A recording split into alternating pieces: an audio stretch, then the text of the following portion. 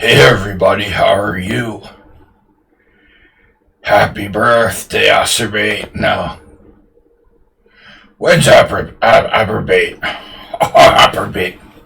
When's Apperbate's birthday? Hey, I'm Pawnda.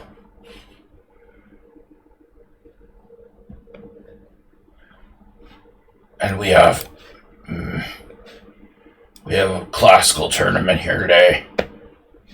And we have my favorite breaking computer program harassing me right now. Alright, bye-bye. Hello. Get out of here, man. Get out of here. What are you doing? Just a second, guys. We're going to get underway in about 25 minutes. I am trying to get an annoying pop-up off my screen. Phew, brother. Go get it off my screen. Alright, pop-up removed. Now, hey guys, we got a little bit of a different setup for the tournament stream. I want to just explain to everybody why I'm doing this. We have very bad acne this week. No, just a joke. I decided I wanna really focus on chess and playing quality games, and I can put the game up on a big TV screen and just chill and not worry about my hair and my makeup. And it's better for me to be able to just really concentrate, on the games, these being like classical games.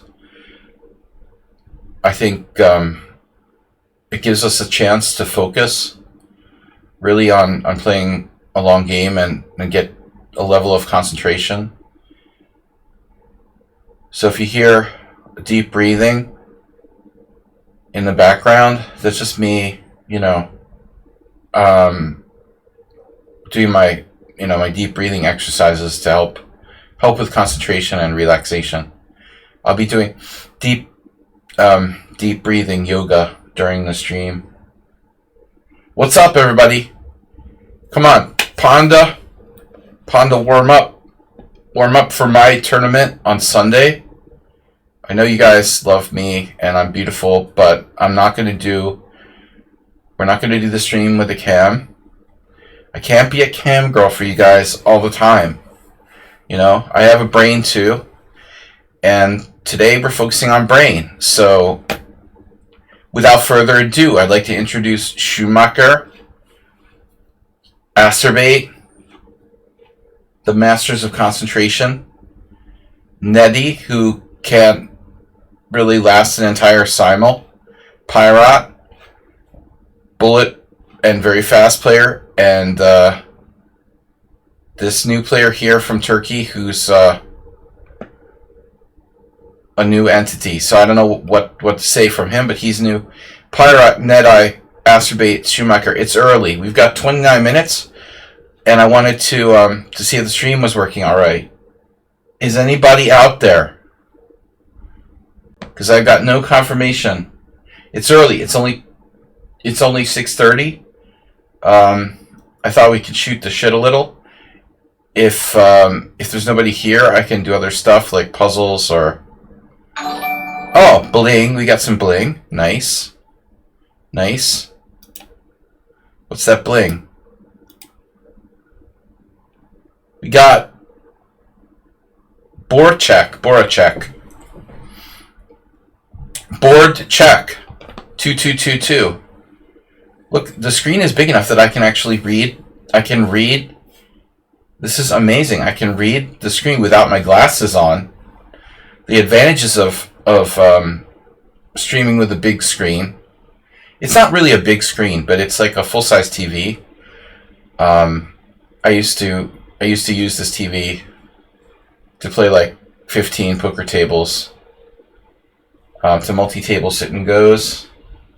It hasn't seen much use lately, but it's way better than playing on a small laptop screen or playing on my phone. I mean, I'm playing, for God's sake, I've been playing chess on my phone and on a laptop screen, and you know, not on a real board, certainly not on a big display like this.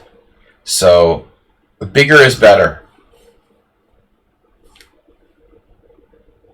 Astrobate, cheers. What's up? Join the tournament, guys. We got a while to go till it starts, but let's talk about the tournament a bit here. We've got warm-up classical, and the reason for this warm-up classical is the fact that I haven't played in a tournament since November, a real OTB tournament. So, as a result of my big heart, I've been roped into playing an IM tournament, and you guys can see that here. If the screen will switch for me automatically, yeah. So you can see this here. I'm the top seed. There's one player missing. Another player is question, not sure. But it's basically FMs and IMs with an average rating of around 2270, maybe 2250. I don't know. I can't math. But it's kind of like a minimum category. It's a minimum category IM tournament. Category 1 or Category 2. I think it's probably Category 1. I don't know what the average rating is, but I'm the top seed. So if I'm the top seed, it's pretty weak. You know, it's got to be pretty weak. That's guaranteed, because my rating is in the gutter with my mind. And move 11. Let me know how how the volume is. How's the mic? Do we have any kind of... Oh, there's a commercial. You guys like that? Hungarian? You like the Hungarian ads I get? Vegan és finom, which means it's vegan and delicious. Pure joy. Alright, anyway. That's the reason for this. You know, I want to play some serious games. And take them seriously. No berserking. This is a Swiss. Aspie, thanks for sending out.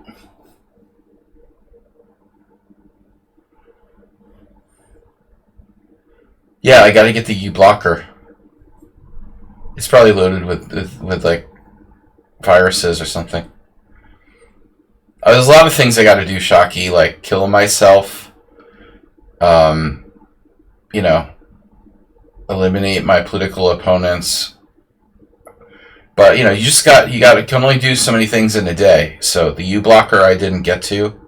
I will try to make a mental note of that with what little space is left in my brain. But that's nothing compared to chessgames.com. I can handle one little ad. The worst is if you go to like the worst chess site in the world, which is chessgames.com. I mean, chess.com is the worst, but the second worst is chessgames.com, where you can get games, and it used to be kind of popular back in the 1900s, but now it's just loaded with pop-ups and ads, and it's like a nightmare. All right. Anyway, when you're looking to pick up a game, you can pick up games there. I gotta find a better site for that. Sparklehorse, Schumacher, Stefano, Acerbate, Nedeye, Pirat, and we're gonna call him. He's got a complicated Turkish name, so Kojak. I guess we'll call him Kojak. He's Kim or Im Kojak Chess. So we'll just call him Kojak. All right. So Sparklehorse, Schumacher, Stefano, Acerbate, Nedeye, Pirate, and Kojak so far, but it's early. We got 25 minutes, so let's talk about the tournament. What's the format? 20 plus 10. That's the minimum. That's the minimum increment classical. I wanted to make it classical. 6 rounds. Yeah, that's why it's loaded. They destroyed the site. Somebody bought it who doesn't give a shit, and so they're just running it into the ground. It was bad in the first place, but it's like horrible now, even worse. Anyone who would like pay money for a subscription to that site would have to be out of their mind. Okay, I guess if you pay for a subscription, you don't get the ads, but whatever. It's useless. It's useless.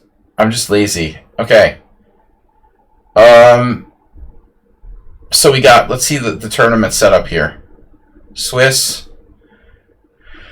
6 rounds. I wanted to make it more, but the games can last almost an hour. 40 minutes plus 10 seconds per move. So let's say 40 move game, 20 seconds. What's that? 40 times 20 seconds. That's like 15 minutes. I mean, we're talking, these games can last over 50 minutes. Hopefully they won't, hopefully 40, 45 is the max. But I don't care, we're going to play maximum time. But please use your time, guys, because this is no berserk. Please don't drop unless it's absolutely necessary. And if you do quit, please withdraw from the tournament.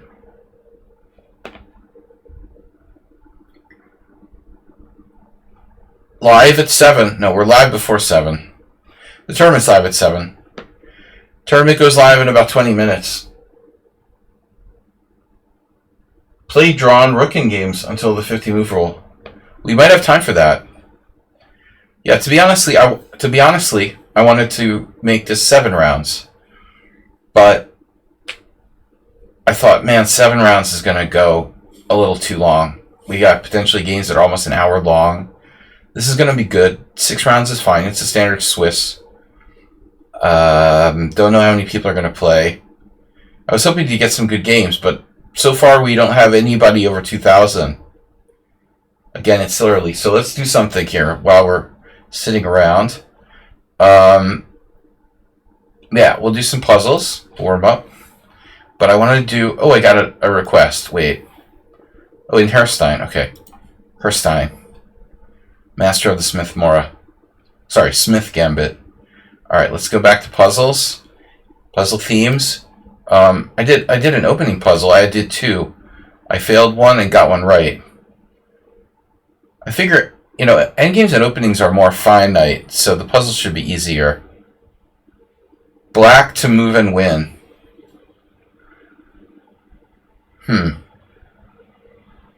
Yeah, well, what's the material balance here? We've got equal material. The thing is,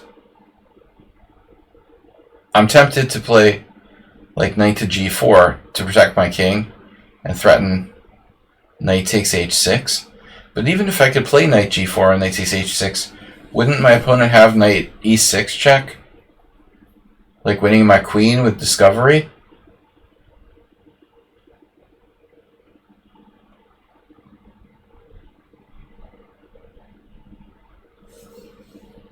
So, I mean, the point is, if I play knight g4, am I actually threatening anything? And the answer is maybe. Because if I play knight g4, my threat might be not necessarily knight takes h6, but bishop h4. Because if I can drive him off the file, if I can I draw an arrow? If I can drive him off this file, so if I go knight g4, and he goes whatever, I'm threatening bishop h4, driving queen off of file, so I can just eat the bishop on h6. If the bishop moves, I eat the knight. So it looks like knight g4. I was thinking white's best move is probably h4 in that case, to physically prevent the move bishop h4, and that's where I'm at now. Like, if I play knight g4, you play h4, I take your bishop, you have knight e6 check. Yeah, I mean, that's a problem. So knight g4, h4, and then I had an idea, but I don't remember what it was. Knight g4, h4. What's my idea? There's another move for white, by the way. There's also knight g4, knight h5, so I'm not sure about this solution.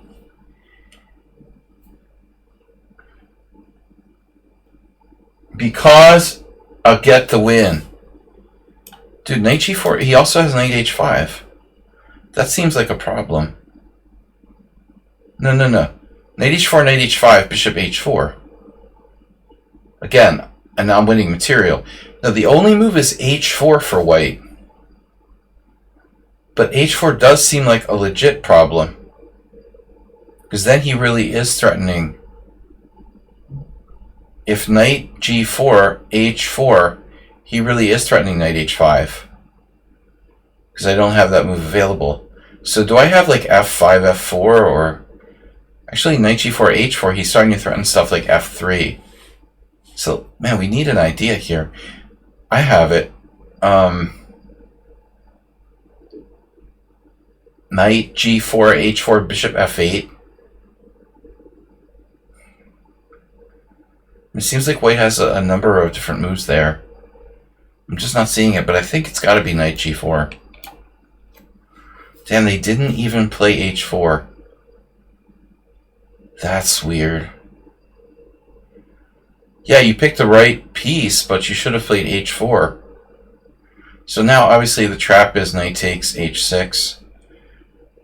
Knight e6 check. So I have bishop h4. And I think it's just winning. But I don't understand what was the hole with the h4. Yeah, this is...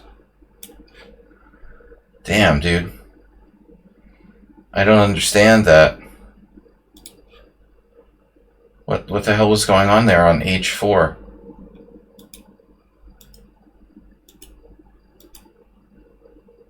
What are we missing? Wow. This is not an easy move. Apparently black has multiple wins. Bishop c5. And quiet moves like queen d6. But it's not your typical puzzle.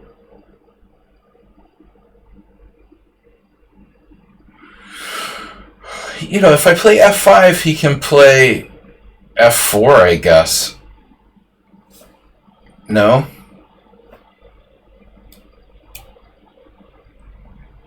Oh shit. If f4... f4 doesn't do that much. But he has a better move. Knight takes f5. Wow. So that doesn't work. So if h4, I have to find bishop c5. Which hadn't occurred to me. But apparently it's not the only win. He can't really defend f2. There's also this pretty primitive move. You know? Knight d4. It's pretty and primitive. So anyway, we're moving on up like the Jeffersons. How are we doing with the tournament now? How are we doing on time? Sorry, guys.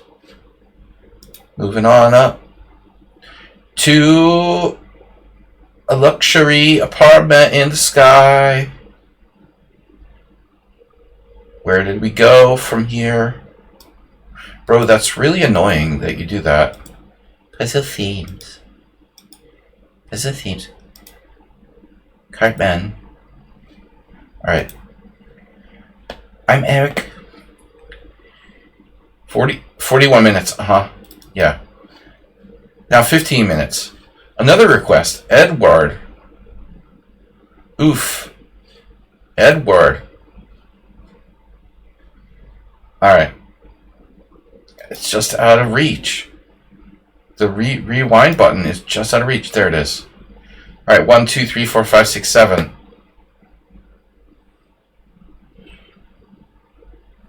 So I'm gonna be able to read the chat while we're playing. But I'm not gonna focus as much as usual. You know, once the thing starts, I wanna really focus on the games. And so appreciate your cooperation. No sexy cam girl today. You're gonna have to go to another stream for that.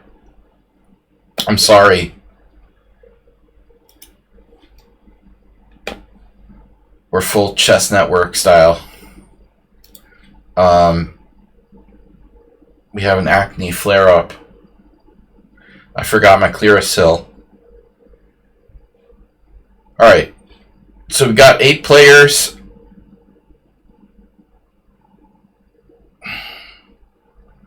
So, alright, we're trying to play on the big screen. We've got the Jumbotronic. We got the game up on the Jumbotronic, and yeah, here we are. Hey guys. Hey, I'll do the Pawnda voice. Alright. No join requests. It's awkward to do Pawnda voice when I'm on the cam, but if it's just me, okay. Hey everybody.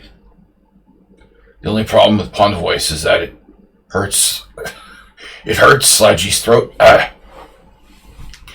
Yeah, it's better if you're like a hardcore smoker. To do the Pawnda voice, it irritates the throat. You need to have like shaved off the outer layers of your throat with cigarettes in order to do that effectively. We've got, or at least, you know, you've got to like have deaden the nerves in your throat or something. Hey.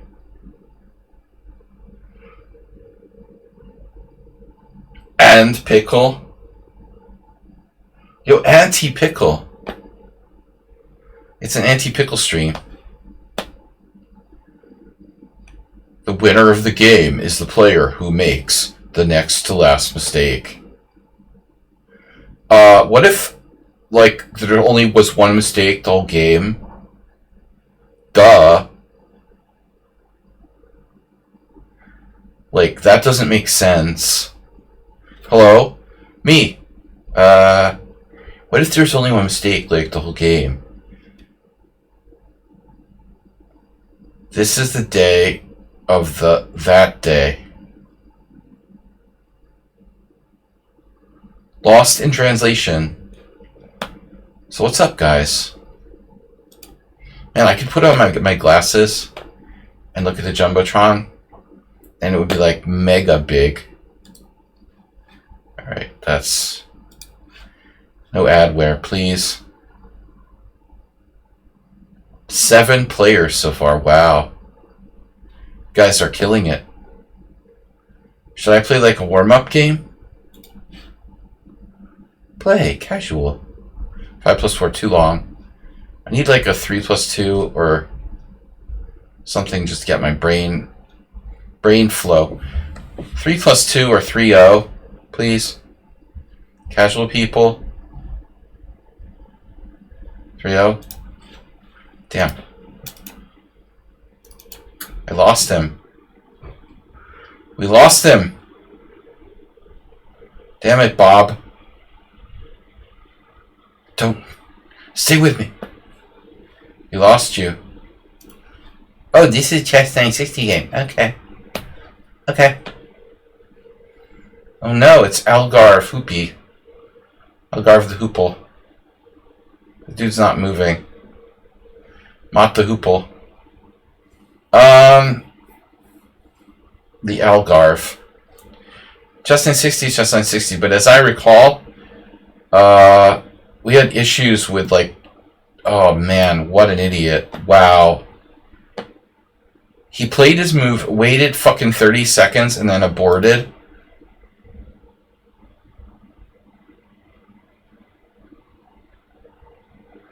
Are you like a complete moron?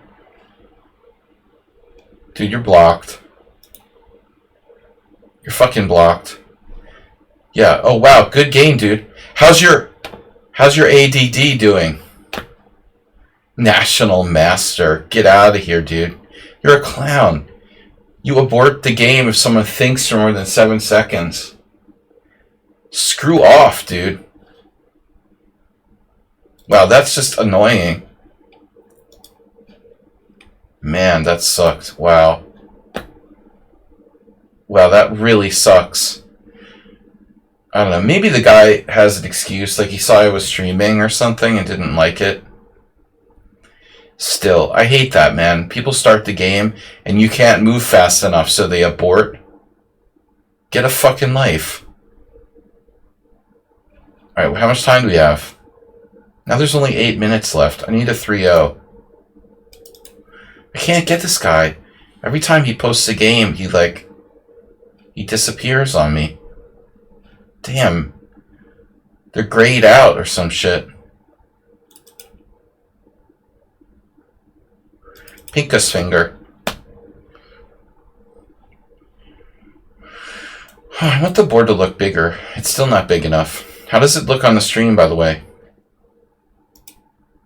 Are we lined up? Oh shit, I need to fix that thing. I need to fix the thing in the bottom right-hand corner. This guy's probably going to abort on me. Alright, sorry. Oh no, the London system. Play the London system. Please, seriously, don't play the London system. Thank you. It's 3-0. I don't want to play 3-0. Really, I just want to remember how the pieces moved again. Whatever. Yeah, it's stupid. This is stupid. I forgot how stupid 3-0 is. I'm just going to resign.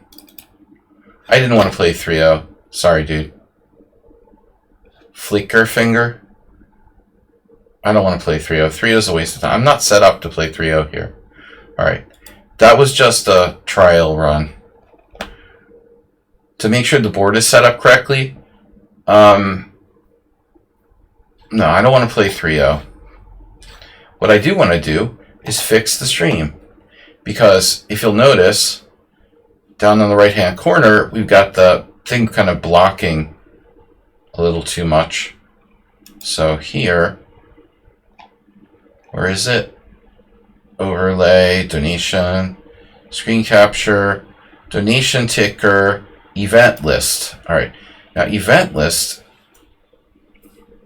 might be a little bit too much like up. Maybe we should drop it down a little bit, at least slightly. There. And I'm going to get my glasses. I shouldn't have accepted the 3-0 challenge. Sorry. I'm complaining about people, but I had to abort or leave or resign. I resigned. I didn't want to play 3-0, but it was casual, whatever. Alright. Back to tournament. Back to tournament!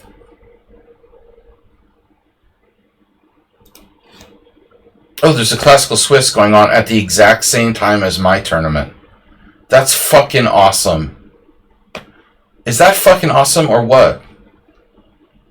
You should steal these guys. Like, somebody go in there and say, hey, I don't want to do it. But if you guys do it, I won't say anything. Hey, come and join Slaggy's team and play in the 20 plus 10 instead. Let's steal the lichess Swiss players. That's really crazy. There's never any... That's insane. There's never any lichess Classical Swisses. And it happens to be at the exact same time when I'm hosting one. That's weird, bro. That's really weird. What's the chances of that? And how come my tournament's not listed there? Usually when I host a tournament, it's like listed on the front page. Crystal clear, sound perfect. I know, I fixed everything. I did a technical cleanup stream. You missed it, G-Souts.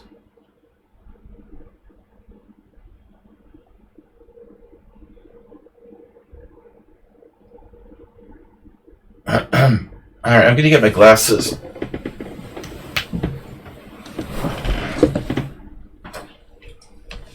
And we're gonna get started. Sorry you guys can't see me. This is going to be awesome. I'm going to see a giant board now. With the glasses. Now the TV's too far away for my glasses to really be effective. But it's cool. I have to be like up closer. I got to adjust to this though. You know, I'm in a setup where I'm not really... I wasn't prepared to play 3-0. I'm basically in a recliner, sitting with my legs up in Grandpa's recliner, and just chilling. Smoking my pipe. What do we got there? Ooh, action in the chat room. Look out. You got action in the chat room. Herstein? It's so confusing, right? We don't know what you're talking about. 3 minutes to go, guys. Don't worry about losing. If it's right, it happens. The main thing is not to hurry. Nobody good gets away. Alright, we're up to, guys, only thing is, like, please withdraw if you have to leave. Otherwise, you, like, mess up somebody not getting a game. It's not like an arena where you can just leave. Okay? Starting in 3 minutes. Edward, no one over 2200. See, good players don't like real chess. I don't understand, man. Good players, they just don't like real chess.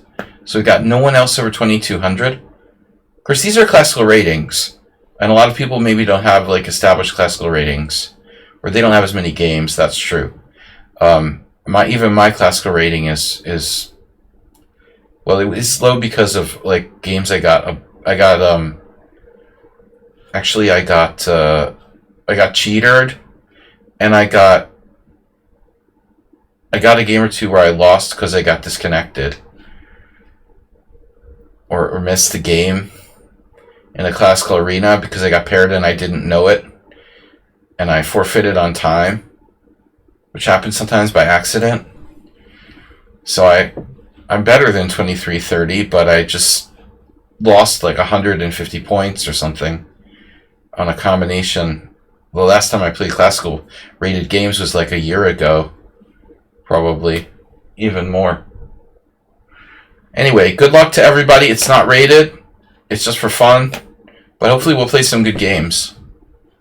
And don't be ashamed to donate, you know, like that guy who stormed out of my simul stream on Sunday in a huff. He was ashamed and admitted he had never donated a penny to my stream before he cheated in that final epic 19th game, 20th game or whatever. You ruin Schumacher, Stefano, Evil William. There's a lot of players here who play fast. And I'm just telling you guys, this is not a fast time control.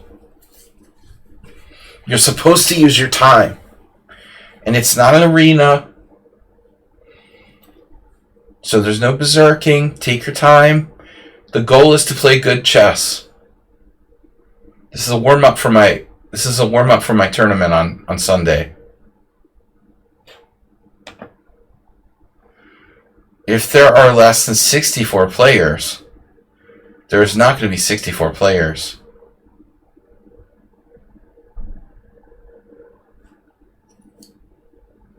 This is the best treasure. This is treasure.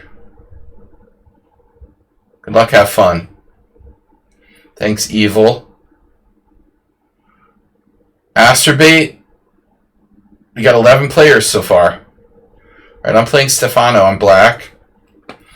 Guys, you have 30 seconds to make your first move or you're forfeited. Wait, how does that work? Maybe not. That's for arenas. You're not forfeited. Okay. You don't get forfeited. That's weird that they leave that there. Yeah, Swisses are kind of like... The Swiss tournament, I guess the code hasn't really been debugged. Lichess never wanted to have Swiss tournaments. The Balt was really anti-Swiss tournaments. Oh shit, he's not here. Dude, didn't he just enter? Oh, that sucks, man. And then you know what happens next? Damn, dude, you're gonna do this to me? Oh no, Stefano 8. Let's see when he was last online. He was active 11 minutes ago. He went to get dinner. Mommy called him for dinner. Stefano, dinner's ready. Okay, Mom.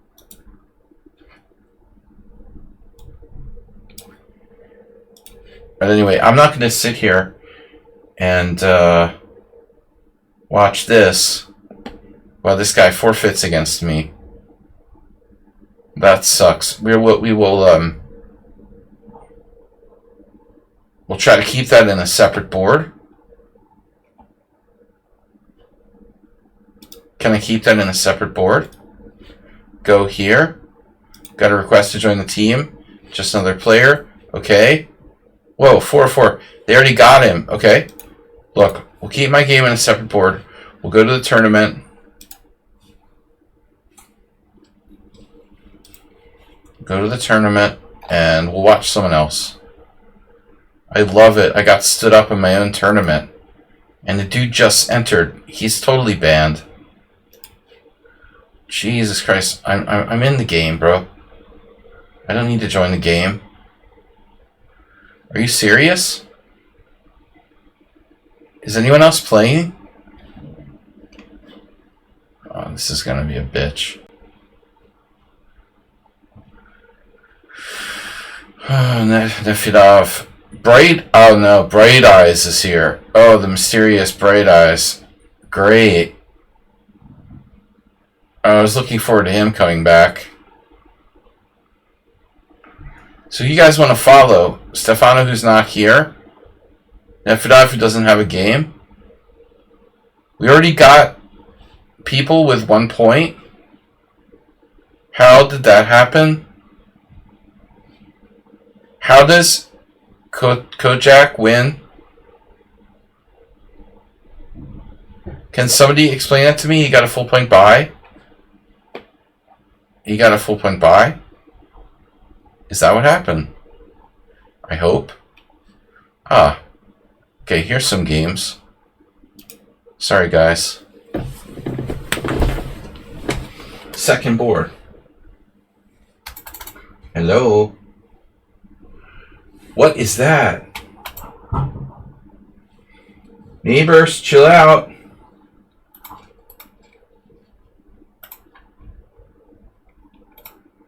You guys warn me if my opponent's here.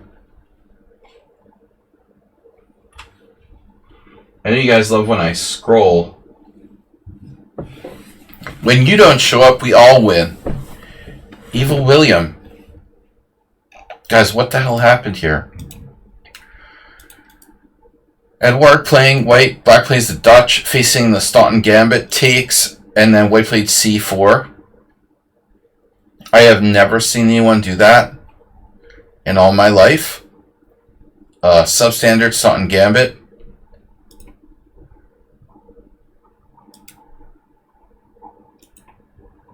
And I guess this isn't so stupid. E6 is a bit much. Bishop c4. And he just takes the pawn. Oh my god. Alright, the chat is getting a little distracting. You guys see this? Do you believe this? This is terrible. Black is completely lost in 3 moves. This is not what I'm trying to do. You know, what is black doing? Sacrificing that central pawn is pretty insane. But neither player using any time. Who's Edward, by the way? Another bullet player. Great. Just what we needed here. We needed more people to play bullet in classical. Astrobate, what am I going to say?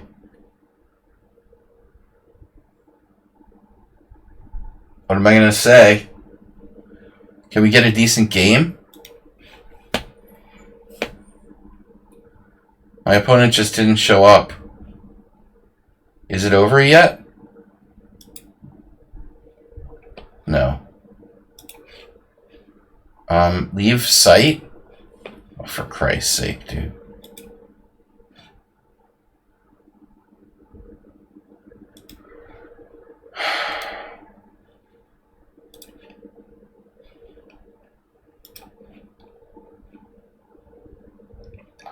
I'm not leaving the site, you moron.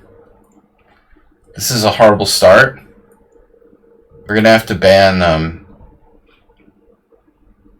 We're gonna have to kick my opponent out of the tournament, dude. Oh, there he is. He's only 5 minutes late. All right, we won't kick you out. He's 5 minutes late.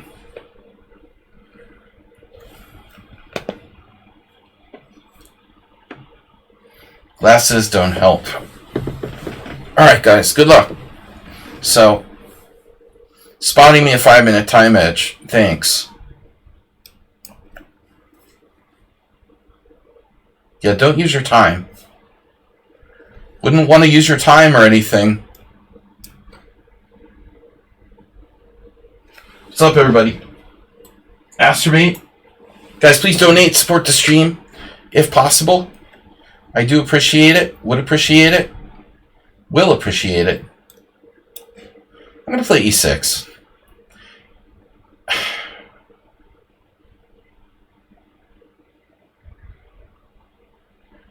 Guys, I don't know what to say, you know.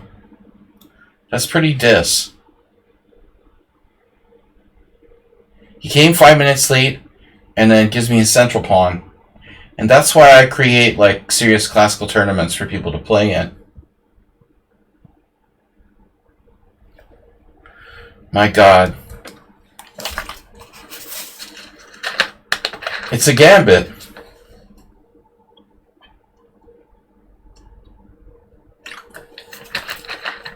White might have about a third of a pawn compensation. Maybe Stefano would like to... He would like to follow in the footsteps of our last former team member. Actually, he probably wasn't even in the team. Asteroid, we gotta take that central pawn. Gambit or no gambit?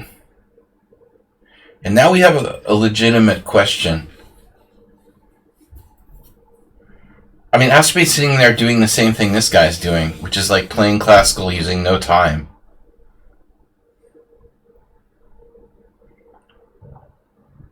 It makes me sad. You know, I'm sad that people waste their time with a chance to play in a tournament and just instead. Now, bishop b4 check is an interesting move. Possibly trading pieces, getting developed. Bishop b4 check, bishop d2. Bishop takes d3, bishop takes b4. I have some reservations about that. But I could play bishop d2, queen d2, bishop d3, queen d3, and then we're just trading most of the pieces off the board. I'm a little behind in development. There's also bishop b4 check. Yeah, take on f3. I like that even better. Hey, look what I found. I'll take and take on f3. Play with knight versus bishop in a position where you have a bad structure. So what are you going to do? What's he going to do? Any side bets? Yeah, this 100%. Thinking? I don't... Obviously, he's not going to start thinking. We're not here for stinking thinking. I already said what I was going to do. You guys, I don't understand. Like, are there no players out there who are actual tournament players? Thomas Stranson, welcome. Football Manager, the Vikings. Viking FC. So here's the question. You know, my original assumption was that I would take on d3. Then I had the idea to take here on f3, play for structure. But honestly, it might be a mistake, you know. I mean, it gives a kind of dynamic element to the position. And I don't know if I want to give him any real, let's say, real chance for counterplay. But let's analyze a little more concretely. If I take on f3, he takes back with the pawn. Right? I could develop my knight to c6. I was a little worried about bishop e4, to be honest. But maybe that's not so bad.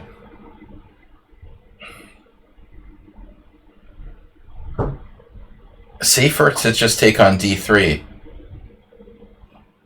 Alright, I'm not going to give him any imbalance. I'm a clear pawn up. I decided to play it safe here. Mr. Coffee subscribing at tier 2. We out.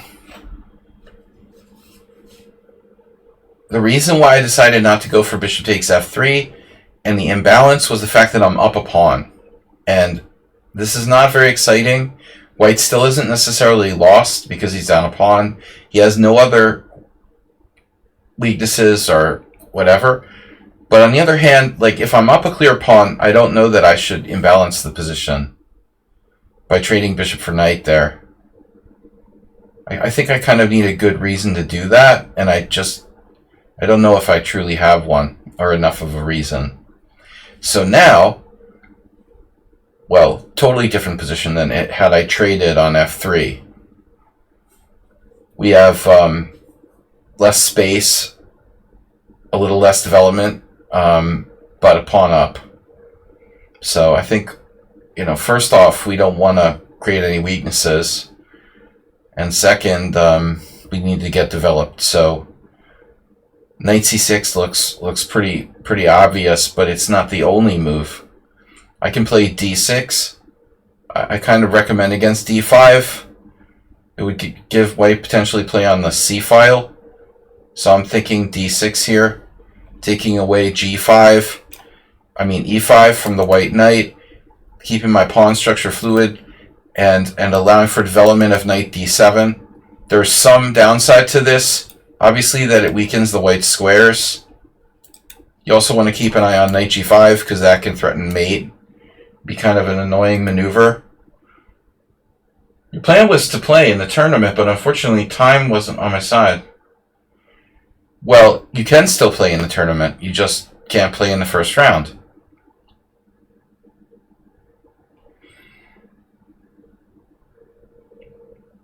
And thanks for the raid.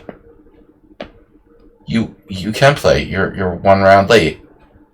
Now queen e4, provocative move. Here we have options. I still don't feel quite right about d5, but it's probably playable. c6 is a bit more solid.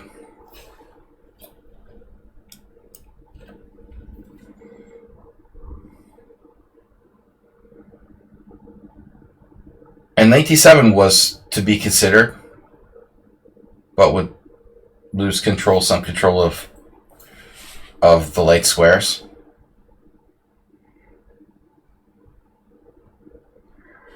Yeah, I mean, I don't love this pairing. It's a player who really, I feel like, plays too fast. Now, it looks like I'm playing faster, but in fact, he came 5 minutes late. So we've used the same amount of time for the first 12 moves, but he hung a central pawn. You have no time to play. Well, that's a different story, Thomas Stringson. Sad, but true. Mr. Coffee resubscribing, tier 2. We've got... Hey. Sorry, Mr. Coffee. My voice is a little bit... not so good. I'll have to let Slaggy do the commentary. Actually, I don't know why. Pawnda sounds like he's losing his voice. Now, well, I'm still considering playing d5. Oh, caveman, Captain Caveman. Okay, yeah, okay. Another pawn move. Well, as I said, I don't really want to allow knight to g5.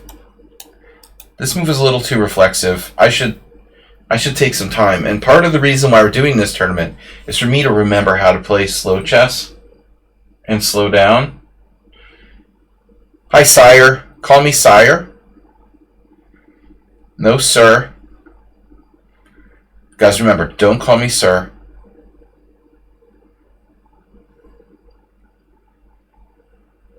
Oh, radical, man. Radical. Wow. That's a crazy move right there. Forcing with forceps. Forcing his position. I don't want to see his knight get a good square. I'm going to take with the e pawn. I'm considering c takes and e takes, but the c file would be kind of nasty, you know. I'd rather let the e file go, play ed, watch this, ed, cd, and then c5, getting a Benoni structure, taking away his knight's good square at d4. The e file opens up, but I can play knight d7 real quick, and then knight f6. So I think this is my best bet. It's a Benoni, but his d5 pawn is weak. Ish.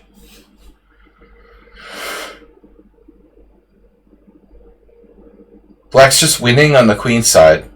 4-2. I'm sorry, 4-3. Queen 7 majority. Again, Benoni. White can get in on the 7th here, but he's going to have a problem because that's all he can do. And when he gets in there, I'm just going to meet him head to head. Oh my god, dude. That's sick. Wow, h4 g4, that's insane. Wow. That's sick. That's a perversion of chess. Wow. Alright.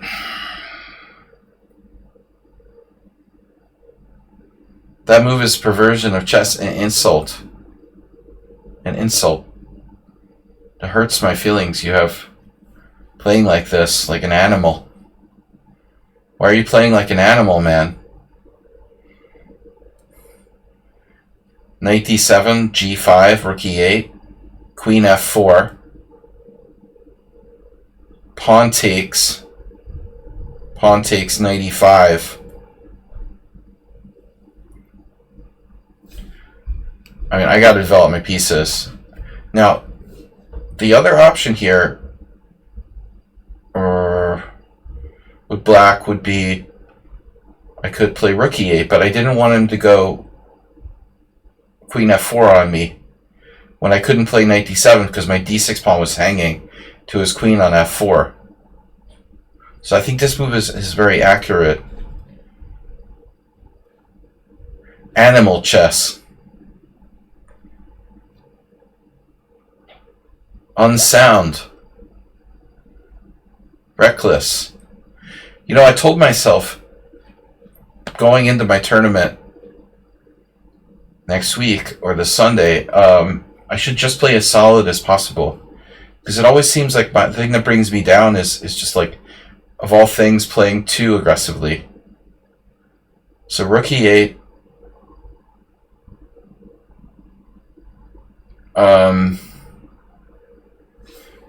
Or pawn takes pawn. Pawn takes pawn. Pawn takes pawn is okay. I think rook e8 is better. It's a tempo.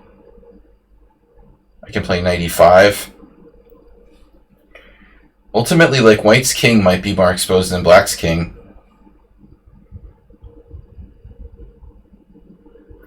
Wouldn't you think?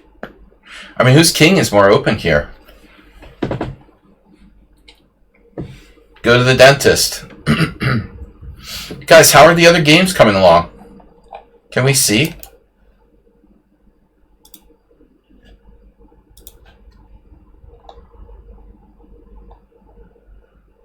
Nettie against her own. Nettie's not here. Dude's super banned if he's not here. And Schumacher's not here? Are you guys serious? How many people are not here? 95, that's a problem. 95, 95. So I should take first and then play knight somewhere. Knight takes allows knight f6.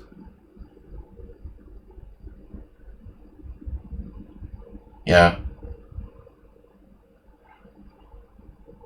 Captain Caveman. 95. 95, rook e5, double attack.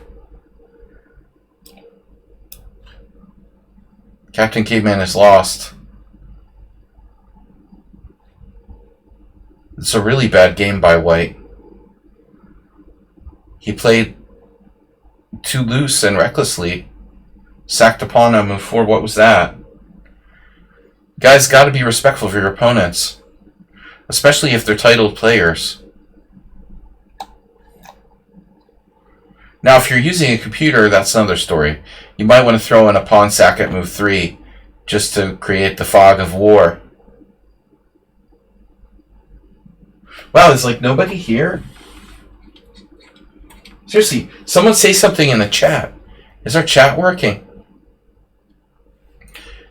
We need, Mr. Coffee, we need to incorporate some like cheesy in-chat games or something. People engaged in the chat room.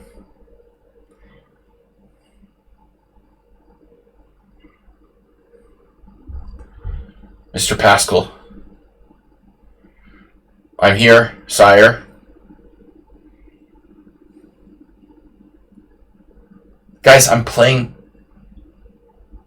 real tournament chess from Sunday, and this is the warm-up I get. Dude sacrificing a pawn on move 4, overextending himself, and losing in 20 moves. Let's play some good games. This is a double attack. Is that important? Is that important?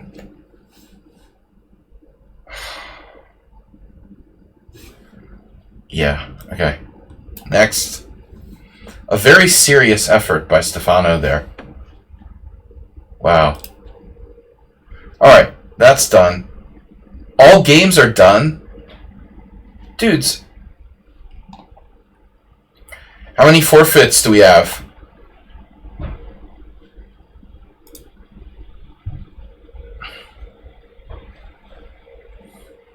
Astrobate, you lost?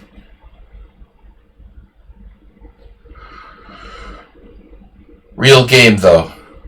Okay, Astrobate lost to a strong player. Schumacher didn't show up. Oh.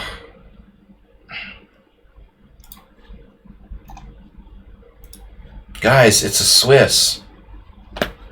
Schumacher joined and then didn't show up. You guys can't do this crap. You can't do this crap. I'm serious. Braid Eyes with a half point. Anonymous player with a half point. That dude is playing the daddy strength simul. What, does that guy have a simul every day? Hello?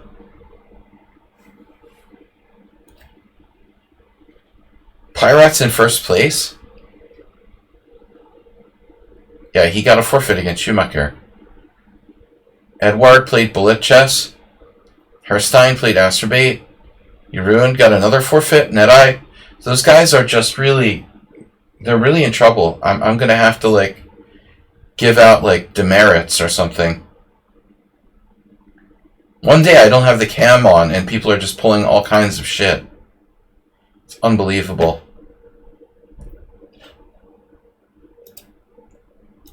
You guys are just out of control. This is supposed to be a good tournament. You guys are going to ruin it by everybody forfeiting. That sucks.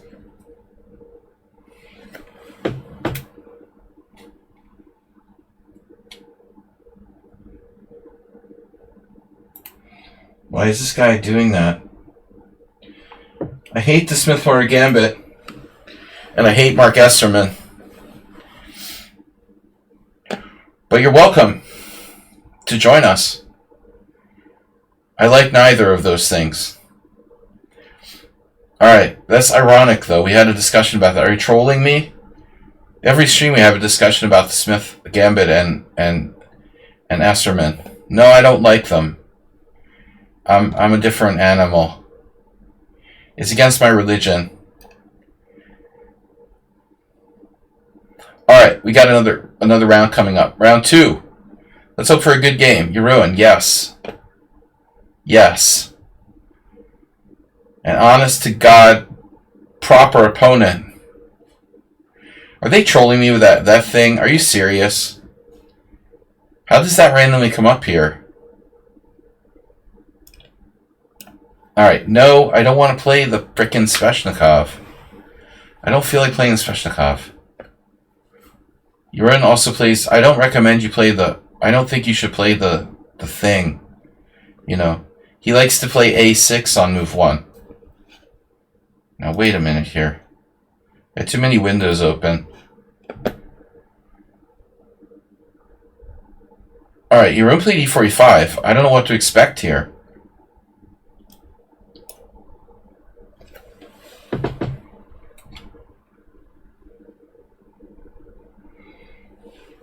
What the hell does that mean? Is this a troll? Are you trolling me? Just tell me now. You bring up Asserman's band. See, if you hadn't typed it, if you had typed it properly, you couldn't type that in. It's like you knew. It's like you knew his name was like chat band. You just happened to type Esterman wrong. His name is like chat. It's like a command to chat ban him in the stream. You can't type in Mark Esterman in the stream. But you're in very thin ice right now. If you bring up anything else about that guy, I'm just gonna vomit. You didn't know? Okay. You were just unlucky. It's fine. It's fine. He's mentally ill. It's alright. It's not your fault.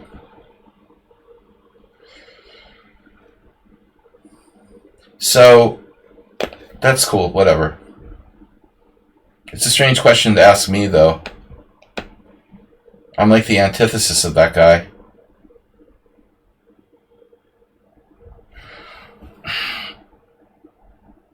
Alright, dude. I'm done.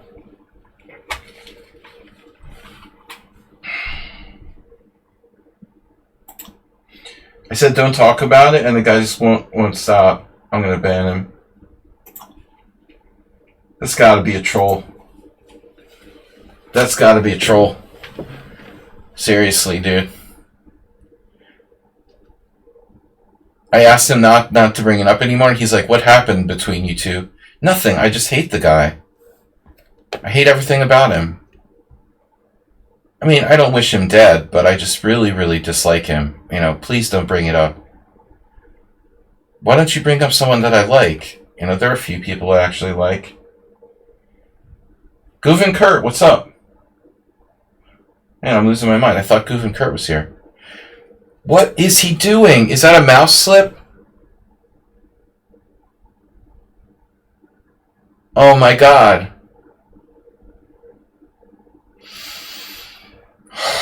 Jeroen just played F6. It's a mouse slip.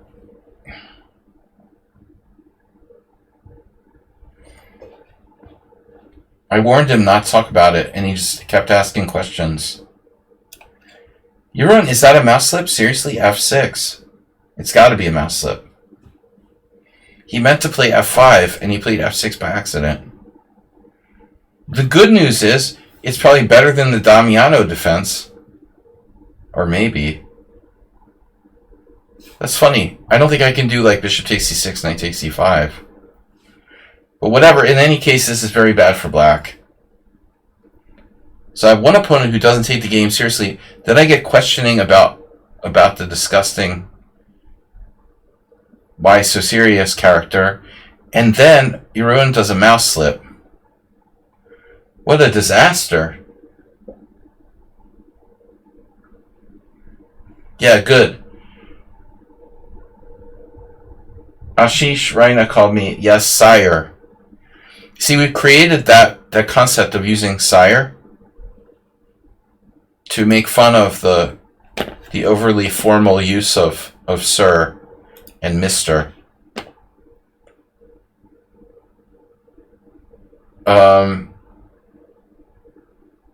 Alright. So f6 followed by pawn takes pawn. If I'm being perfectly honest, I don't think that Yaron should do that at this point. I think he should try to like do a strong point defense of some sort. I mean, I don't know if it's even possible though. Like, what do you want him to play? Like d6? He can actually play d6. I think it's important to recognize this. You can play d6 because d5, a6 may not be that bad for black. So, although it seems like black can't do it, maybe he can actually play d6 and just try to strong point the e5 square. Assuming that f6 is a mouse slip, which it almost certainly is, it's probably better to strong point e5 than give up the center, because when you give up the center, you're rendering f6 like totally pointless. You know? Now you've played f6, but it just doesn't help anything. It just makes your position worse. If you try to hold it up with d6, maybe your position will make some more sense. Now you have two options. Take the pawn or play it like a gambit. But since we were just talking about you-know-who, I'm not feeling inspired to do any c3 type of gambits. And I just realized one thing. I can't do like, I can't do like motions, and I was making like hand motions, like you guys can see my hands. I'm just going to recapture. White has a clear advantage, huge advantage after this f6. Again, you're in just committing what I assume is a mouse slip. So we got one new chatter today, and we banned him immediately. Nothing personal, you know. But you were pressing my buttons. It's not easy to hit upon that conversation. One of the people I dislike more, one of my more disliked people in the chess world. You could have talked about Eric Rosen or something, and I wouldn't have banned you. But really? Why that guy? Gross. To be fair, Esterman always tried to be nice to me, and always tried to be like nice and normal, but things he did I didn't like, I'm not going to rehash this. On the surface, I tried to maintain normal relations with him, but I'm disgusted by things he's done in the past. So I don't talk about him. Anyway, moving on. Can we talk about Elon Musk or Donald Trump or something? Okay, Yaron played knight of GD7. So now we have like a Cosio, which would be okay, except for the fact that he played f6. So f6 is super bad. And, obviously there's a weakness here with the h5 square and the black king. But it's going to take a little bit of time, I think, to do anything with this. Where's Uber Driver, for example? He'd be a good tournament, classical player for this tournament. Suggestion of bishop c4. Very likely appropriate here. I don't have a better square. There's one thing that bothers me, though. If I'm to play bishop c4, what do I do on b5?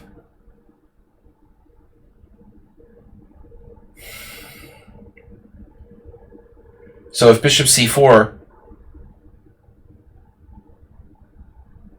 b5, bishop b3, and if he tries to play in like Norwegian variation style, let's say bishop c4, b5, bishop b3, knight a5, he'll trap my late square bishop. You think? Nefedov has all the brilliant ideas mapped out. I think we have established f6 must have been a mouse slip, sadly. Well, it doesn't really make a difference if I play bishop a4 or bishop c4, but there's another possibility which looks crazy, but bishop c4 d5.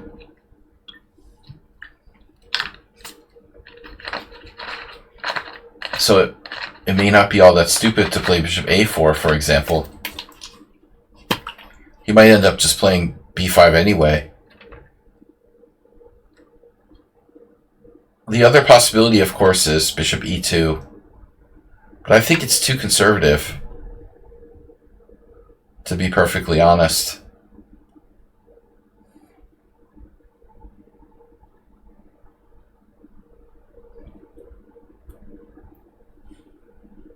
Is there any possibility of black getting like a Noah's Ark trap, where my bishop would get trapped if I go to a4? Bishop a4, knight takes d4, queen takes d4. He doesn't have b5, bishop e3, c5.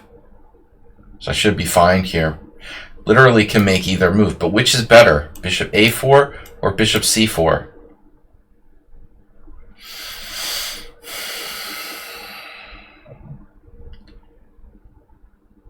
It seems like bishop a4 might actually be better, because it prevents d5. It does a little more perhaps to prevent d5. Not 100%.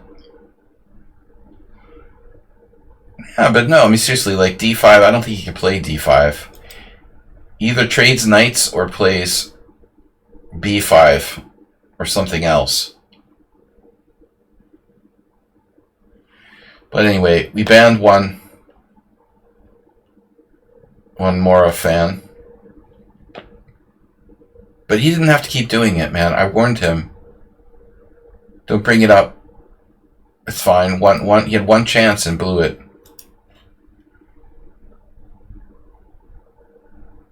And then we have to have the gossip. I feel like it was a troll. It was like possible troll.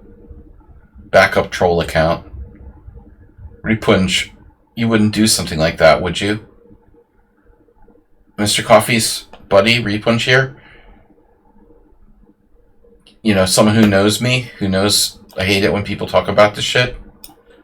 If you knew that, you'd know to like type that dude's name wrong. Otherwise you can't get it in there. Anyway.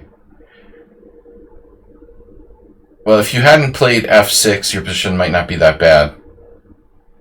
But f6, Joseph Henry Blackburn is pretty down with white's position now. Alright, you're in ahead on the clock, but not on the board. So what else do we have going on, guys? Let's check out the other games ongoing at the moment. Can we see? Jeroen playing me. He just made his move. Pirate. Just another player anonymous. Asterbait against Evil William. That looks like a good game. Evil William active, but Asterbait fighting back with black. Pirate against... Oh, that's a good game. Pirate with black. Alright, so we're going back. We got knight c6 on the board now.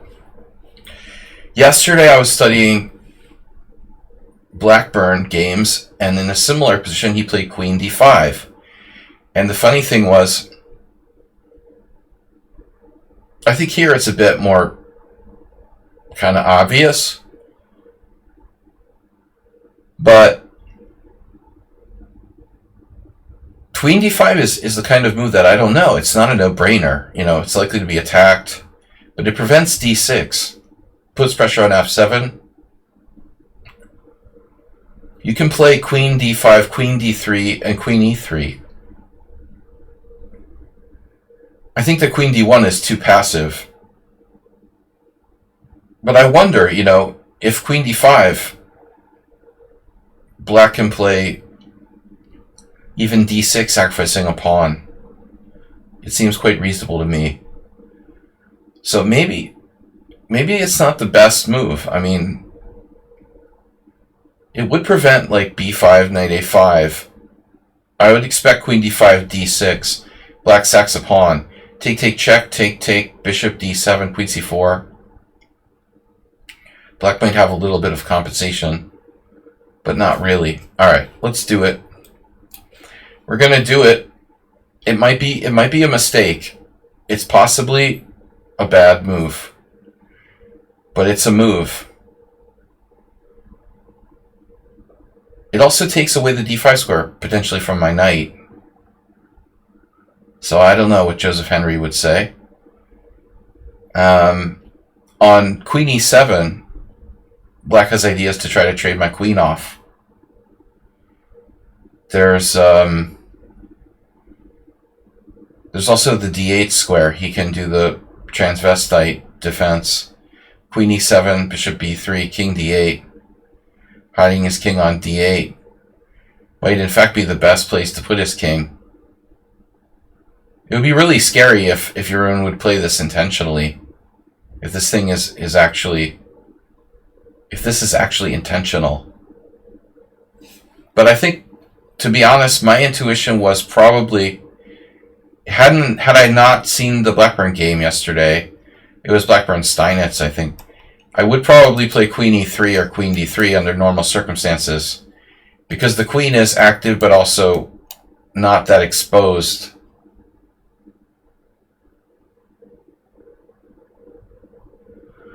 Not that exposed.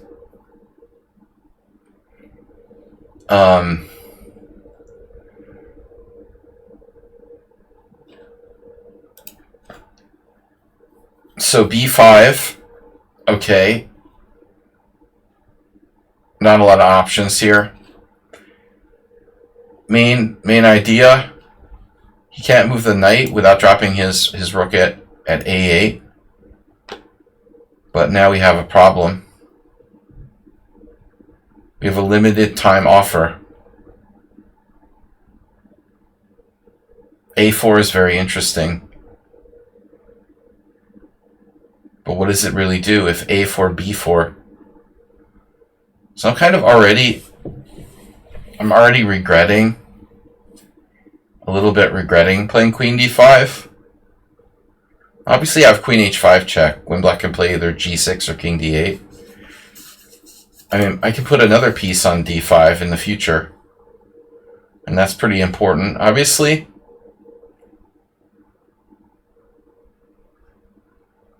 But I don't want him to just trade off my queen for nothing either. But let's look at this position a little more concretely. I have the move bishop f4 now, which doesn't look bad. Speaking of GIMP variation, I mean, this attacking c7,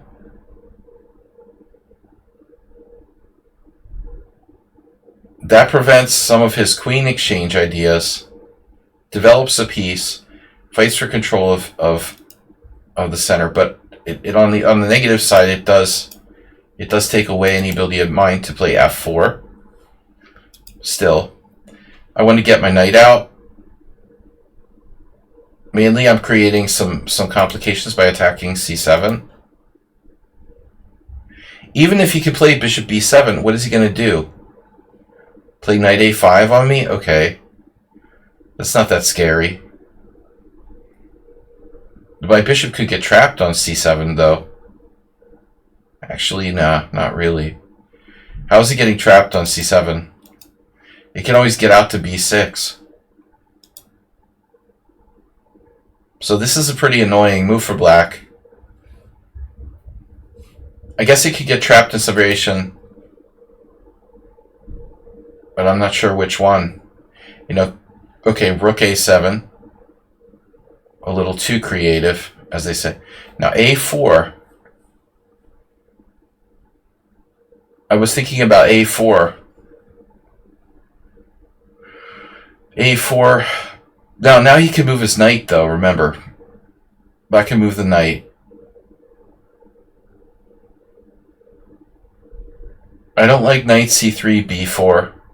But even that's probably good for white. Black is threatening to trade queens with queen c5. Maybe, maybe not. I have moves like rook d1.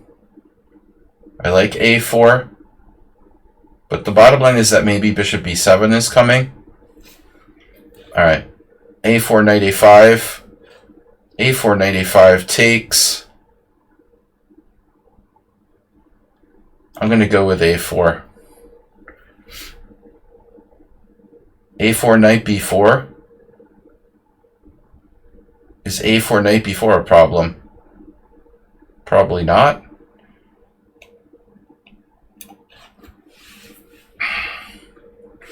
I mean, this way he has to make a choice. Maybe I even play a5, actually. a5 could really cramp him and lock him in.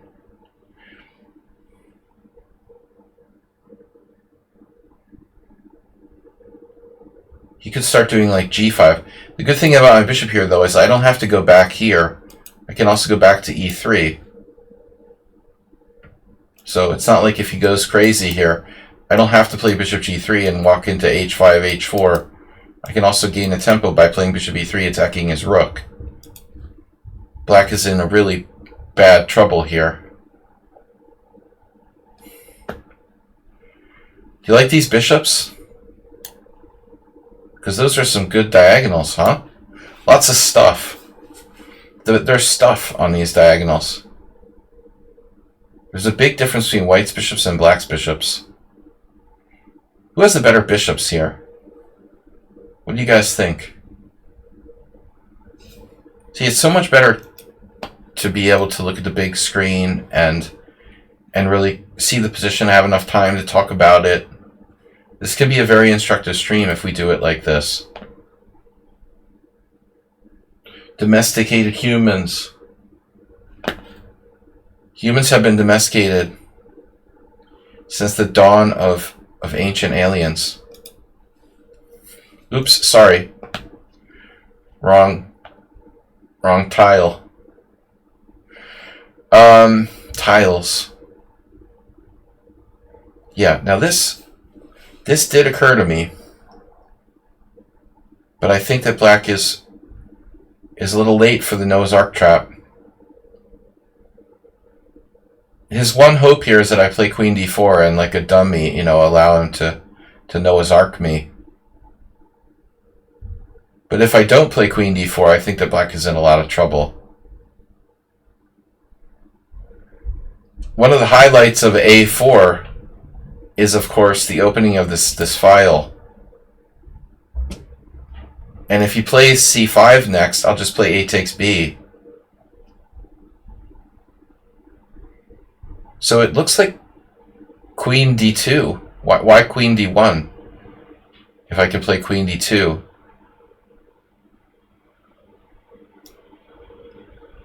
Which even attacks stuff. He keeps an eye on his knight. Oh no! My e4 pawn is hanging.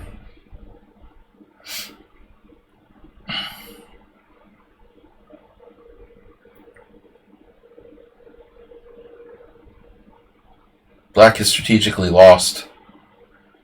It's very fundamental.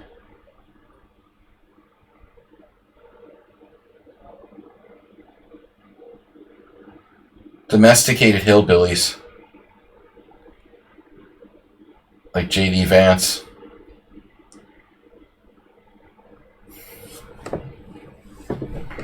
Alright. Anyway.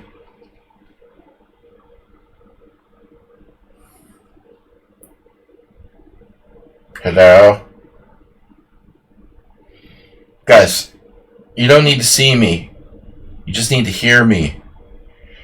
Black is lost. It's all about fundamentals. The center.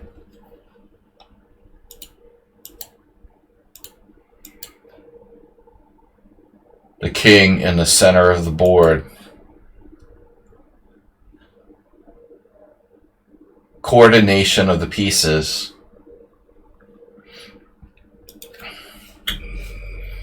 Coming for that king, but it's gonna be a little while. But I think now he's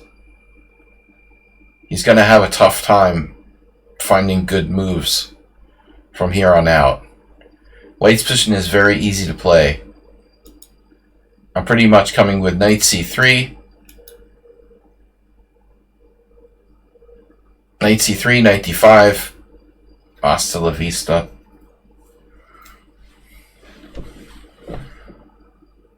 It's almost like straight up game over. Black just can't do anything. He can try some sort of Hail Mary. Now here's an interesting question. Take with the rook or take with the bishop? Well, I like where my bishop's at. So I'm going to take with the rook and develop a new piece.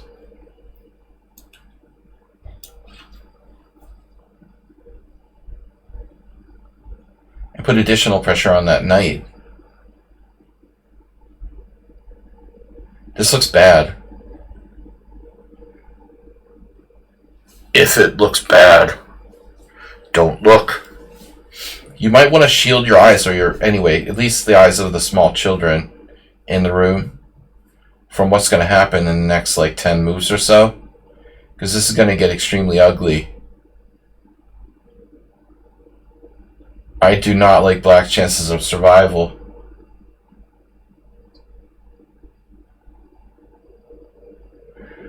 It looks like you got a kind of obsession with that character from Pulp Fiction going on there. That's tasty Gimp Burger. Alright, c5, a reasonable try. And now, it looks like we have options. They include knight c3, knight a3, c3.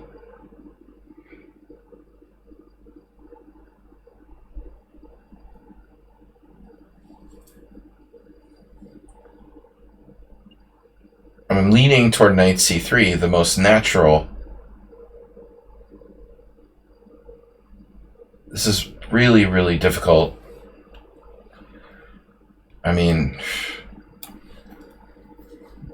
it just occurred to me that I even have this, which is ultra nasty.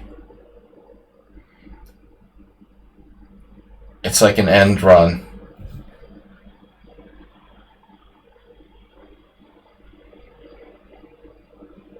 Football playbook, where it looks like you're going to d5, but you actually go around the side with knight b5. How deadly is knight b5? Knight b5 is brutal, because knight b5, knight d6. Oof. Slice. All kinds of slicey stuff going on there. This is really not good. And if you take on b5, I'm picking off that exchange. But I mean, you know, okay, we can sit here and be really proud of ourselves. But the truth is that you're in, like, mouse slipped on move 3. I mean, this happened as a result of f6. And I think, like, 93.87% of the chances that he played f6. He did think a long time in that move, which was kind of weird. But I would say it's almost certainly was unintentional. I mean, sometimes we get weird ideas, and Jeroen plays St. George, but I mean, this is a lot worse than the St. George. I like the St. George. But it's good. It's a good fundamental lesson. He can only do that move because of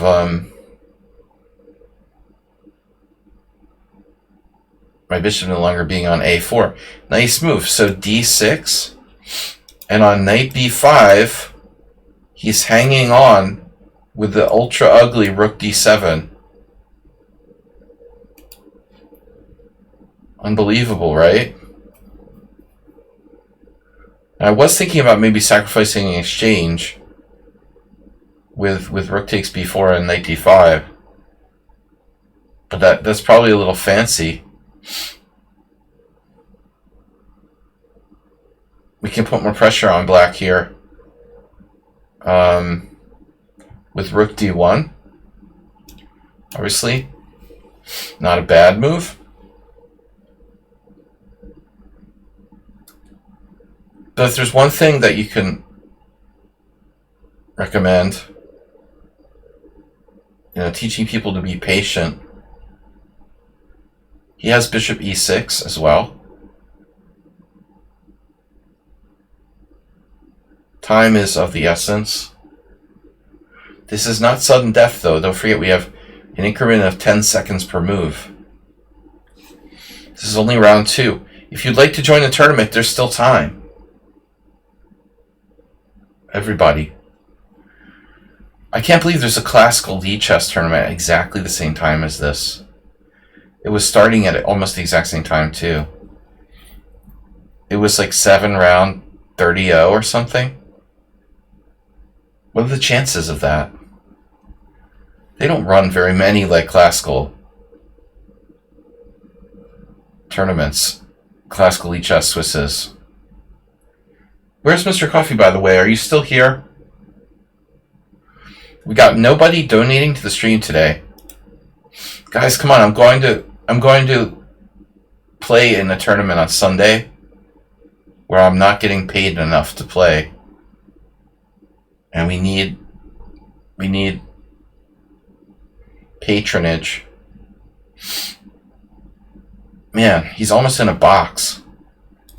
The gimp suit is like this here. Yeah. He's in the suit. Get in the suit. Bishop d5. I could sack the exchange, but where's the knockout blow? Am I like trapping his queen or something? Rook b4, pawn b4, knight d5. I can win an exchange back with queen d8. But I still don't see the final blow. Bishop a4 would let him out off the hook, kind of. There is also check on h5. Take, knight d5. Queen d8, only move. Queen h5, check. g6, only move. But what's my point? Do I even want to play that? g6, only move. Let's say, let's just do it. I mean, this has got to be sound. Next. Someone should notify his next of kin. But I don't want to just win. I want to win elegantly. Maybe we can mate the black queen here. No?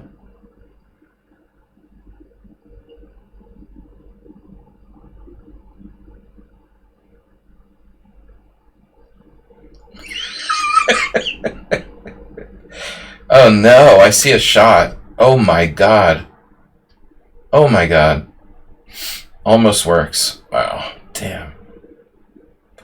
Almost works. Oof. So many possibilities here. Yeah, he's stretching out, man. He's doing fine. He's up the exchange. And everything's fine. And the mobility of his pieces it's really remarkable. What?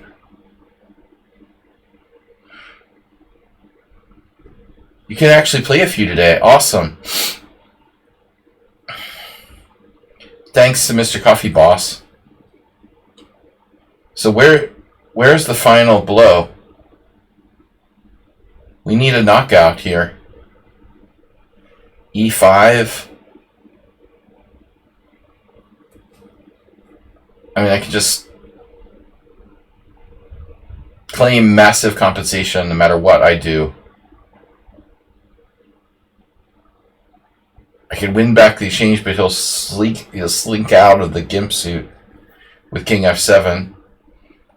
I don't see any reason to try to win back the material. Queen h5 loosens him up. But what's the final blow? Like, how do I attack f6? Queen h5 check, g6, queen h4. Looks pretty good. But that still would give him a defense. He would have time to defend. I mean, maybe I'm better off not playing queen h5 check. But in fact, the exact opposite. Just playing maybe like queen g4. Oh, I just remembered. Okay, there's another plan with bishop. Like, what's my bishop on f4 doing anyway? It doesn't do anything. It really doesn't do anything. Let's centralize it.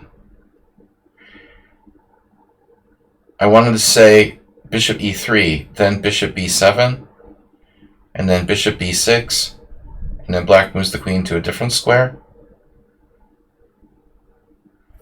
But, you know, all kinds of bad stuff's going to happen now.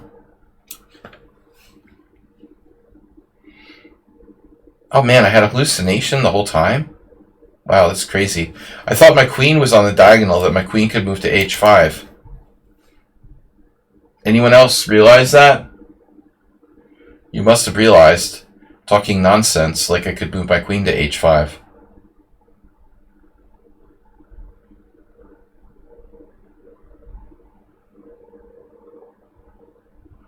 Saroche, like, noticed. Always good when your opponent's talking about illegal moves. You know you're in good shape.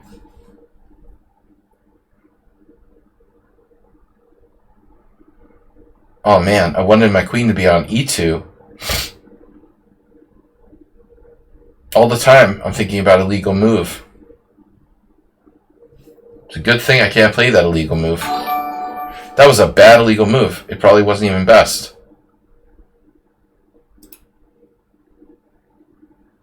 Okay, Blueprints 2020. He has good vision. Here we go. Bishop d5.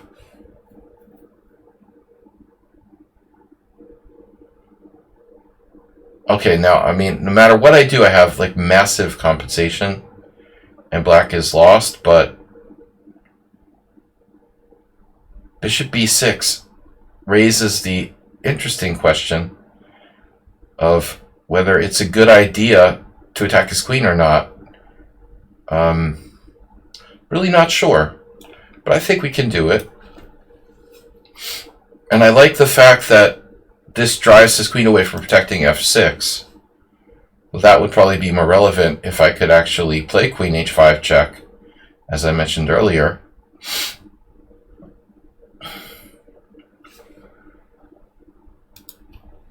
Half bishop will travel. Queen b8. And now what I'm going to do is, well, we'll consider our options. I might want to think about taking the pawn on b4. Because Wendy's not going anywhere. Hello, Wendy. If I take the pawn on b4 with the queen, you know, we're kind of opening up the floodgates.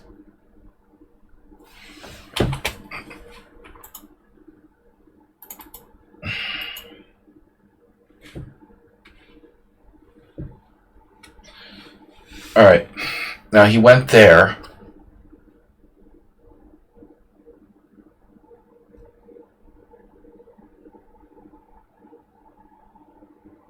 Knight takes f6 check. Not quite yet. Queen b4, bishop takes d5.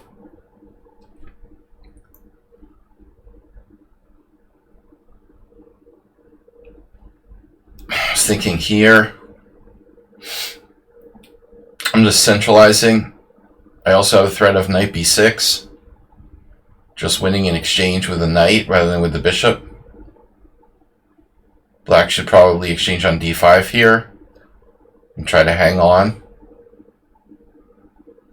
But he's still lost. I think the engine will show I missed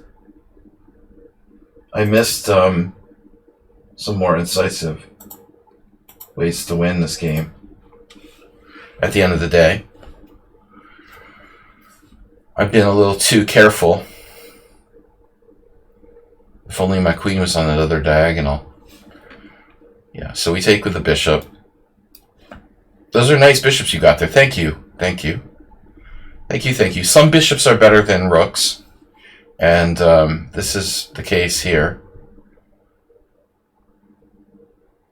I had the game in the World Senior against Malakovsky, or whatever the guy's name was, where I sacked the exchange and had bishops like this.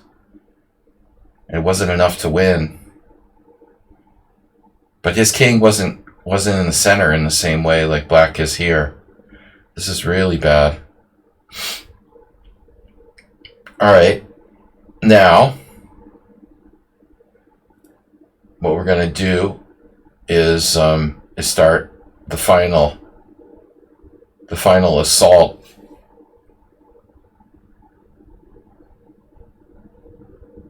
Maybe rook a1. I mean, that's not doing anything. What's my rook doing? Threatening rook a5, nothing major. Rook a5, rook a8, that's not a problem.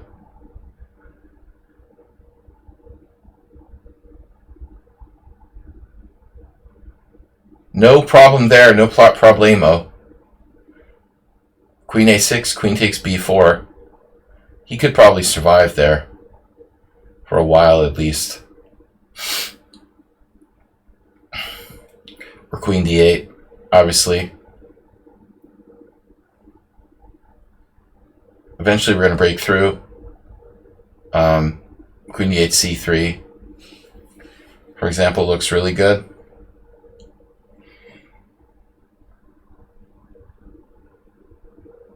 Are you having fun yet?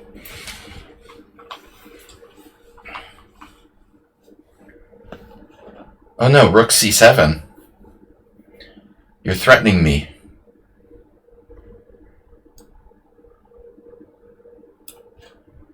Very well. This is the important bishop here on d5. They didn't want to give him a passed pawn. Now he'll have the option to sacrifice the exchange back if I take with the bishop. Maybe I should take with the pawn and forget about this whole... Yeah.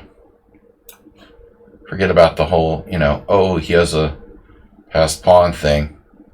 Well, that doesn't matter too much, to be honest.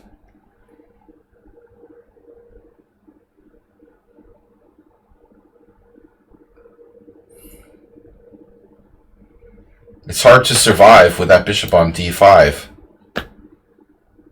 And I didn't mean to rhyme. Just a natural wrapper. Chess wrapper.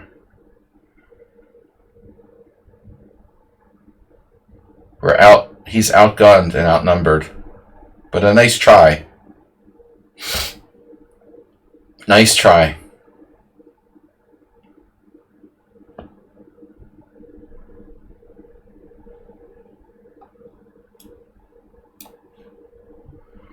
This is a little greedy.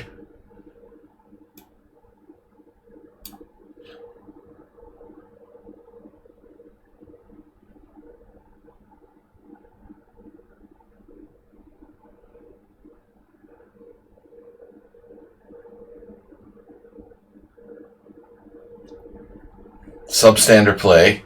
He's still breathing.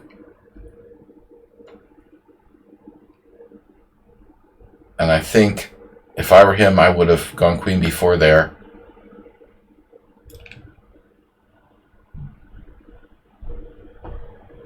As long as he can't castle or get his king out, we're fine. Drop a clear pawn. His king is trapped. He needs to play like king f8, king g7. Obviously, there's no time for that right now. I'm not sure I should do this check, but... And now we gotta watch the back rank. The good old back rank. So, g3. Definitely a good choice.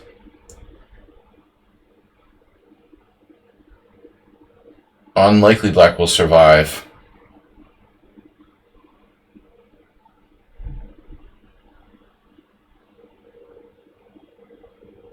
Again, Wendy's not going anywhere. But kudos to Jeroen for putting up pretty much maximum resistance. We're in with all three pieces now, and black's still in chess jail.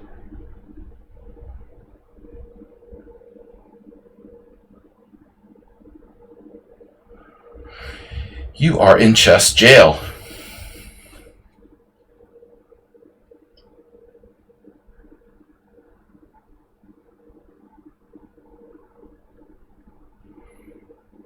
Oh no.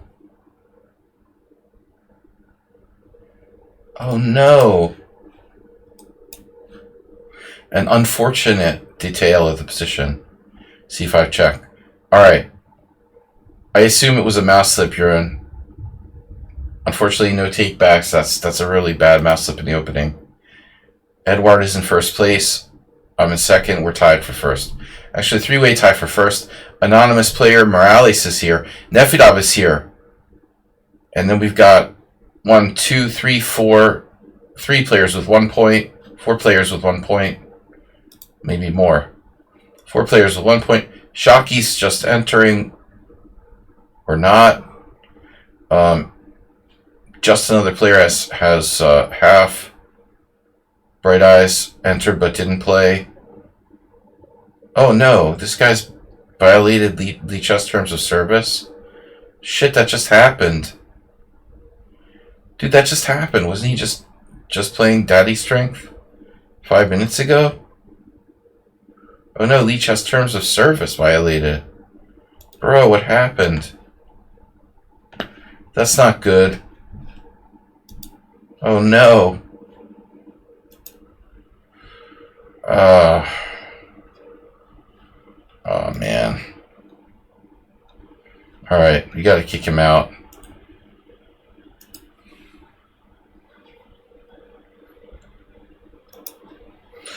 Nobody who violates lichess terms of service is allowed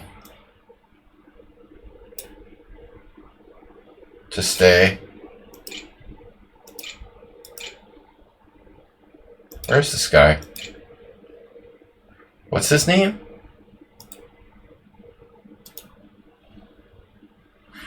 Melon Husk Arena. Where's the guy? I can't see. It was Ozgurtsk.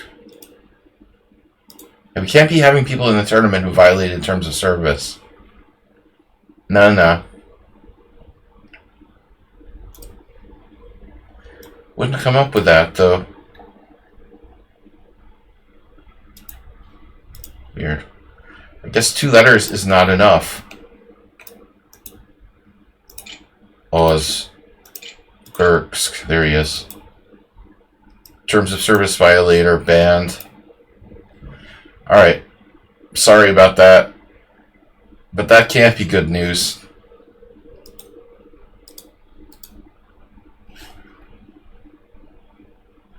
Onward and upward.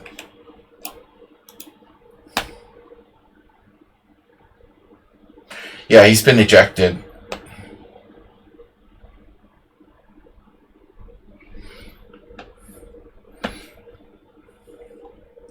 Sorry. We sort of play by the rules here.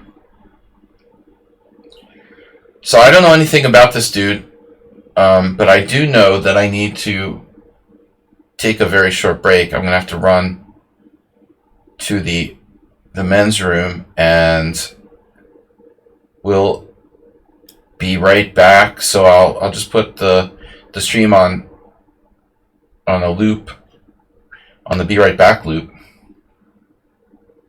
and I'll be right back.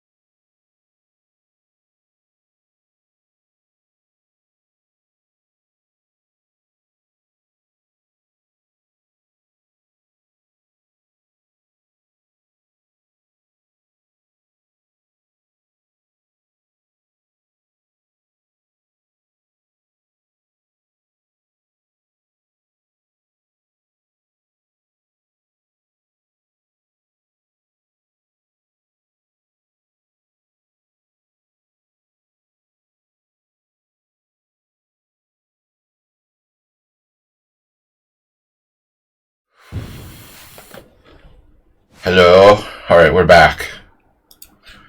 Sorry. Whoops. Wrong tournament. Really?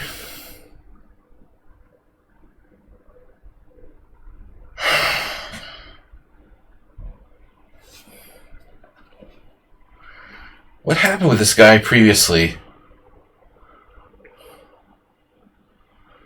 He drew me.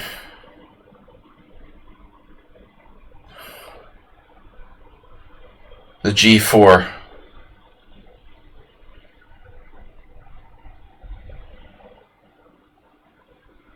Well, I guess, like, you can take the pawn. I mean, I never, ever played this in a long time.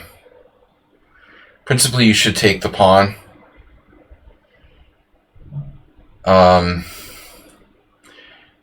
Yeah. No, you should take the pawn. I can't believe he's playing this crap in, like, a long game. That sucks. That's very disappointing.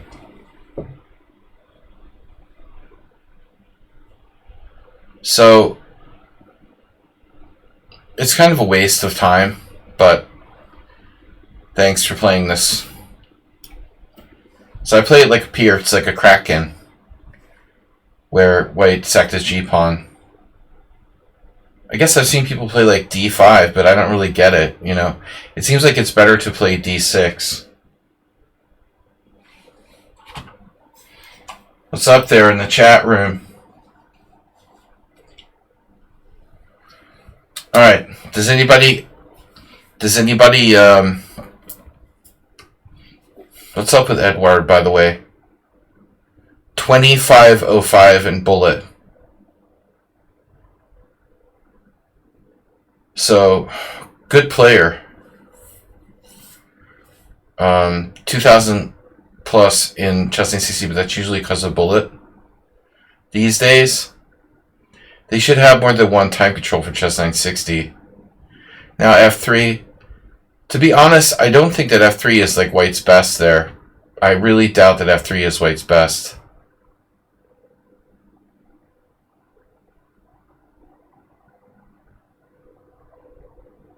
But I'm not playing knight h6. So we have a Pierce where white's g-pawn is missing. And he's a bullet player. Okay, so the answer to a flank attack is a strike in the center. I don't know. e5 looks reasonable.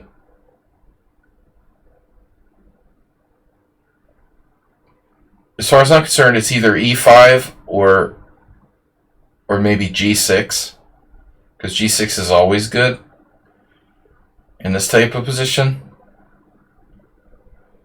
I mean, e5 looks really solid. It's kind of like one of those Philidor gambits with g4, but I mean, f3 isn't like a scary follow-up. He's just a bullet player. Just a gigolo. And everywhere I go, people know the song I'm singing.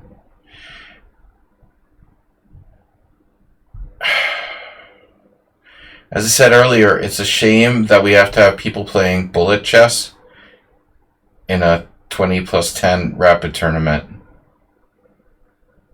Like, I don't know what to say about it. It's just, it is a shame.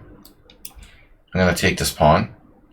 There's some risk involved here, but it's also a tempo. And I'm guaranteed to get an open diagonal for my bishop on g7. I'm planning on playing g6 anyway. So are you guys aren't kidding me, like, the domesticated human wasn't the guy who got banned, was it? Oh, that would be a shame. This guy, man. Jeez. Bishop takes c6 now. This is a serious question.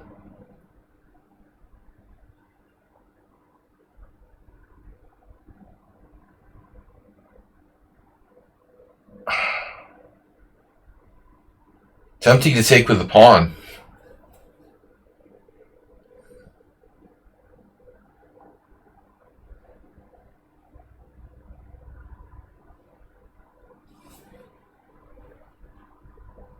because ultimately it controls the d5 square, and that's important.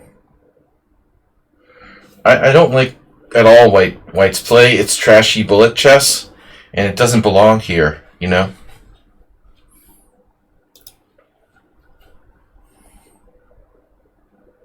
This is not the format for this crap. Don't bring this to my tournaments anymore.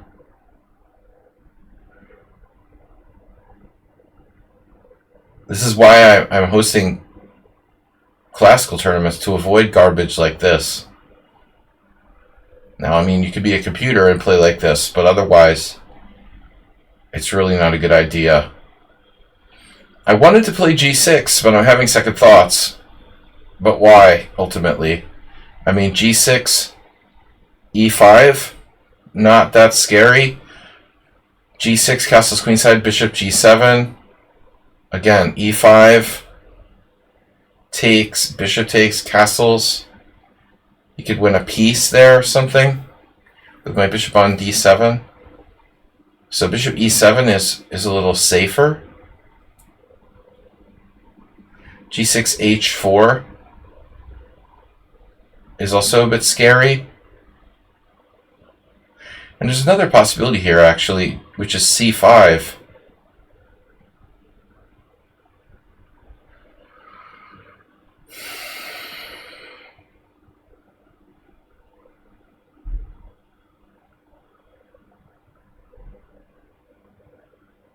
So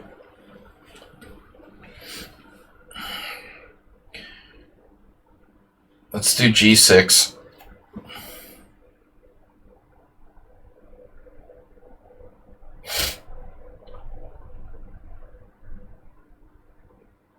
Castles queenside, bishop g7, e5 takes, bishop takes. Maybe I play like rook b8.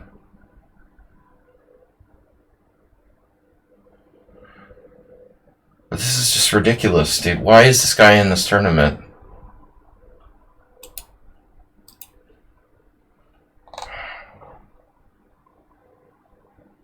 Four studies, 0 forum posts.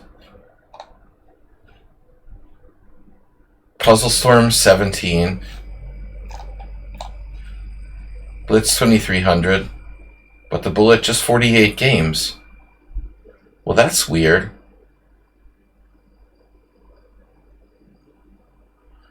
Now, how could this player have just 48 games in bullet? He only plays 3-0 or something like that. It's all 5-0. Wow. 3 plus 2 and 5-0, so he's not actually... Okay, there's 3-0 too. There's a lot of 3-0. Mostly 3-0. Uh-huh. Okay, that makes sense.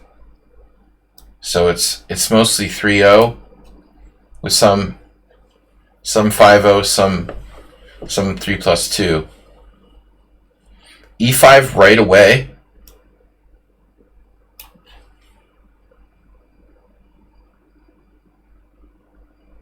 That's pretty scary.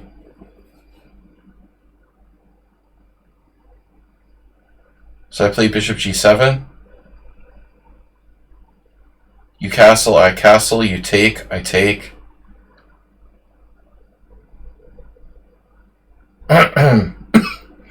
Excuse me. I play like rook d8. Oh my god.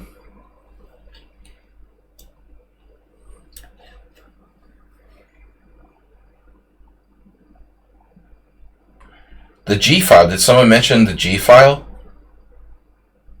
Well, that's an interesting concept. Not so relevant anymore.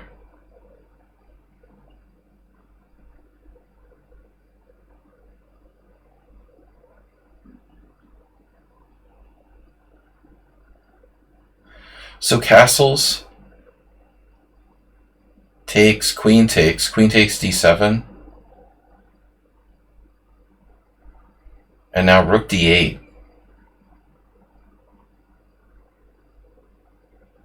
Let's say rook f d8. Now where does he go? I guess something like queen g4.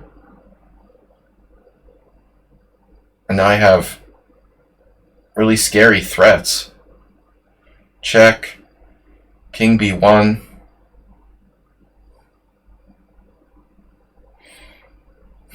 I mean, this has got to be sound. Let's just make sure we've got it figured out, though. He has queen f4. Queen f4 looks a little scary. But I have a move there. There's several moves, actually. Queen g5, maybe? I can always play knight d5 to get out of pins. So I'm castling. I don't think he wants to take this piece. He's welcome to try. Another interesting move. Yeah, no. This is too dangerous. It's like a help yourself variation. It's a salad bar, all you can eat. Yeah.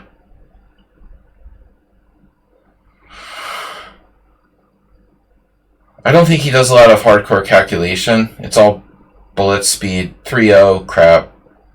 He doesn't play bullet per se, but he might as well, because 3-0 is basically bullet. It's like your entire game is based on playing for time. Why? Why would you play in a 20 plus 10 tournament if all you do is play like 3-0 and 5-0 and never play those longer time controls? It's weird. Well, you gotta start somewhere. So let's see now. He didn't take the piece. Alright. A practical decision. Now he's like threatening to take it for reals. So I either have to move my bishop or move my bishop.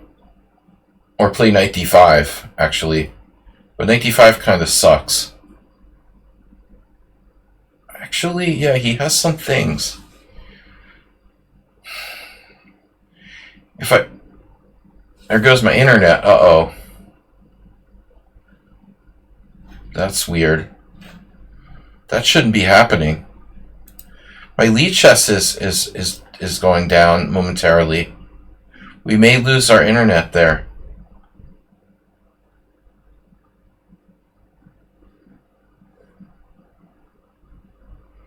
So bishop f5 allows knight g3.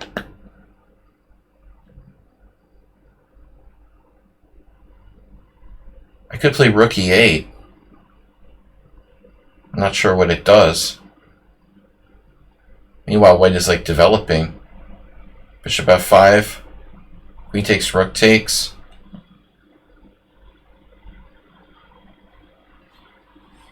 Bishop f5, knight d4 is also nasty. Kind of computer-like move.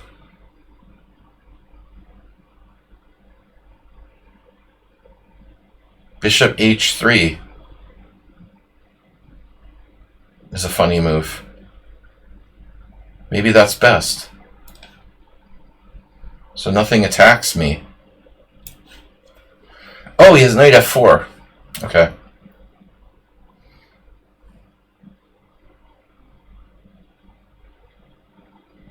Wow. This is pretty weird, honestly.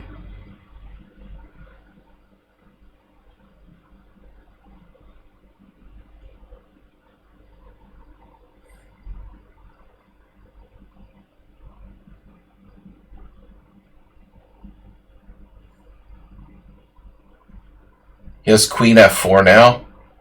Okay, I can play knight d5. What about knight h5? That's never good. Yeah, I don't know about bishop h3. Oh, Jesus, Nefedov.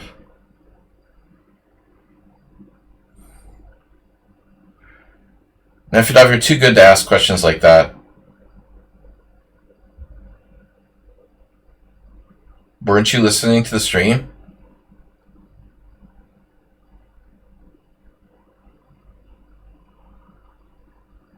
Use your imagination a little bit.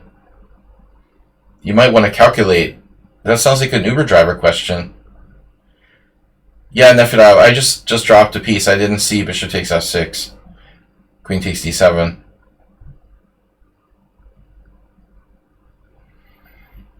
Well, it was like pretty insanely dangerous for white to do that. I agree with his decision not to take said sacrifice. Not a question, man. So queen f4, knight d5. Knight d5. Pawn d5. He fixes my pawns. Trades my bishop at g7. I take it back. Then he has like queen. The good thing about my bishop on h3 is that like if he goes to attack it, it goes somewhere where it can't be attacked. You know what I mean? If he goes knight f4, it goes to f5. And you're never going to bother it again. He can't attack it with knight d4.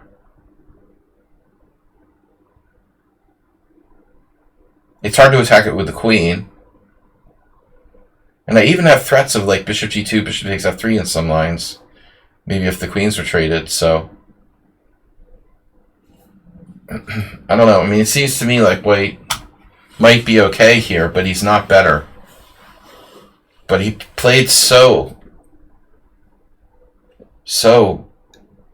coffee house.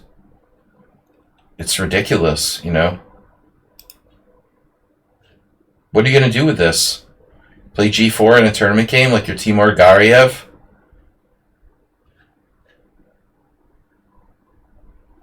Yeah, now at first I wanted to play queen e7. Well, it should be considered, but the problem is, well, that's an obvious move.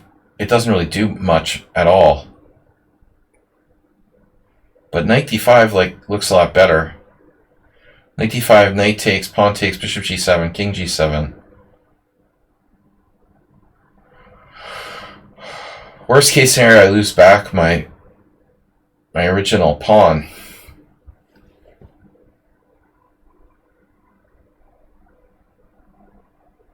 There's another move. No. Yes, Nefidov, if queen c8, he can play bishop takes f6. Correct. No, I have to defend against the threat against my queen. His bishop on e5 is extremely strong.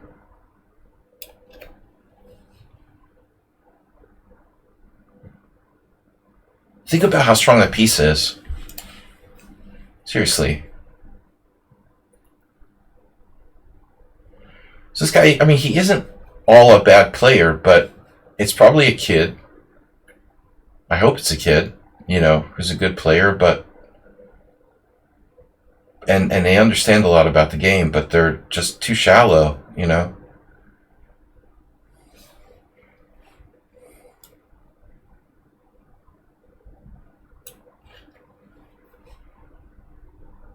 Maybe you don't play OTB chess.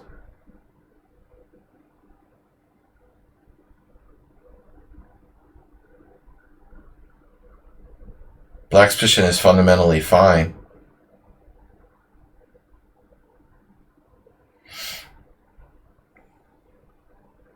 But I mean, I'm constantly behind on time.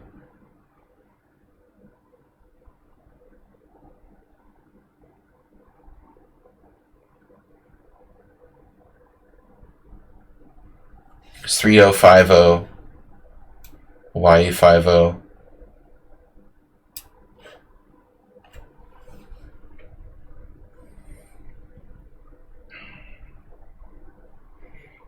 Now we're going to enter what would be like a technical stage of the game.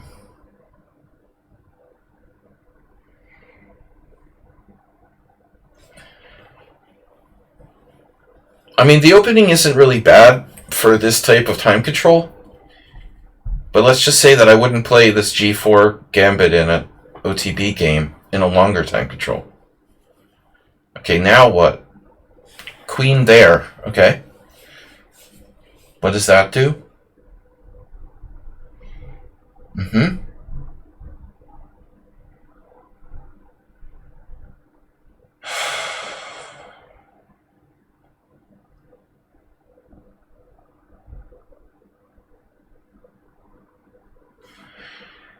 So I can play king g8, but I'd rather trade queens.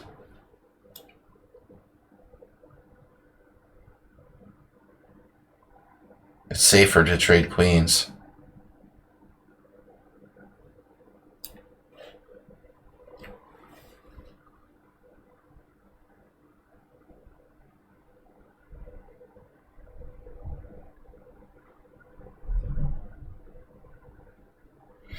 He gets his pawn back, but the bishop should be better than the knight in the endgame. So, whatever. It's probably about equal. Or white is like going to try to somehow play for time.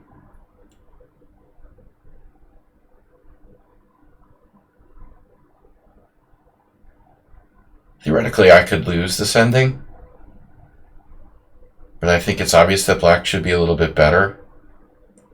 Very slightly better. That's... Actually, I saw that first and then changed my mind. Okay. So this is possibly white's best move. But I'm not convinced. So let's say I play bishop f5 or bishop e6. Bishop f5, knight takes, d5 check. King g7. Knight takes c7 is not possible. Bishop e6, knight takes d5 check. I have to take, he takes with a rook.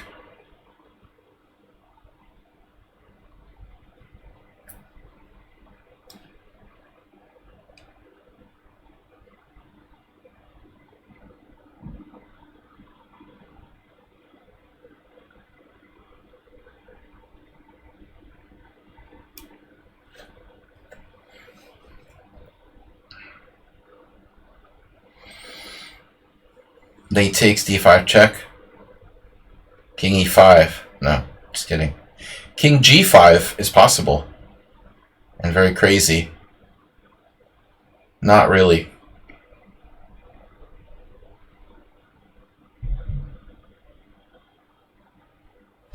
Don't forget there's a 10-second increment, not 5. So if he has any ideas of like flagging me, he can forget about that, like now. You're not going to flag me in a 10-second increment game, bro. c3. What a fast move that was. We need some coordination.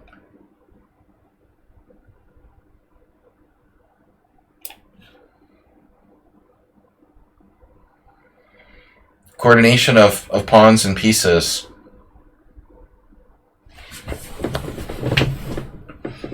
Alright. We're a little bit better, but not a lot.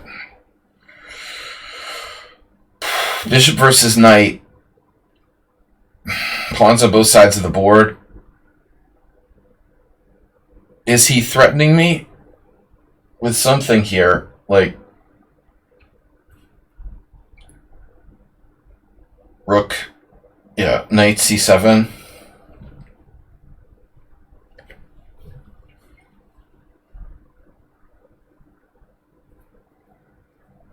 So rook e8, knight c7, rook takes e1.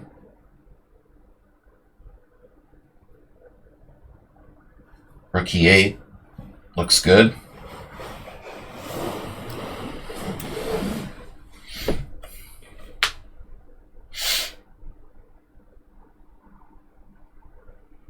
If he plays knight c7, I trade rooks and play rook d8.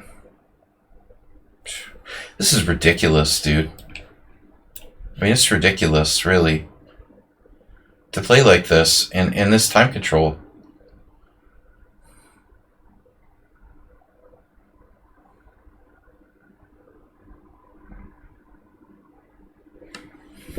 What happens if rook c8?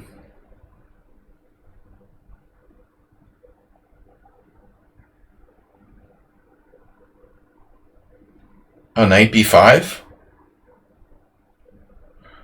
Uh-huh. Rook d8.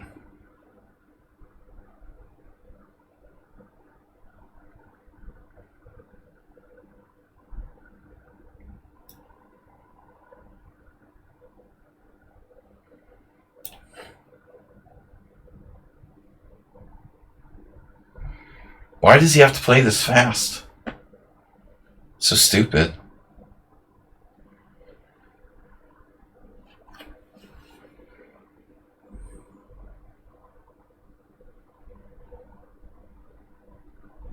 Now I can have counterplay with rook d3. Play for a win. Screw playing, to defend. Uh-huh. Now he wants to play that. Suddenly he's not so comfortable anymore. So take, king f6. It's probably a draw. I'd really rather keep the rooks on the board. Rook c8 is possible. It looks pretty good. Rook c8, knight b5. That's an issue.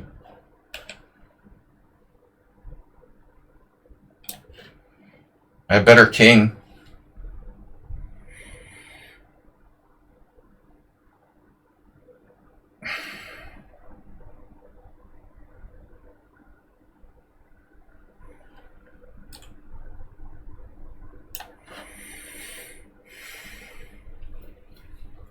What if I go up and get his H pawn?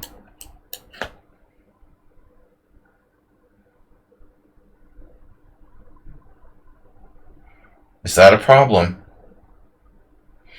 If we have a race between pawns and it's like bishop versus knight, he could be seriously worse.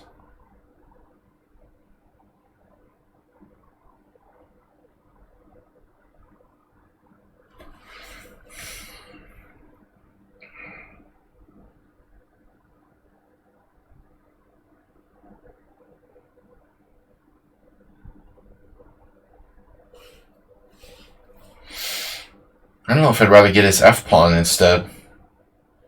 Yeah, king up, king f4, king e2.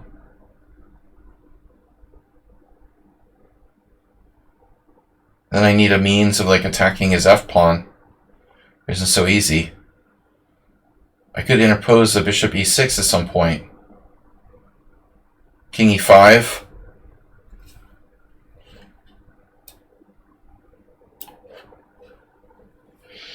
I can play bishop e6, bishop d5 to gain a tempo.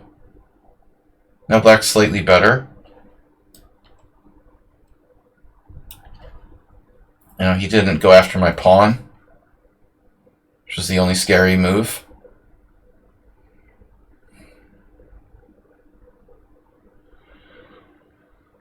Better minor piece, better king.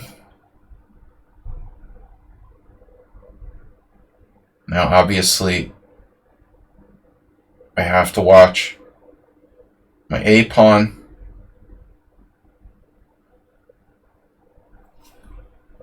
So I have to play A5. We have very good coordination of pawns and pieces. Pawns on dark squares, bishop on light squares. Knight A7, that's a good move. We could lose immediately. Well, maybe not. Knight a7, bishop d7. Maybe he can still hang on there. But I don't like his position. Black is clearly better now. Knight a3, bishop e6.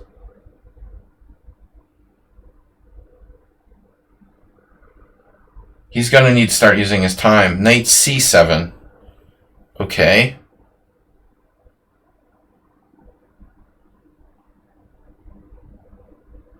That's ostensibly to play knight a6 or something. Looks dangerous. I need to get my game on here.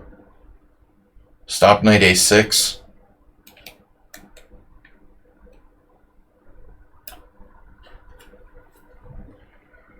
But we also unleash the torpedo tube number 3.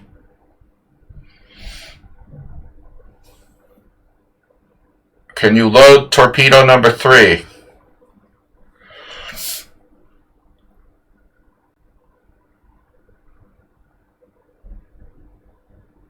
I get that move, I guess.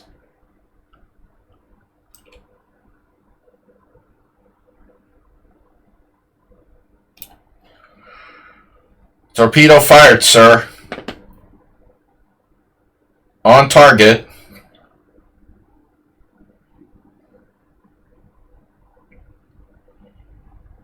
Prepare torpedo number 1. Yes, sir. Loading said torpedo.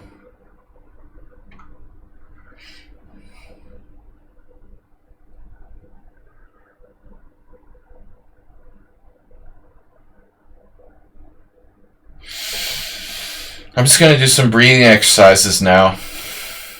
I highly recommend it. Deep breathing, very good for you.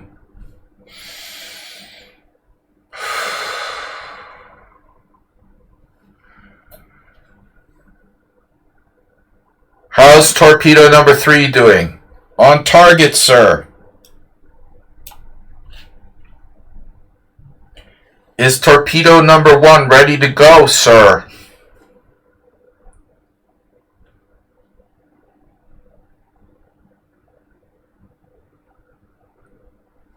Torpedo 1 locked and loaded, sir.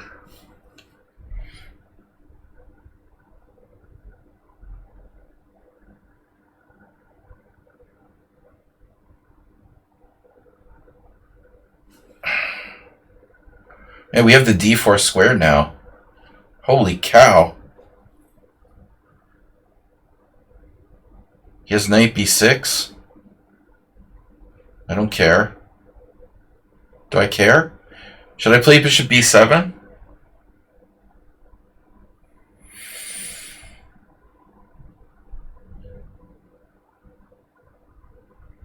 Bishop b7 looks good.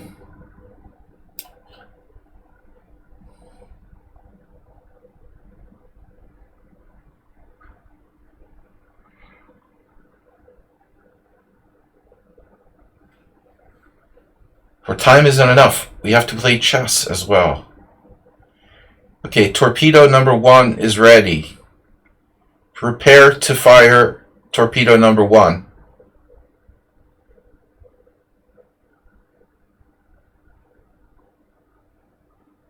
Wait a minute.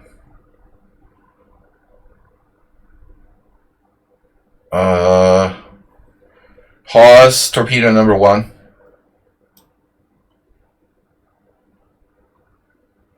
Just a moment. Alright, torpedo number 1, is it loaded?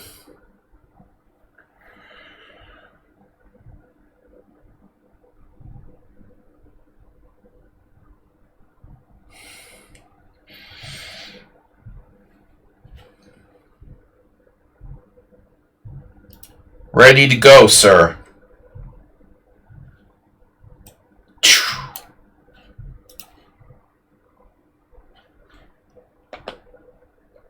Surface ship taking defensive action.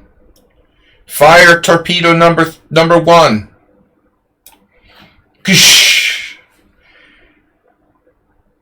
Fired, sir.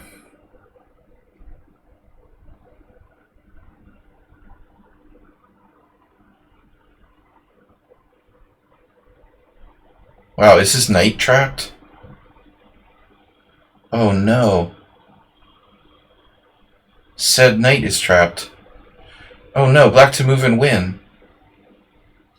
No way. Knight is trapped. Not exactly. Not exactly. It may be a mistake to go that way. I should play king d4. King d4 is winning. Has to be winning.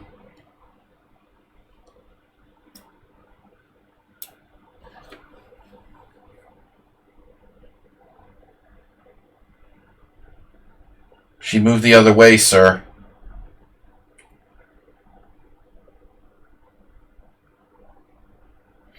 We can always rethink this. I can't make progress that way. We're going to have to rethink it. I have bishop b7, knight d7, bishop a6.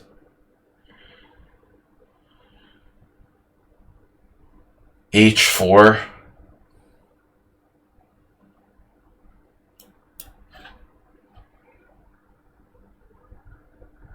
Not the most flexible move.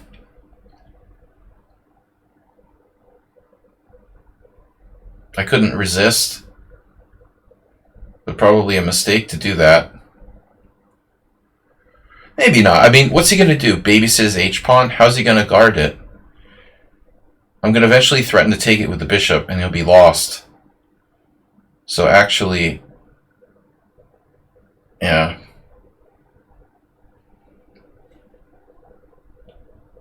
Torpedo 2 fired, sir.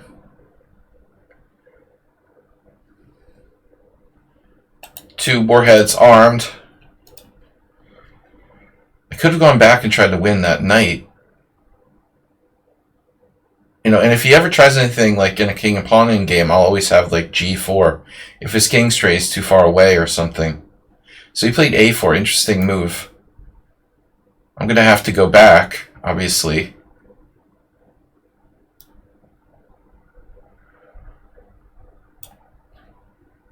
But that's getting tricky now. He puts all of his pawns on the wrong color. I think he has to be lost now.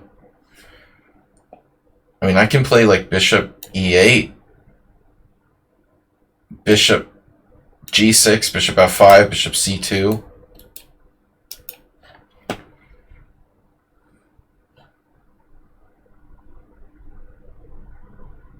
Bishop e8, king d6, knight check.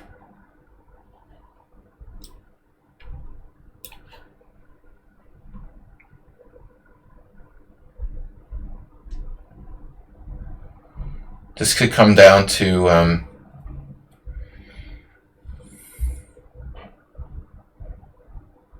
those two pawns. You know, they're all in the wrong color. Hello?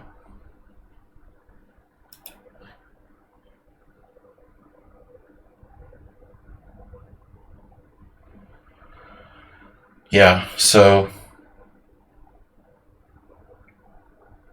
what now? King c7? No. King d7.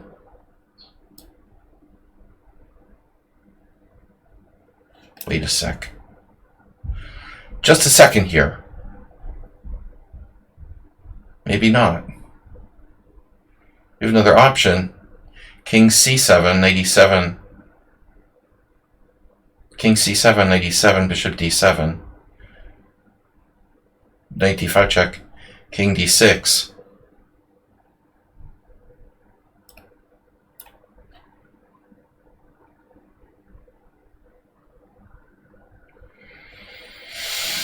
God help him if my bishop gets to h3 and gets into c2.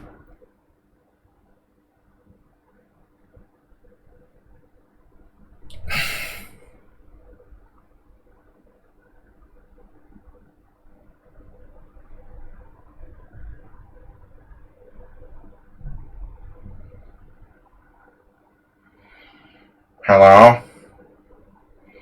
Mrs. Auersberg? Flowers.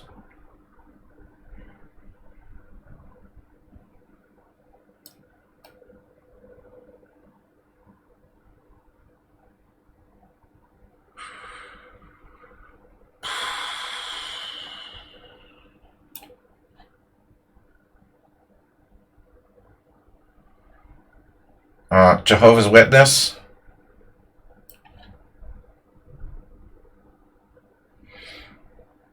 He's losing.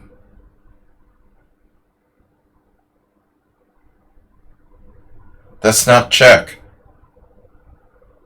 Oof, that's a killer. I take the pawn or play bishop f5, but bishop f5 could be tricky.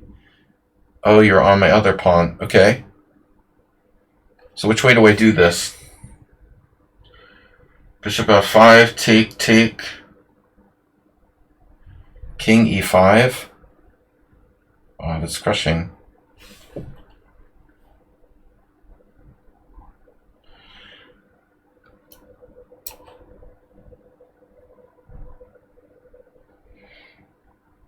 Now check takes.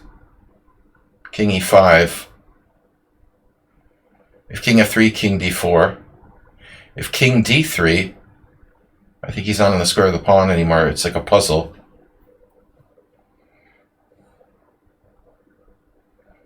Puzzle me this. I'm threatening bishop c2. What am I really threatening? King e5.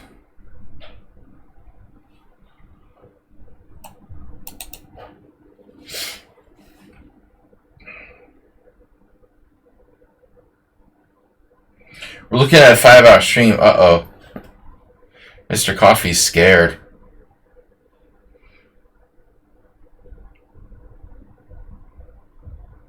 It scares the shit out of him. Yeah, but it's a good stream because it's actual chess. We're even starting to play chess. Unbelievable. First chess I've played in a while.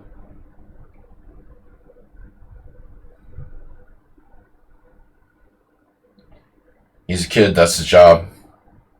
Play too fast.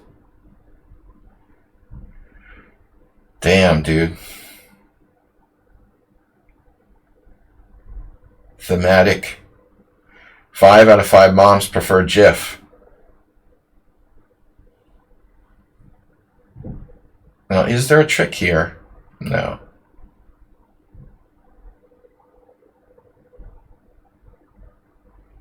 Bustoville.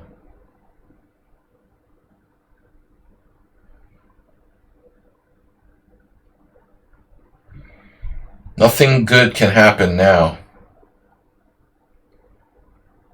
I mean, I guess he's just like losing in every line imaginable. So, king e5 first. That's got to be good.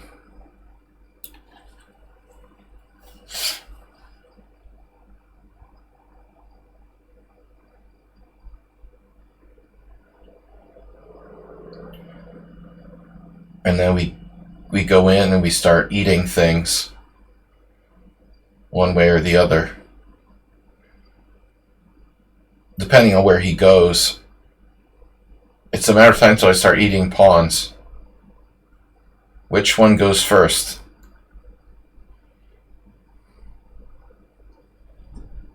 H3 followed by the B3 pawn? That's not so easy, is it? No, it's doable. It's doable. Knight d5, bishop takes h3. What do you want him to play? Knight c3, bishop f5. We're back again. We're going in for seconds. This is like an all-you-can-eat buffet.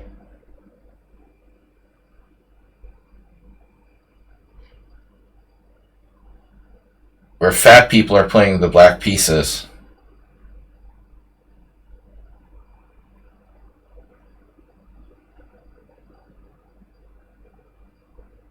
I guess it's a safe assumption that this is the last game of the round. Is there anyone still playing? I mean, is Uber Driver out there somewhere? Yeah, we snapped the pawn.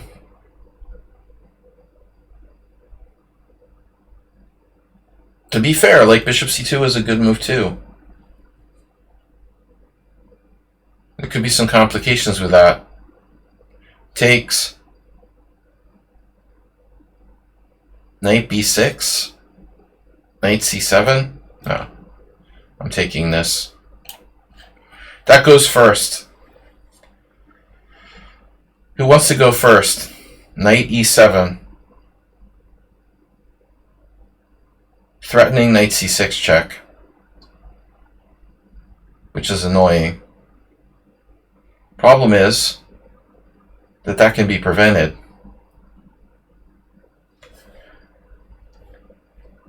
And more than one move would do so. But I don't really want to retreat my queen. So I guess we go here.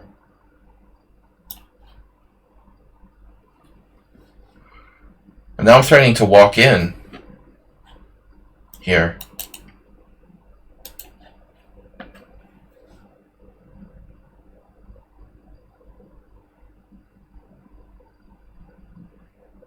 I could even play like, well, at some point, g4. Keep the enemy pawn chain under surveillance. He played knight g8. What the? Alright. That knight doesn't look healthy, does it? It's trapped on the other side. Oof.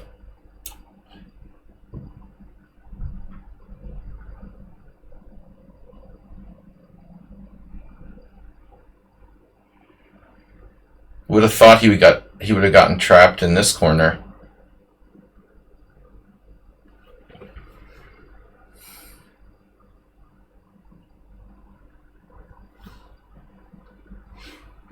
Mr. Coffee. Ha ha ha.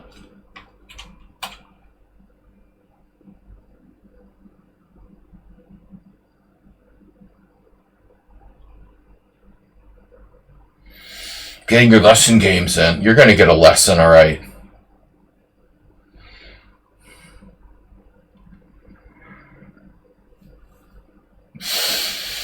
All right. I think we're going to be seeing a king and pawn in game pretty soon.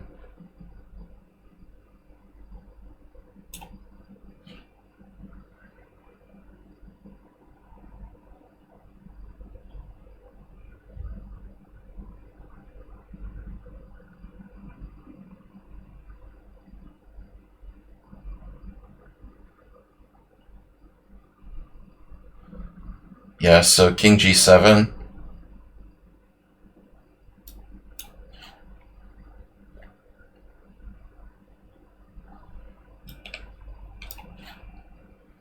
That's protected. Now that's a protected passed pawn, if I've ever seen one.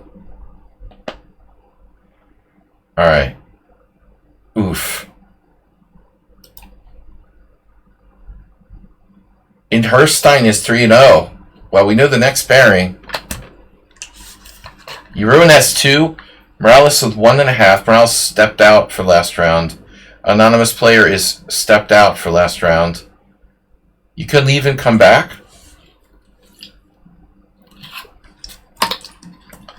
Nefidov lost.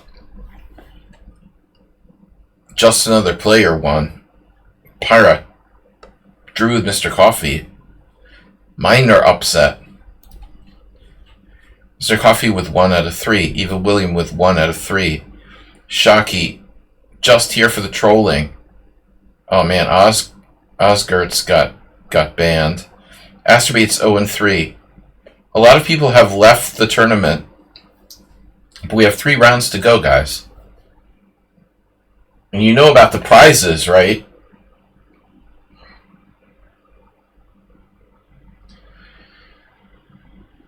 Well, Pyra does sometimes play like his uncle. We have noticed that. That was a tough game, you know, time-wise. My opponent made me work there.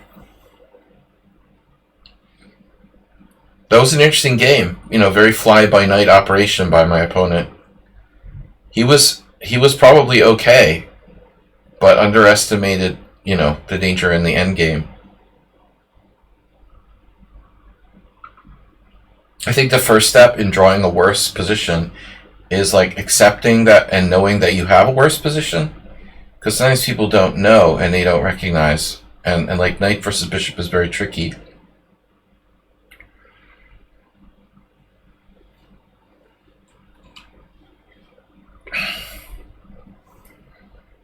Alright, guys, 3 more rounds to go. If there's enough players, I hope. But people are just cowards and they leave. Just gutless cowards. Leaving the tournament. And no masters except for me.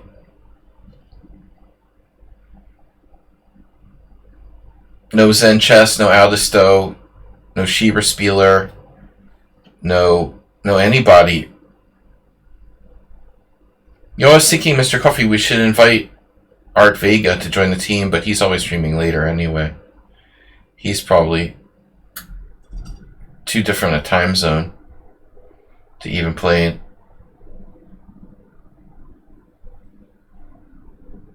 He plays classical a lot. Alright, so Herstein. So what do you want to do, guys? Something a little different this game? Always play the same stuff?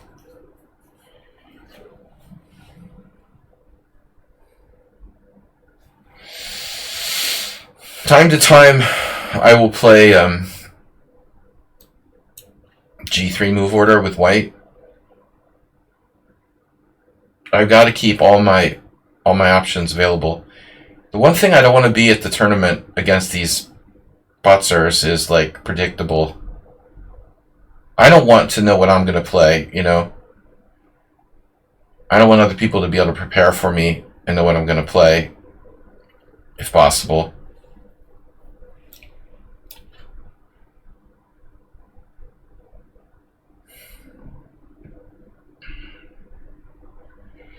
Ta-da!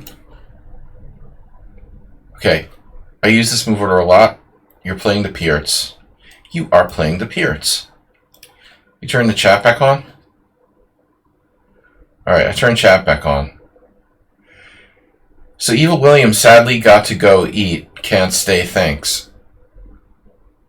Well, at least, hopefully he withdrew. If you do have to leave, guys, please withdraw.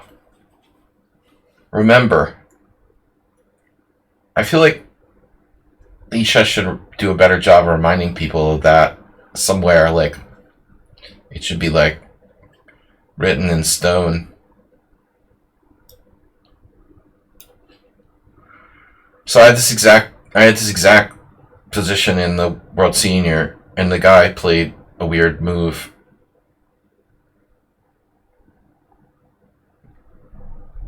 He played a weird move at this point. But he wasn't really a Pierts player. I had tricked him. I like tricking non-Pierts players into playing the Pierts. That's the whole point. Ask what you gotta buy. You got 2 games left. You better make it good. I don't want to see you losing all 5. I don't want to see you with only a bye. I want to see you get at least 1.5 points. I won't accept you lost every game that you played. You have to score at least a draw.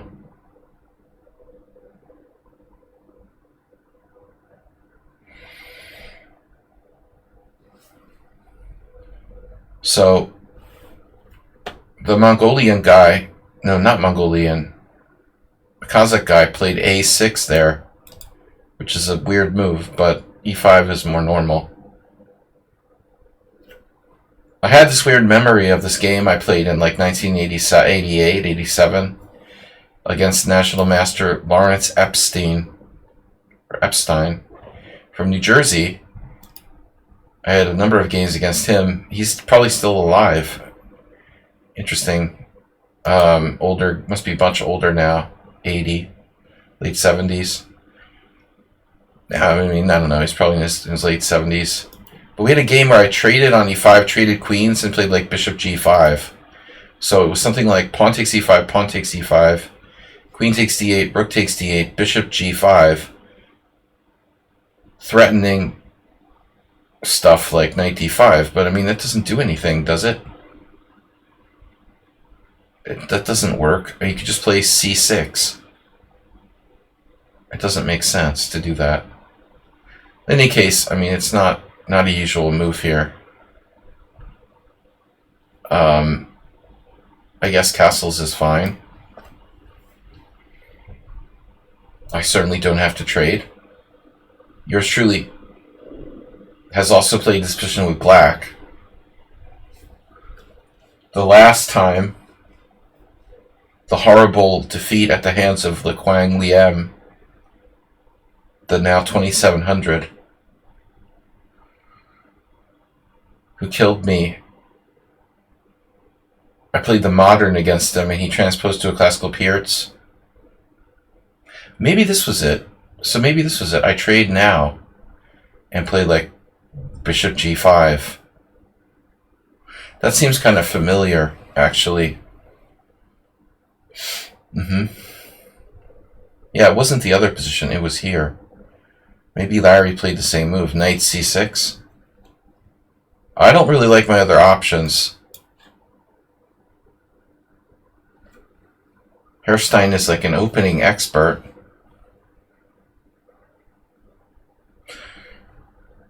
I read your profile in Herrstein. His name is in honor of a scientist named Israel and Herrstein.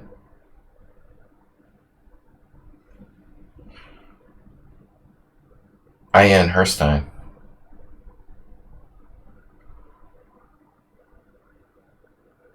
I forget what the significance of the guy is, but I don't think he was a chess player. All right, so pawn takes pawn. What are you thinking about? You don't like to think? I mean, you like to think. All right. So here, yeah, I'm not happy about knight c6. I don't like symmetrical pawn structures. I'm not sure I'm supposed to trade queens because of knight takes.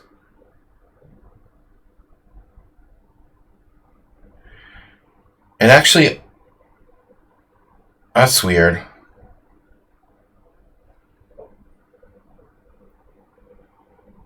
We had another game with Snedsteg, pretty much the same, in a simul, I believe. Nedog made it!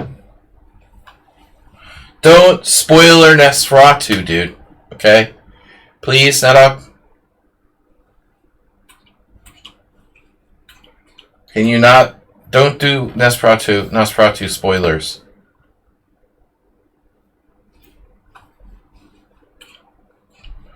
One F6 is better. I'm glad you made it, Nedog. Good to know you made it. We play bishop g5 right away, I guess. We hope for tricks. Larry Epstein, National Master. Hamilton Chess Club. What about Move 11? I gotta ask Move 11. Move 11 lives in my old stomping grounds, near my old stomping grounds. You'll have to ask them at the Hamilton Chess Club. Is Move 11 still here? He's usually lurking. One of the National Masters who used to play in the quads that I played in when I was a class player. I learned a lot from those quads. Quads are like 4-player round robins where you play 3 games in one day. It's an excellent type of training tournament. You get like 3 quality games in one day against players around your own strength. But good quads are hard to find. A thing of the past. Nedog, I'm so glad you're back. But I mean, does lichess and Twitch count as social media? I understand like quitting Facebook and Twitter, man. And quitting billionaires. But he missed you, you know. You can't just abandon us here. You have a responsibility as a moderator.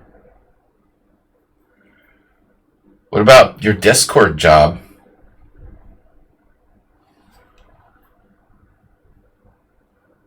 Aren't you a moderator on Asian Friend Finder as well?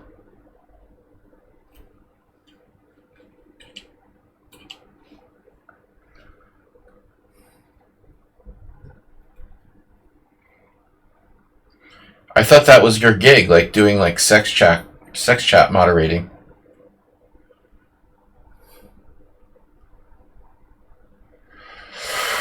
Right. So bishop g5, he's in the tank. You guys know what the idea is here? There's a trick.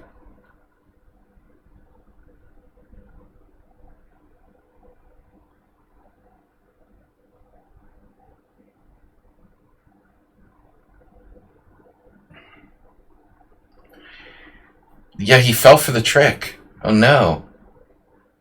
Wait a minute now. You have something you want to tell me?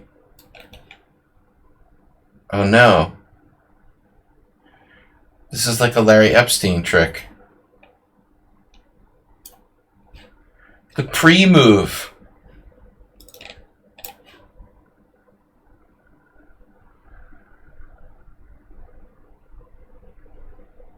Larry fell for the trick in 1987 or 88. Something similar.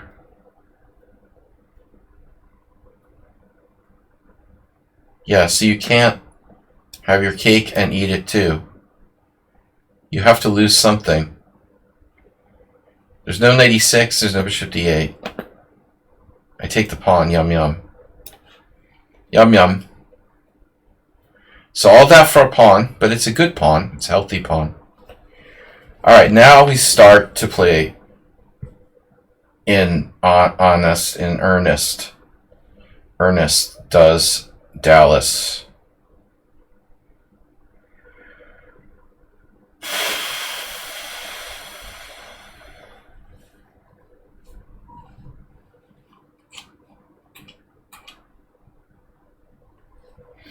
So, my bishop on g2, you have a bishop on g7, we both have a bad bishop. King side is pretty much a wash. Knight b5, bishop d7, knight a7, rook a8 loses a piece. So we don't want to be doing that. However, I have some issues here with my other knight being really bad on e2. Bad knight. So maybe bad knight needs to become a not bad knight. So what do? Knight c3. This is a bit awkward. If two knights vying for the same place of employment.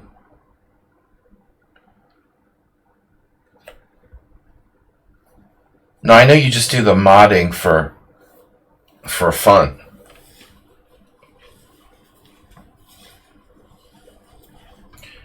I'm not always going to do the stream without the cam, but I'm tired of being a cam girl only and nobody respecting me for my brain.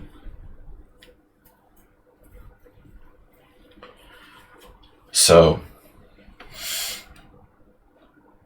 didn't feel like doing my makeup and hair today. No, but really, I just want to concentrate on the game. And I got it up on the big screen, on the Jumbotron. And all you minions can follow along. I concentrate better when I see it on the Jumbo.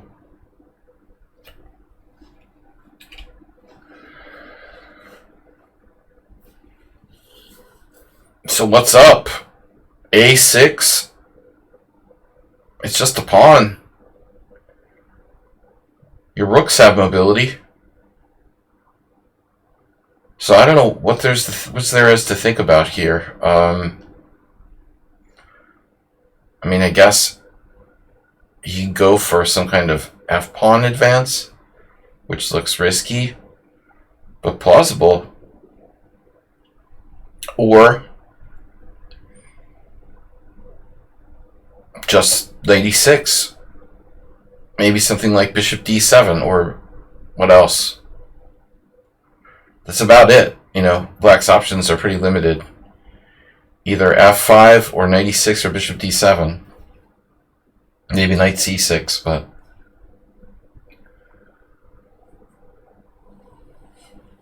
Kind of fading in the chat here, guys. No leaving the tournament. It's illegal.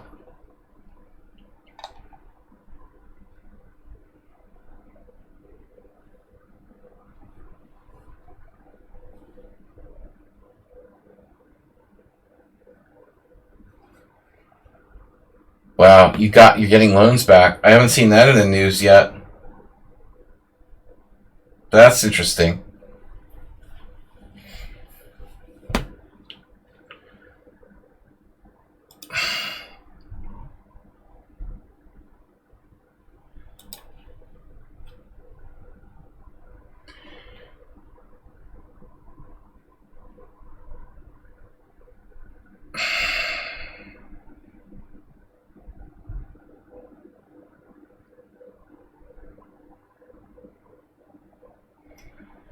It's a little early to be sending me messages about how he messed up. I had a friend who's like that. All he cared about was always like playing the opening really well. But at the end of the day, he would always like play badly and never save like bad positions because he was always like angry at himself when he messed up the opening. But I mean, you have to just roll with it. It's part of the game.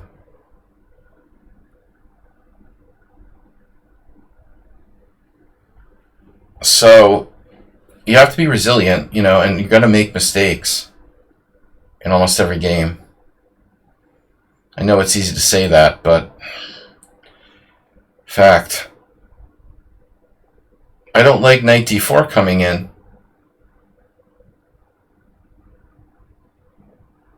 Knight d4 is a serious issue. That kind of sucks. This is far from a winning position for white. So I don't think that black should be that upset.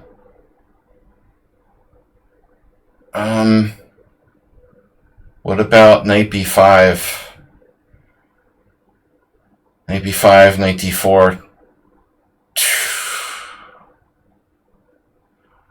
I mean, I guess the obvious thing to do is help him develop with knight takes c6.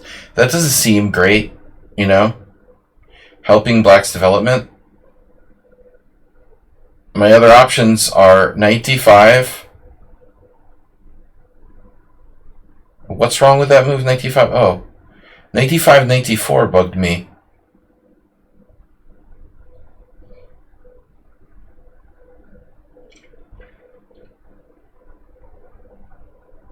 Yeah, I mean, he's going to get his pawn back if I do that. This position is far from complicated. You shouldn't be sending me messages during the game. Alright. This is a tournament. No in-tournament messages.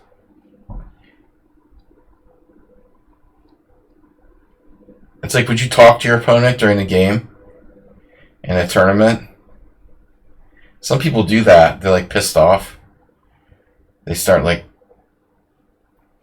going full Cherniak, like having a conversation with themselves and shit. Maybe I should just take and play knight d5. I have no threats, but neither do you. Shit. All right. Oh, pre-moving like a champ. I think I have to. The thing is, I don't know if black can really, like go into the opposite color bishops with confidence, because my queenside majority is pretty dangerous. But you can try.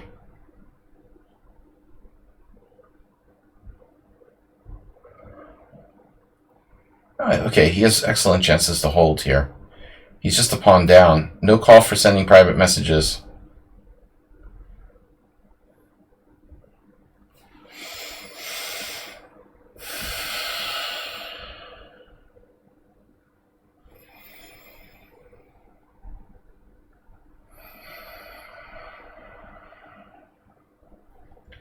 I'm going to start meditating.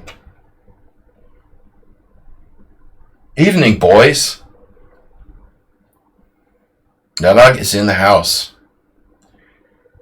But Nadag, you missed quite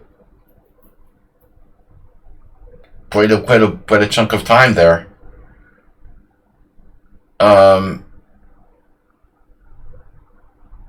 You should come Fridays. I know you like to come for the morning streams. So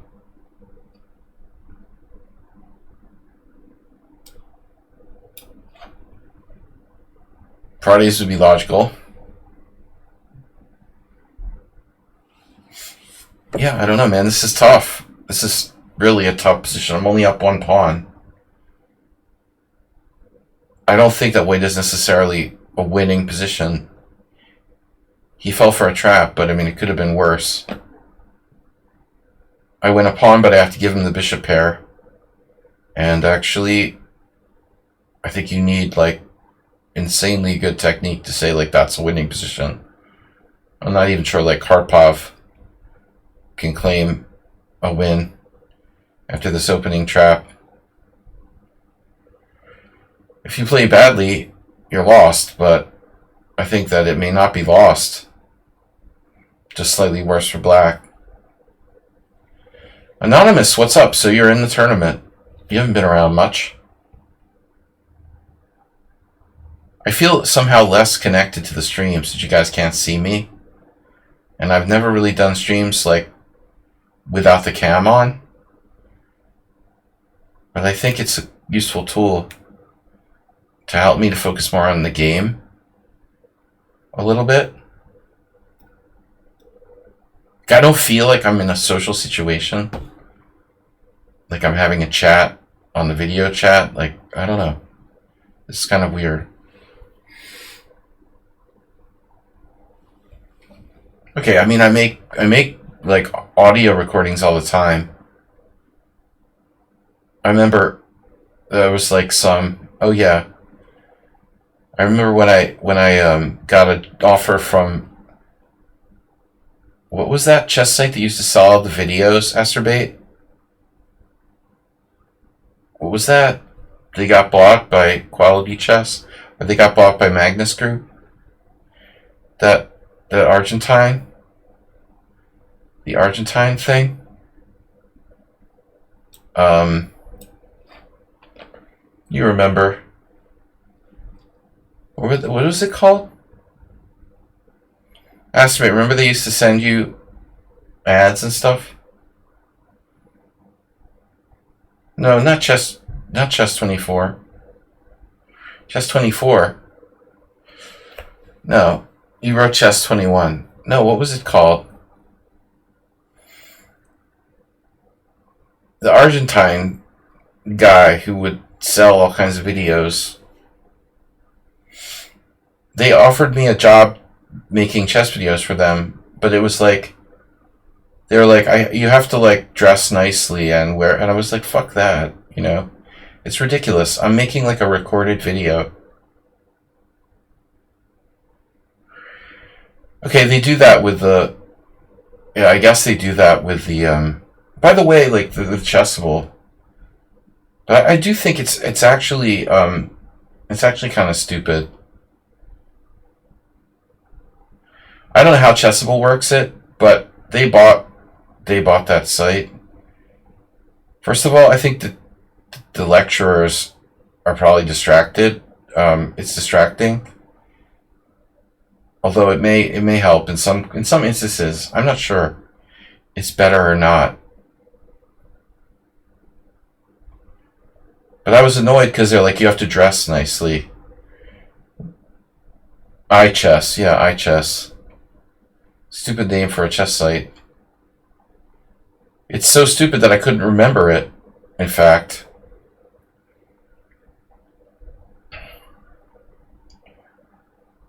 Really meaningless name. They're like, you have to get a webcam and record yourself on a cam. Dude, it's like, it's a recorded video. I've got a board. Live stream is different, you know? There are people, you're answering questions. It's totally more interactive. It's not the same thing.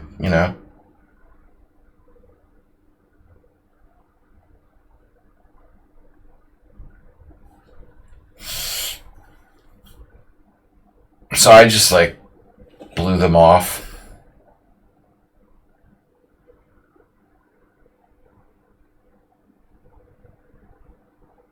I'm glad I did. They ended up being part of the chess.com empire. They're lucky they got bought, though. It was kind of a scammy business anyway. So I'd like to play b4 and a4.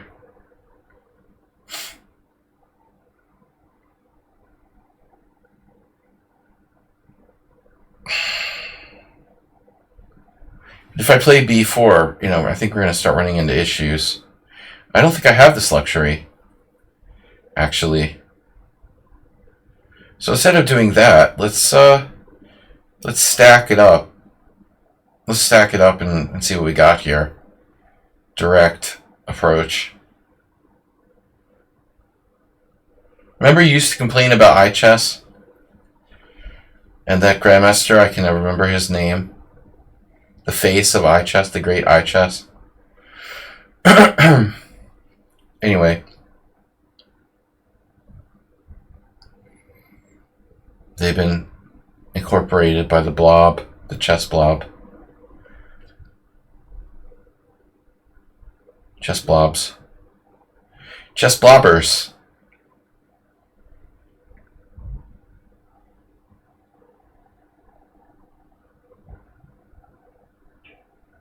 But you guys can see Pawnda. Hello? It would be cool if I got an animatronic panda for the stream. I'll have to look it up. Can you buy an animatronic panda? Damn, dude. You're starting to piss me off now. Whoa. Rook d1. Pawn takes pawn, knight check. King moves, rook takes d8.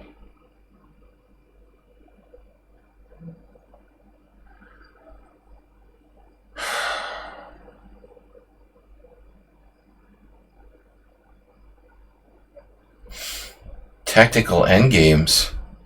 c4 is also possible, but then he's getting in on the dark squares. What about like bishop f1? Bishop f1, bishop c4.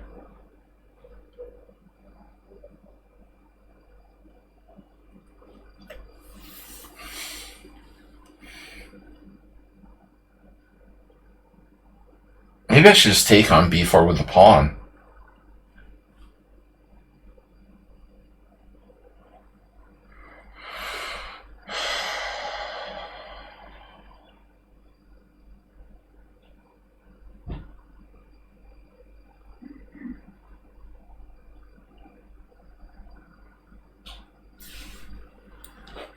I don't know, this is a tough one.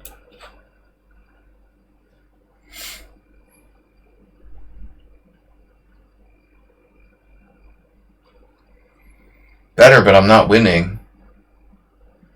I would never say that to an opponent in a real game. Hey, I'm not winning. I think it's a draw if you play perfectly. But Hairstein sends me personal messages while we're playing. No, he just sent one. He stopped. I hate that though. Lichess like shows you that you have a message. It pops up during the game. I need to turn that off somehow. Okay.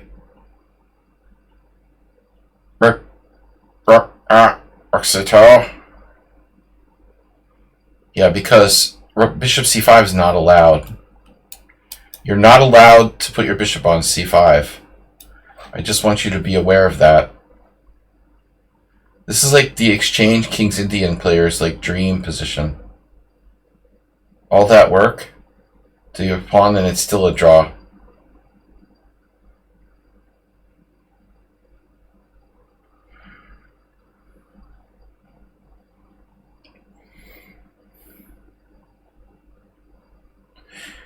Hey, Nedog, yeah, Elon Musk has a team of like underlings, probably working out your wife's student loans now.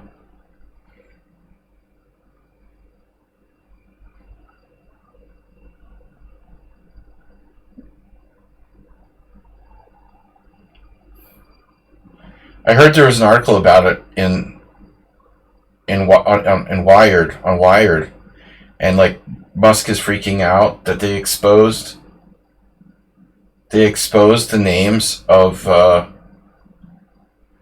six of these like minions. Sorry, Elon. Investigative journalism is allowed. I understand that the Nazi regime probably doesn't like it, you know, but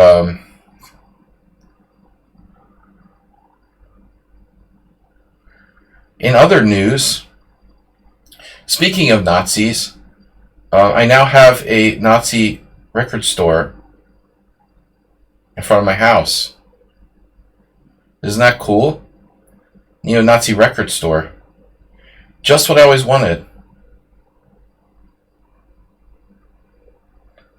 We have like a Thai restaurant and a neo-Nazi record store. On one hand, it's like globalistic, and the other hand, multicultural. The other hand is like the opposite. They're illegally writing code. Nothing's illegal anymore. In a dictatorship, in a fascist dictatorship, there are no real laws. I mean, Elon Musk is like just appointing people to do tasks that are like they should be like controlled by Congress or something.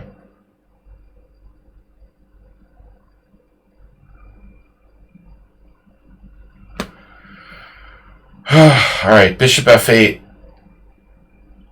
Well, it looks like our best shot here will be to, queen the old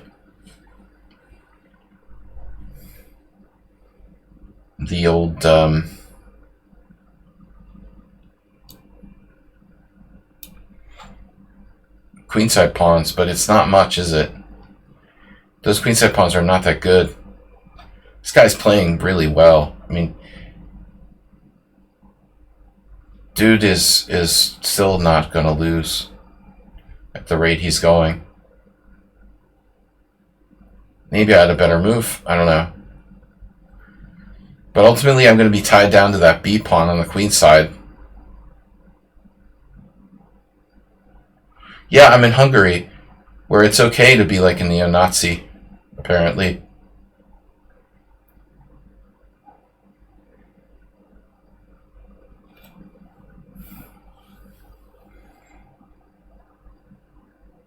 They sell like neo-Nazi like music and neo-Nazi like football shirts and shit, like black t-shirts with neo-Nazi slogans and automatic weapons on them. Just what I always wanted to see every day when I walk out of the house. Nice. Yeah, I mean that shit would probably I don't know if that I don't know if it would even be like legal in Germany. But here I guess anything flies.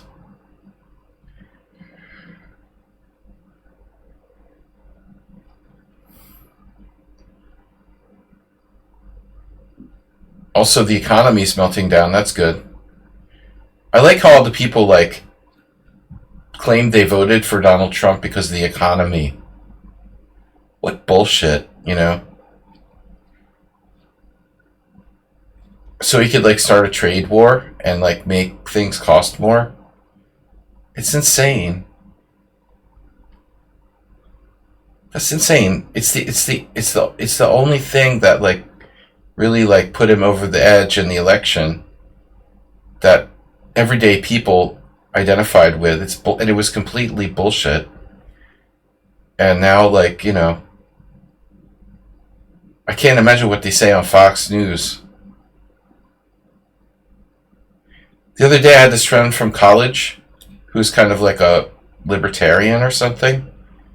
He had the audacity to post, like, in Facebook, a question to his friends, like, what do you think about, like, the Trump's tariffs or whatever?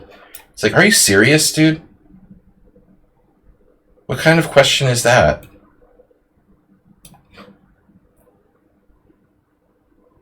What a ridiculous question. It's like pointless. It's almost as pointless as the war in Ukraine. It's hard to compare the war in Ukraine with like a global trade war, but it has the same level of validity and point behind it as Putin's war in Ukraine. Totally unnecessary, totally unjustified, totally unwarranted. Just to stoke the ego of some fuckface. I mean,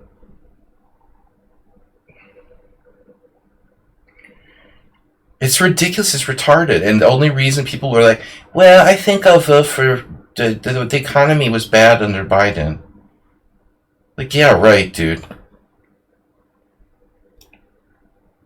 It never was really the truth. I mean, I can't understand. And what are people going to say now? Well, we had to do the trade war because Fox News said so.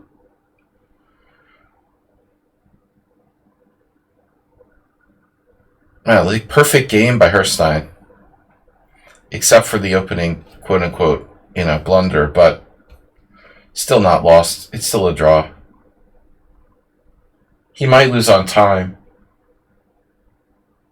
Yeah, and welcome back, NetDog. Thanks for stoking political discord.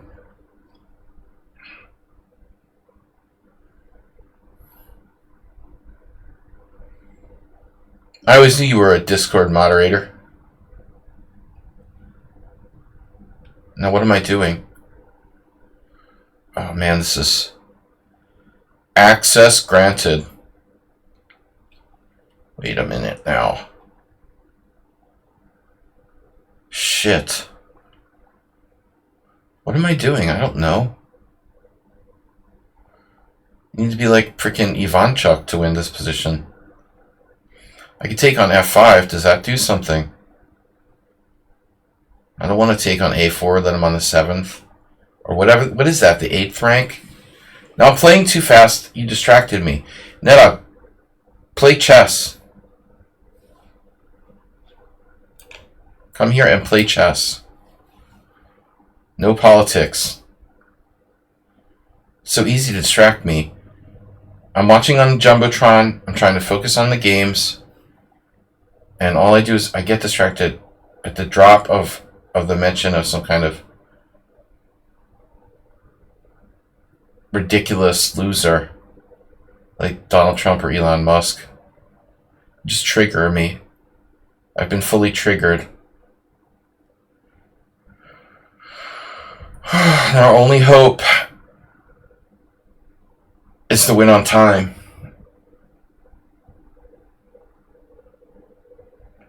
Yeah, dude, we need a way to split the shop up. We need, like, stupid games to click on and stuff.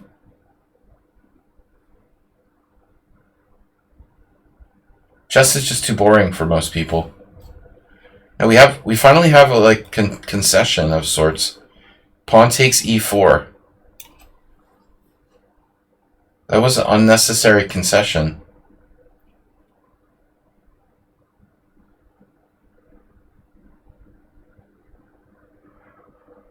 And another minor concession. This one not so minor.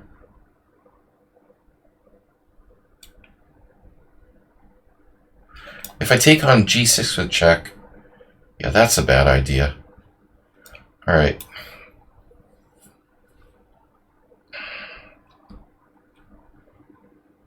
Save that for later. Now maybe I'm winning.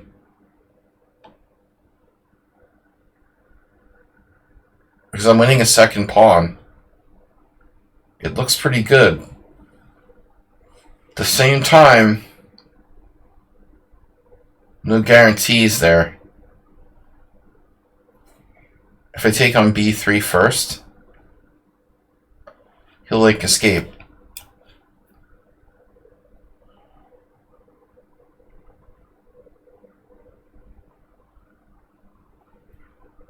So now I have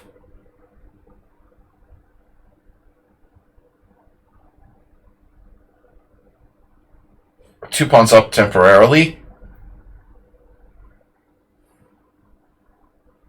So I have to take. He hits my rook, my bishop, I mean. And I have rook g4.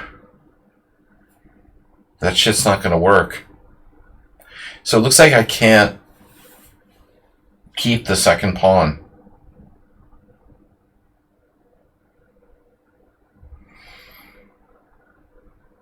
It actually looks problematic.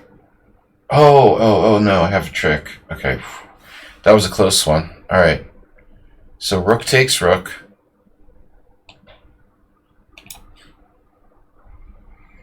Luckily I have a little trick. The rook g4. So this is a highly interesting technical endgame. No, actually on rook g4 I have other moves. Okay. I have bishop f5. So we might be winning, but I'm not sure. But we're definitely 2 pawns up. If rook f4, it's not such a great score for his rook. I think we're winning. At this point, he should have gotten his, maybe gotten this guy to a better square. Bishop c5 would be good.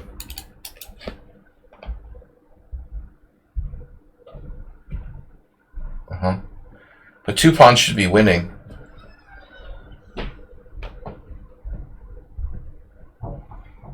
None of that now. I have bishop b5 check. That's a d5, sorry. Yeah.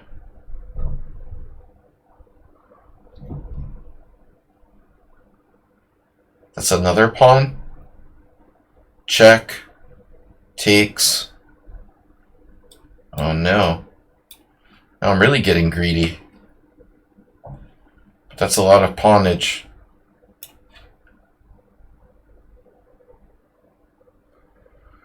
King d6, rook f5.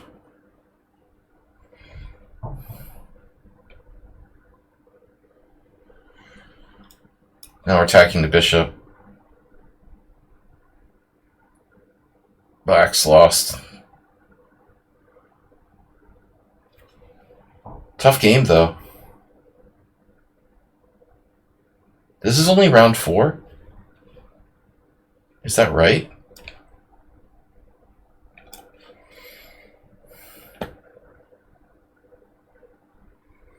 Whew. Wow. I basically played a perfect game. Well, not perfect. I made one inaccuracy. But it was my inaccuracy. I take c6. I thought a long time... No, wait. Yeah. Yeah, I thought a long time in that move, and I didn't like it, but I didn't know what to do.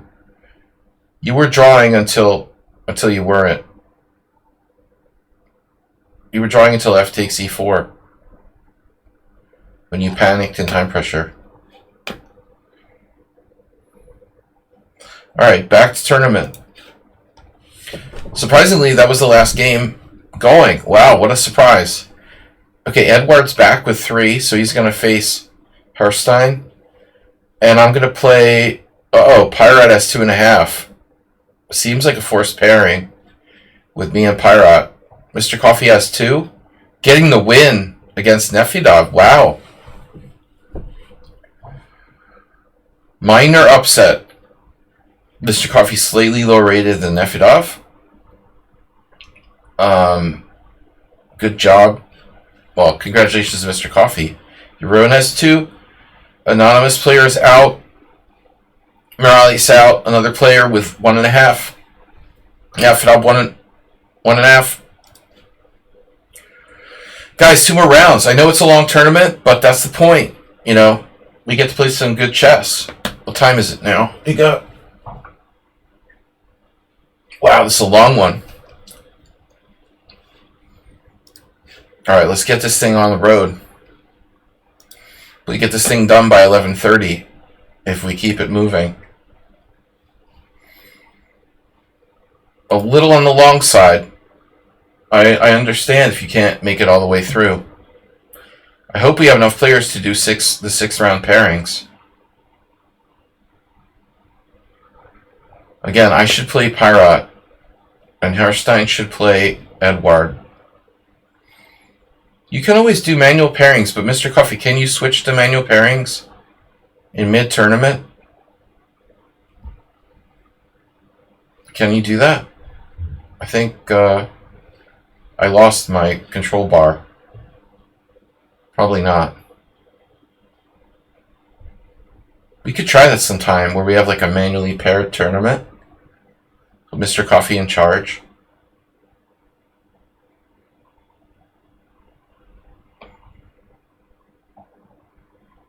What is on pause? Well, they're on pause. Well, that's weird. They played the 4th round and went on pause. Uh-oh. They were supposed to play each other. Herstein has to go. I'm sorry you were not able to give me a quality game. What, are you kidding me? You still played well. You made one mistake and then another mistake. It still was a good game. You didn't draw. I'm glad you didn't. I wanted to win. Alright, Pirate. Alright, we're going to go with Rope-a-Dope in honor of Jeroen. The Europa-Dope. Europa-Dope defense. Accelerated Kraken. Shit, goddammit, I forgot to berserk again.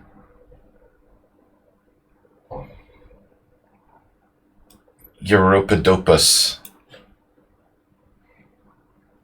I had this one game, like, now it's like 3 years ago. Against some Italian kid I lost after c4. I just don't understand that. He did it too. How do people who are e4 players play this move? It's so weird.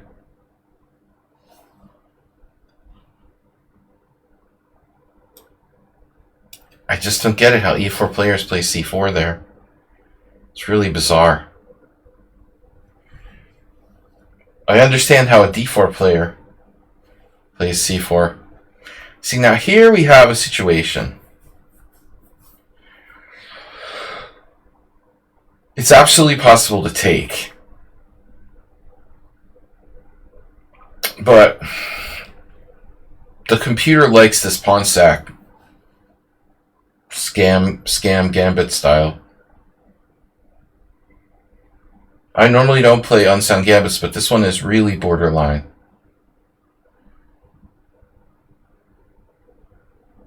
At this point now, I'm gonna probably take back. And I think that, alright, I've got to be careful, but I like the situation with both of his pawns on light squares. His bishop's bad. He's got a weakness at d4. So we've got like one of our endgame, the Ukrainian style. It's a little bit weird because I played a6 and my knight's on c6, so that's not a standard kind of thing. Bishop g4 was an alternative. I guess so.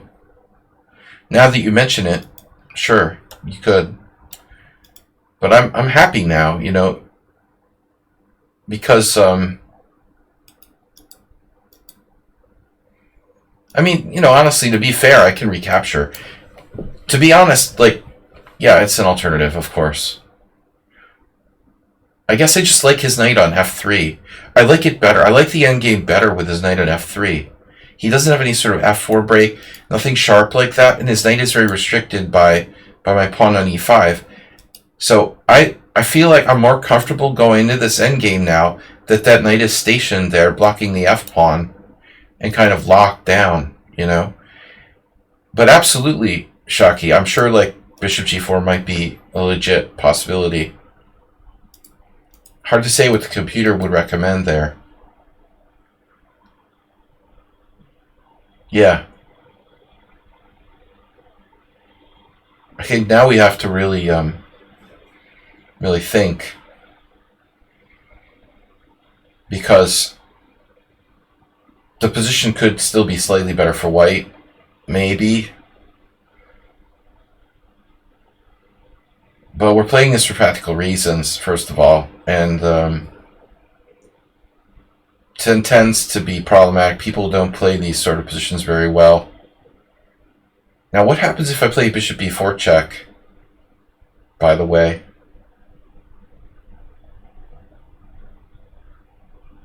Bishop b4 check. He could play knight c3, and maybe that doubled pawn isn't so bad. I've had games like that against Nefedov, for example. I'm not thrilled about that. So I think I need to be really careful here how I handle this. There's also the d5 square that's going to be not so easy for me. What about, like, white's e4 pawn? I mean, I think this is like a really critical position. Black needs to handle this right. And it's not obvious what my best setup is. I could play bishop b4 check. Now he's like castling queenside. Go for the structure. Take. But I'm a little bit like unhappy about the b file. But maybe it's not so bad. Let's do it. I just realized, obviously knight c3 isn't forced, and it's even, I would say it's unlikely he's going to play knight c3. But if he plays knight c3, okay, I have other options. I can play knight f6, but he castles queenside. I think I need to kind of take it like right away if he plays knight c3.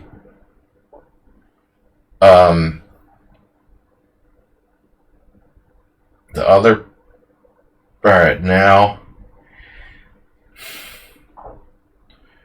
see, now white has a3, so my plan was to play a5.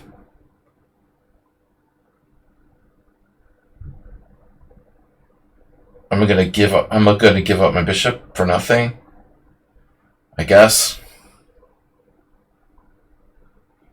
But I mean, this is a long time control, so let's take our time. My bishop is a bad bishop. If I play a5, he plays a3. I take. Yeah, I'm gonna play it. I'm gonna play it. And white has options. But there's no knight coming to b5 or d5, at least. Alternative for Germany. Bishop g4. Man, it's sad. Mr. Slow couldn't play. All of our German players are not here. Oh, Herstein. I guess he's German, right? But Mr. Slow couldn't play, and 42 couldn't play. Okay, now white played very solidly. Bishop e2.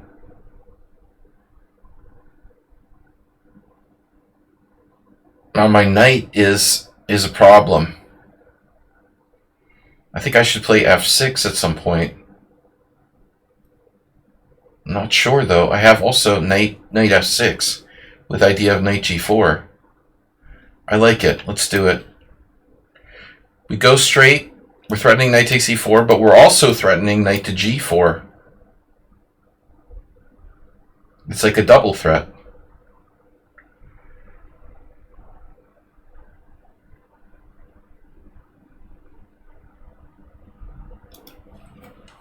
Now, if I trade, white should have to take with a knight, and that stops my knight g4 plan. Takes, knight takes. I think that black is still fine. I don't know if I have an alternative. Bishop takes, knight takes. I can fix his queenside with a4. And then f3. White has the idea of knight b1, knight c3, for example. I love how white hasn't used any time at all. Okay, what are my options? Bishop e7.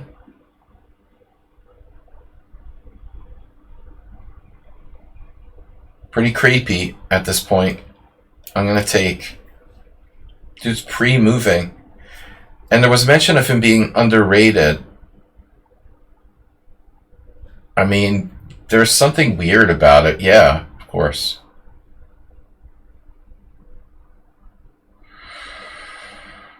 So I've equalized, but I'm not really better. And symmetrical pawn structure, how am I going to win this, right? a4 is very tempting. But at the same time, that pawn could get weak. And I may be like trying for too much there.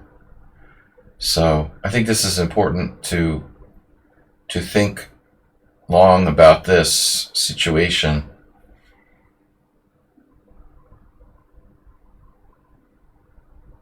I have no bad pieces, but white's bishop on e2 is kind of bad. How do we make it badder? He'll play f3 and make it badder on his own, probably. But the last thing I want to do is let him like trade it off. Let's say bishop e6. If I play a4, I could also play like knight a5. What about the d4 square? I have nowhere to put my king. I need to put my king on like c8 probably. So bishop e6 with the idea of king c8.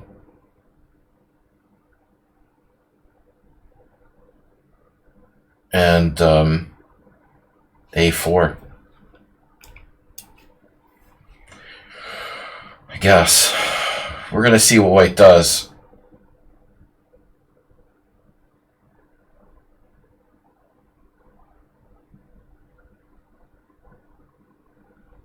This is not a position where I would claim that the bishops are an advantage because of his Marazzi bishop and the fact that it's a symmetrical structure with very few breaks. f4 is a kind of bad break. So it's hard to create imbalance, and the two bishops don't really open up.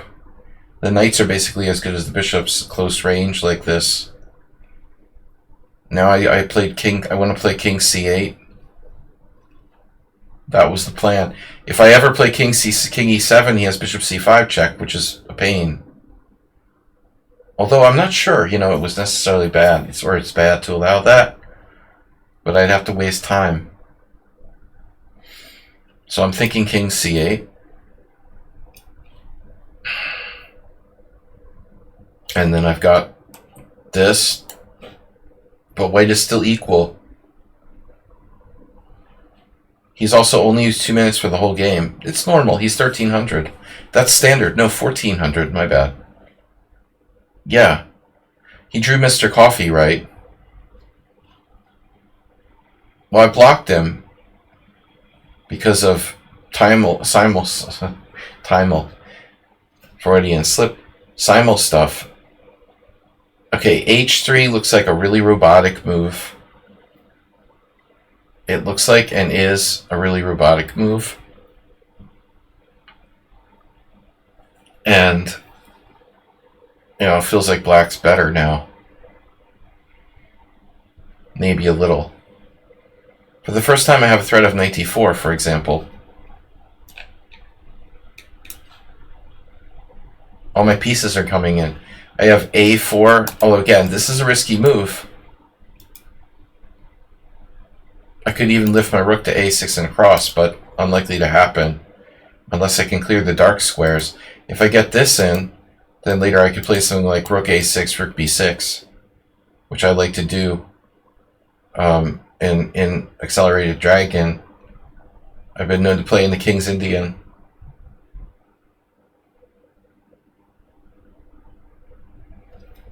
You're on vacation. What's that? Knight b3 is a bad move. See, he doesn't have a lot of squares for his pieces to move to. You know, he's like stuck.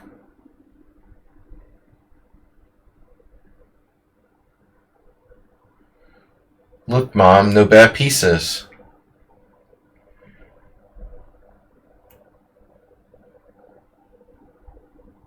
He has to actually think, but he prefers not to.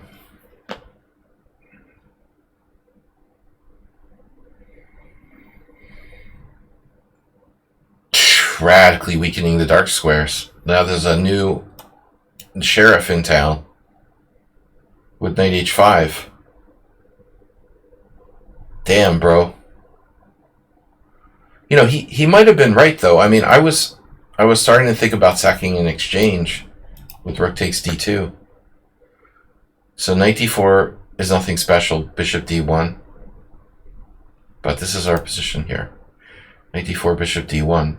But I have knight h5 threatening knight f4. Okay, what does it do? Everything.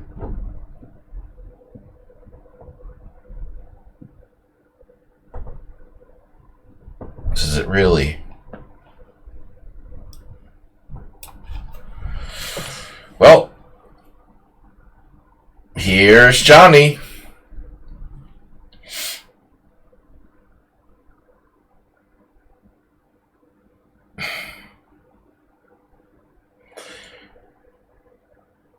Again, it's like the greatness of chess strategy. You know, there's so much more to the game than making robotic. I remember the look on my teammates' faces when I went to one of these endings in the first round of the World Team Seniors last year. They were like in shock, you know, because some people are like, well, how do you expect to win in a symmetrical endgame where the queens are traded on like move 4? Yeah, well, just watch and learn.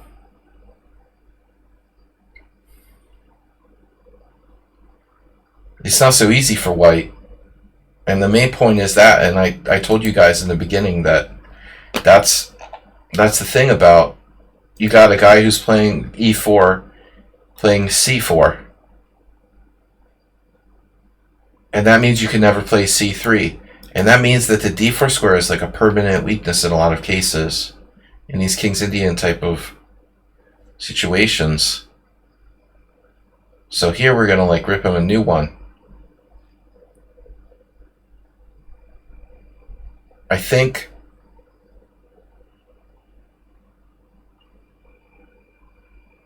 white's threatening g3, so I have to. If no knight f4, he's playing g3.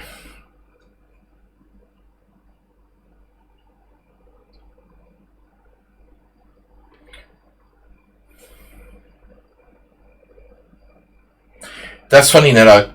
I was at poker, at the European Poker Tour, and I was playing in one event in the seniors, and everyone has to be 50, and there was this guy who was talking a lot of shit, and I just got on the table with him,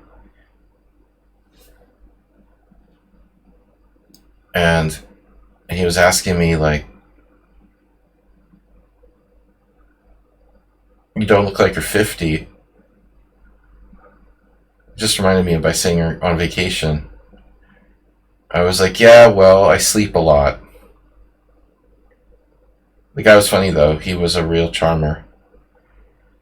He immediately came back with like a smart comeback. He was like, yeah, you look like you've been sleeping for 5 years. Alright, b6. Next. Everything's working like a charm. This is working like a charm, bro. Now what? King b7? He's going to go into the... What's he going to do, dude, after king b7? Dude, sack the exchange with rook d5? That would be deep. See, I'm maintaining control of d4. He's like, yeah, you slept for 5 years. Haha. Alright. Man, White's getting squeezed here. But like Mr. Coffee said, I mean, he doesn't play like he's 1400. He's like a bad 1900.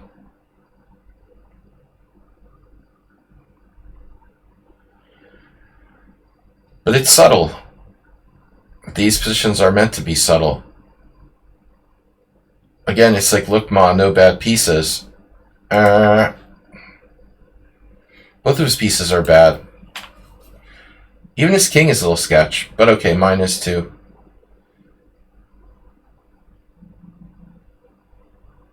Look, ma, all my pawns are on the right color. The other thing is we've had really long games. All my games are really long, and that's why the stream is long. All these noobs are like finishing their games in 5 minutes. Asterbate, what's the average duration of your games in this tournament? Come on, guys, let's try to wrap this up.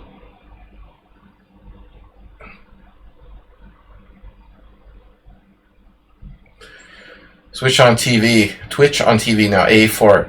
This is looking a lot like our other game against Edward.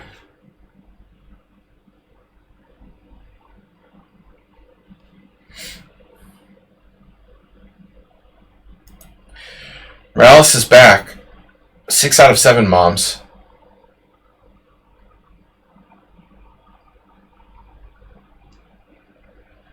Now hold on a second here. I need to think about this.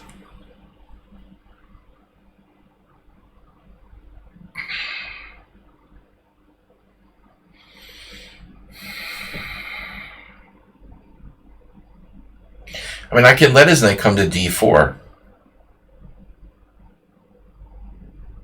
That's not a problem in and of itself. What about knight e5? Knight e5? Yeah, I don't know. I guess it's the good move. Will he have some sort of counterplay after that? I'm giving him a shot at playing knight d4.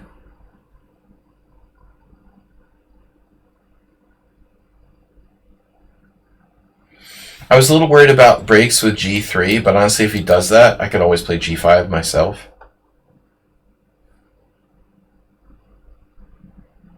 It's important that he can't play c5. If knight d4, I'm winning a pawn.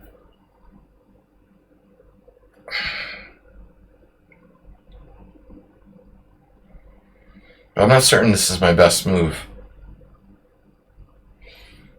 I was thinking about c5, actually.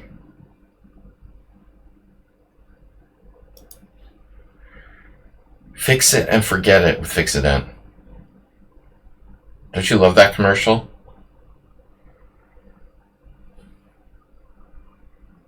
This is Fix-It-Ent right here. But it might be also, you know, restricting my options as well. To be honest, I thought about, like, well, some lines where I'll put my knight on c5, but I can still do that. I can even go like knight d4, knight d7, stick my knight on c5. Very unpleasant position for white. He's gonna have to like use all of his time and still lose. See, here's this typical like time management thing. Why do people, after I told them like 150 times, continue to not think until they get a bad position? And then they start thinking, okay, answer. Some people just never listen, right? But the other thing is that they don't know they had a bad position. Like, he doesn't realize he's in a bad position until it's too late. you're like already halfway in the alligator's mouth. You're like, it's a little warm in here. Oh, those are alligator teeth. Oh shit, I slid into an alligator's mouth. Oh no.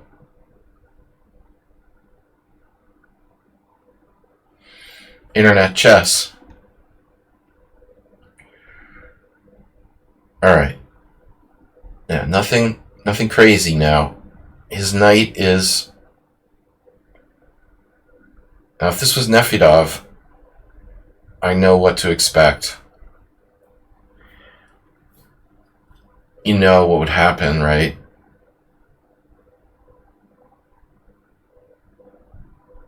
But maybe...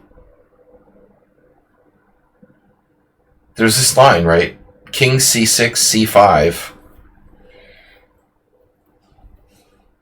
I could take with the pawn, but it would compromise my structure. King c6, c5. King takes c5, rook c1 check. When white has...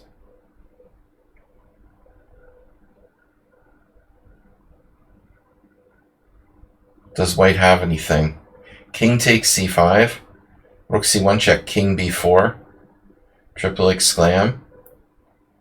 Full Emery Tate style. Damn, dude. Do you want to do this? This is really asking for it. This is truly asking for it. He can play c5, king takes c5. Rook c1 check, king b4. And his knight's hanging on d2. So he can't play rook takes c7 because I'll snarf the knight. I just walk up to b4. I just realized. So c5 I just take with the king. Although still it might be his best try. Or he can suffer. Or you can try g3. If g3, I have to think. I have to consider taking and playing g5. But I can't let him play f4 and challenge my knight on e5. So g3 is very combative. c5 is very combative. But I think in all variations, black is clearly better.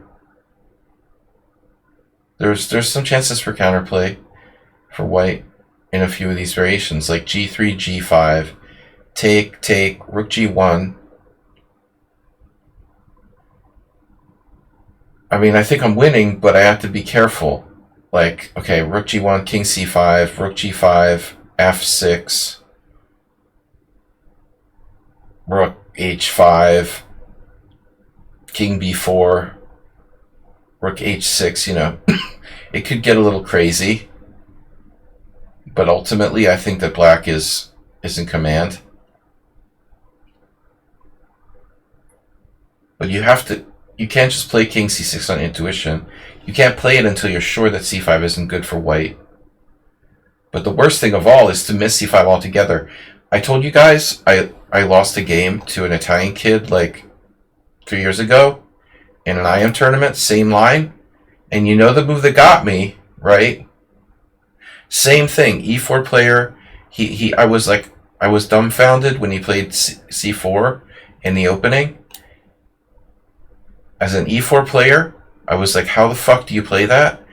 And what beat me? It was the c5 break against my blockade. I don't know if anyone remembers that. Okay, now b3 is really ugly, and he's going to get swallowed by the crocodile now. There will be no c5 unless he sacks everything. We need to check it out. Check it out. b4. King c5, b4. What happens if oof. Wow. King c5, b4, king takes. And this is no time to be a chicken. Rook b1 check, king c3. Could you imagine this shit working for white somehow? I can always take with a pawn. But then he has knight b3 check. King c6 back. Knight d4 check. It's good enough. He doesn't have anything. I mean, you gotta make sure b4 doesn't work, though. That's how I lose games all the time. I'm overconfident. It's the same story every fucking time. Every time. When I get overconfident, I get up from the board, I'm walking around, I'm all cocky, and then I come back and like fucking C5 is there on the board. Or B4, whatever it is. The one thing I've got to learn is to not be overconfident. It's not over till it's over.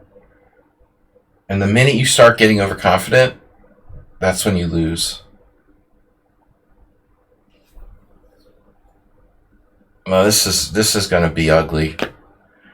Because if I get in here, and we're just going to squeeze him now. But carefully. Ooh, rook f2. Alright, so bear with me here. Rook f2 is a sort of strange move. I'm not sure what that does. I do not know what that does. Oh, he wants to play knight f1, I guess. Knight or bishop f1. I'm in. The active king.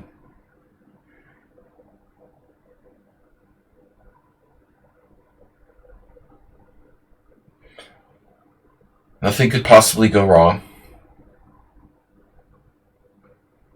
We really ought to seriously, again, not underestimate c5.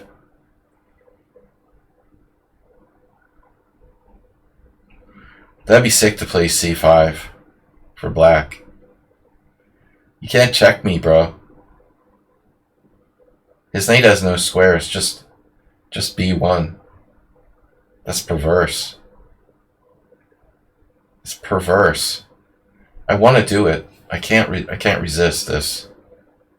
It's probably not the best move though. Yeah, okay, it's a little fancy. I should play rook d4. Another thing is like doing stuff because it's like fancy. Obviously rook d4 is a better move.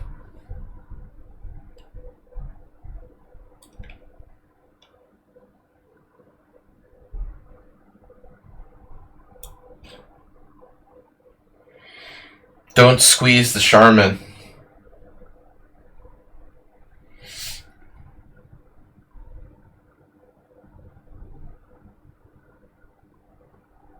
Really, I shouldn't play c5. It's a stupid fancy move that doesn't need to be played. If he plays c5, I just ignore it at this point, and I would pin him. c5 loses to rook d8, and he's in a forever pin. It's too late for c5 now. White is done. Cemento. He should try to unpin himself, but I don't know, like what? Rook c1, rook d8, knight b1, rook d1. It's pretty ugly. Now he tries the g3. And so this is critical. We're going to keep him locked down.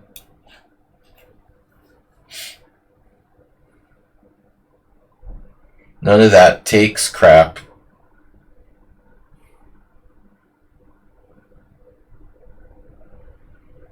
Now he has maybe a positional idea there. But f3 is a glaring weakness as well. He just created that, by the way. By playing g3, he weakened f3.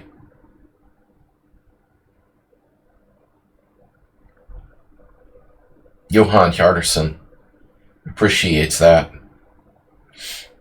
When you weaken your king side voluntarily with stupid-ass moves. Like f3, g3, h3. I do that all the time. This is getting ugly. Oh no. You could reconsider? How's the mobility of his bishop here? Material is equal. Oh no. Ka-ching. As Botvinnik says, no, tactics are the product of a positional advantage. Tactics will naturally appear as a result of an accumulated positional advantage. This is a perfect example. You know, boom. Uh-oh. You have the bishop that couldn't move. You got positionally crushed. See, I don't lose like that. I lose like I get overconfident and blunder some kind of trick. But White got outplayed really badly here, and he needs to evaluate what he's doing. He's playing badly strategically.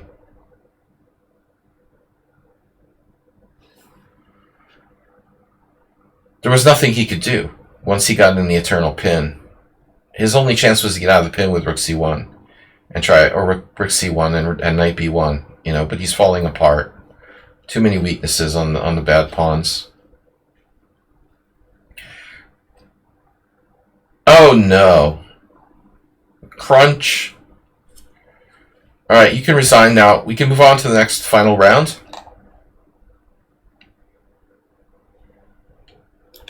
Or not. Ka-ching. Ka-ching. He's left with his best piece. Ouch. This is so sick, dude. Oh my god. Alright, I'll let you have the knight for the bishop. Are we having fun yet? Yeah, it's just like the other game. Okay, final round. Oh, someone wants to join. Player 13. Very well. You may join. You are enjoined. Alright, final round. Slot G5. I hope we have enough players to do a final round. Morales is back. Nice. How was dinner? Dude, Mr. Coffee. Oh my god. Morales, what the hell happened? Mr. Coffee looks like he was... You got him in an open Sicilian. Mr. Coffee. That's not good. Model game for Morales. Nefedov getting an easy... No, it was Asterbait. Oh my god. Asterbait's been a problematic opponent. It looks like Asterbait played Asterbait. Nefedov, did you play Asterbait's own opening against him? That wasn't very nice. And then we've got just enough players hopefully to pair this last round. Opening crap. Alright, Asterbait remains. I want to see at least half point in the last round, Asterbait. This is your last chance. Don't fuck it up. So Asterbait's Coffee's 2, Nefedov 3, Pyro 4, Morales 5, and me 6. We should have 3 last round games. Maybe I'll get paired with Asterbait, but I'll probably get paired with Morales. I assume Morales, Pyro, Asterbait, if they haven't faced each other already, which is possible. I want to see you beat him or get a draw, man. And then Nefedov, Mr. Coffee already played each other. We could have a pairing problem in the last round. Shit. What if there's no legal pairings? If there's only 6 players, we're going to have an issue. Guys. Well, we could get someone gets a bye. 2 people get buys? Does it do that? I could play Mr. Coffee, yeah. They could flip it around. Okay. So then I don't play Morales.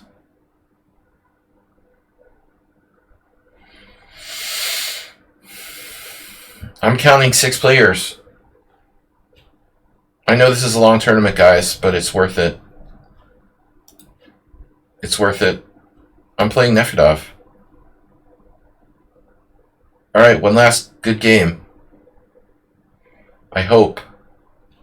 Jesus, I don't want to play against the freaking Schliemann again. Alright. We'll try something else.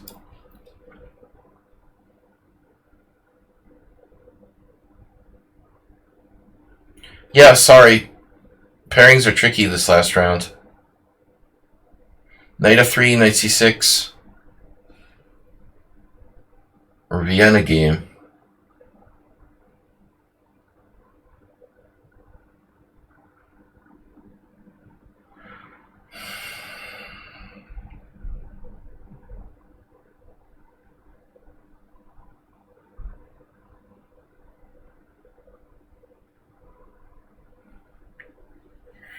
What am I going to play?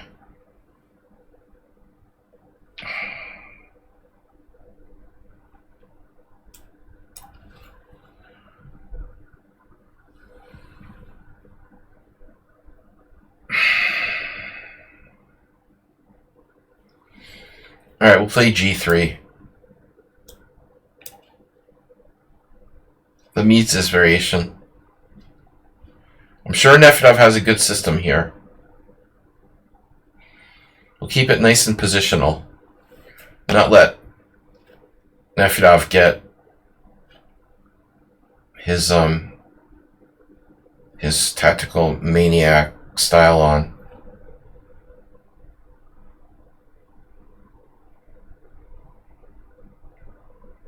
So what's up with the tournament? What do we got? Oh yeah, I want to see the other boards. So it's Nefedov against me, Pirate Black against Morales, and Astrobate Mr. Coffee. So Astrobate facing the Colley system, and Pirate playing black side of a Grand Prix Pierce type of thing. I think I won the tournament, but we're playing off for fun. Where's the board? So Nefedov plays c6, interesting move here. Which makes d4 interesting as well. Well, in a way, it's kind of like a... Actually, I thought Rosenthalis might play this against me. He had played the Vienna earlier in the World Senior, and I was really heavily prepared for him. But not with c6. That's interesting too, actually. Do I play d4?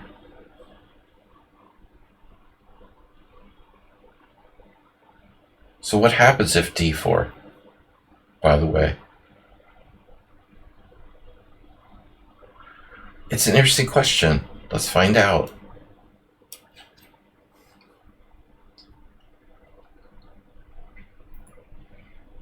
Wow. Oh my god.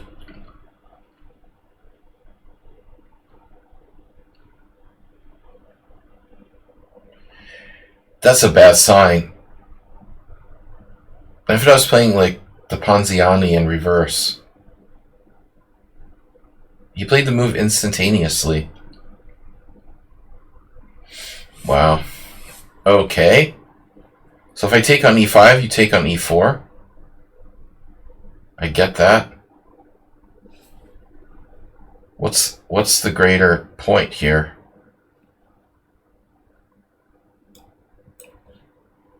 Is there some kind of trap or something with queen a5, or you're just making this up? It's kind of useful having an extra move against the Ponziani. I had time for both g3 and bishop g2 to defend my e4 pawn.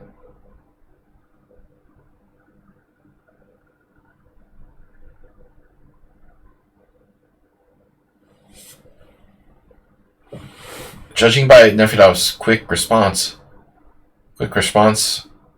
protocol, I assumed that's like something he memorized. But you never know. Ultimately, It's the last round. It's a long tournament. Very Hikaru-like. The time that Hikaru almost should have lost to me in a Blitz tournament was a similar opening. Almost should have, could have, might have, if I hadn't gotten flagged. Uh-huh. I like this, though. What's the problem? What's your problem, Nefedov? I like this. Nefedov's playing the Cambridge Springs. Nefedov playing the Pribble or Ponziani. Interesting. Could we find a soft spot in the Nefedov repertoire? There have to be some soft spots. Hard to find them. Got to massage him pretty good.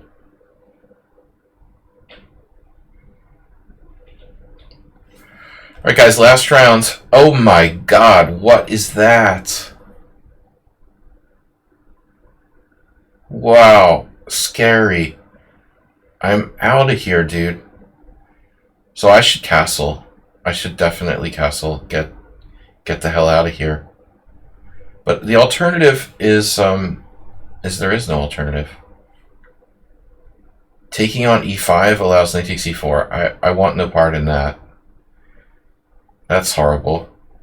And taking on d5 allows knight takes d5, which isn't as bad as the first variation, but I still don't like the look of it.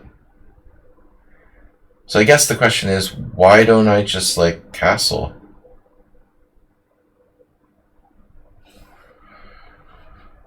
That's the question.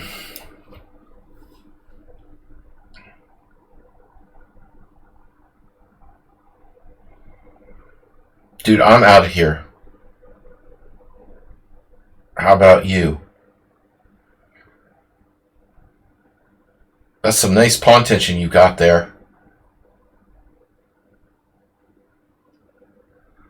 Mighty nice pawn tension you got there. But ultimately,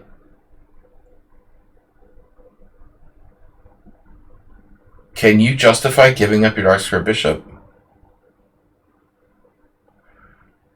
Or let's ask another question. Can you justify the position of your bishop or the positioning of your bishop on b4? Can you justify that? Maybe. Maybe he can somehow. I mean, my bishop on g2, it's not doing much on this diagonal. But you know what it is doing is protecting my king pretty well. So the good news is that my king is safe from the evil Nefedov, at least for now. Whereas evil Nefedov is chilling with his king on e8 at the moment, while there's massive tension in the center. And now I am really confused. So he just doesn't care? If I take on d5, if I take on e5, you can take on e4, take on e4, you take on e4, I take on e4, you take on e5. Everything's okay. But what if I take on d5 first? That looks like a problem.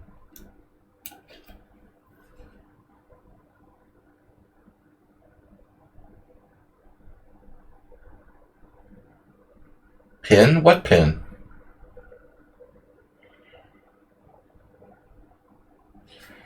Poor Nefedov.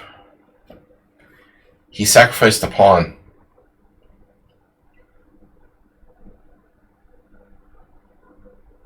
Poor pawn.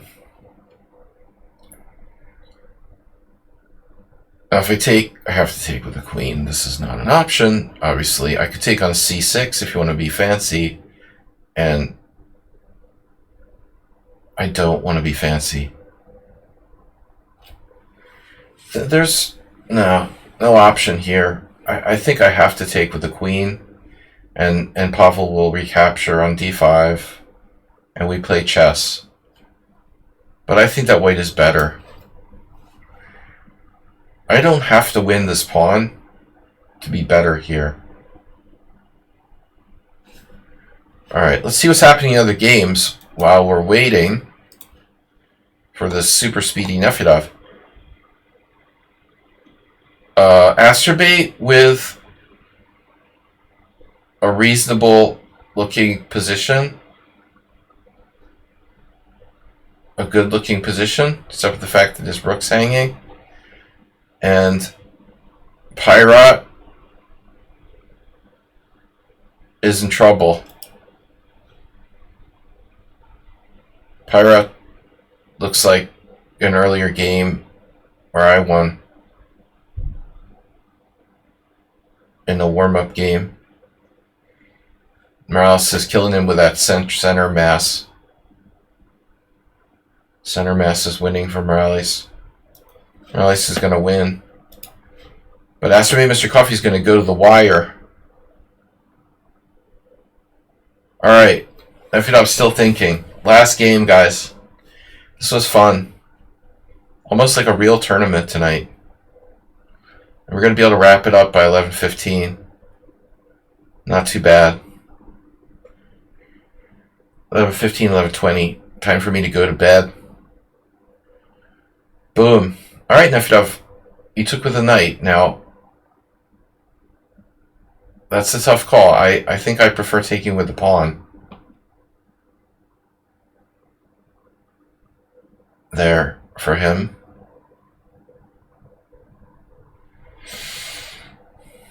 He's gonna lose a pawn. Definitely. It's like a Tarash isolated queen pawn.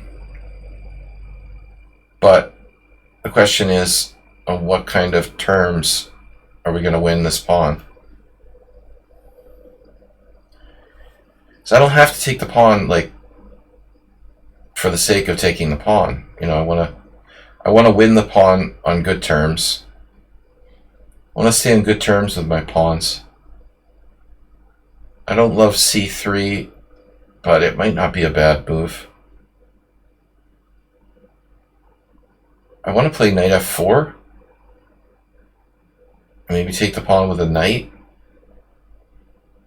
But I don't know if I can do that because he's going to hit my queen next. Bishop h6, a very forcing move. That doesn't quite work, sadly. Knight f4. Yeah, well, anyway, we got to do something. So here it goes. I'm expecting, I don't know. I don't know. But his bishop on b4 was never really proving itself justified. What's happening there, guys, in the last games in the marathon, in the Sligy Marathon Classical? Let's take a look again. Sligy Marathon Classical. Morales against Pirate. Pirate has left the building. Do we have like a disconnect? What happened there? Oh, I see. There was a capture, check, king h1, queen e5, and then bishop f4. It's black's turn. He seems to have left the building.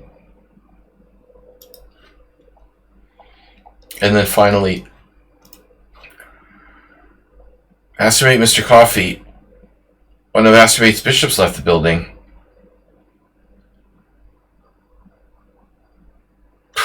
Tough day for Astrobate.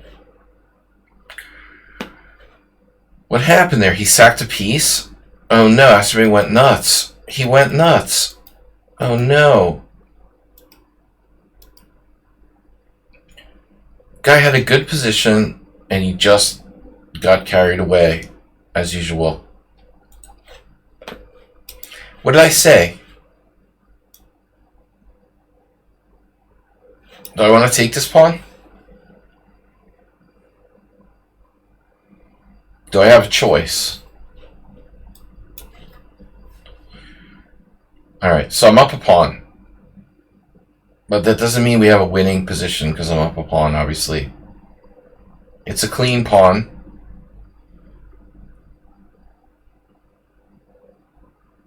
And we've got 3-on-2 on the queen side and a great light score bishop. So, very good winning chances here. I like this pawn better than the pawn I was up against Herstein. Let's say that. Nefedov is the master of tension with bishop f5. That's fine. I'll see your bishop f5 and raise you a c3.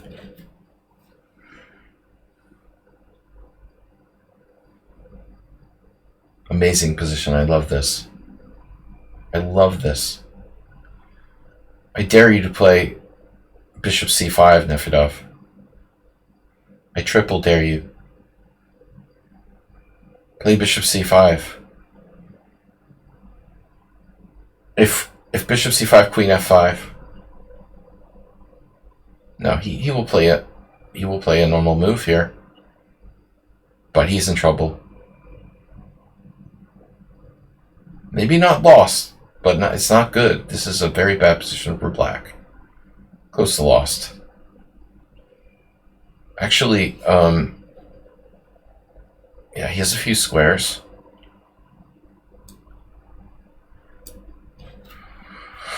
D6. All right. So we're a clear pawn up against a very tough Nefedov.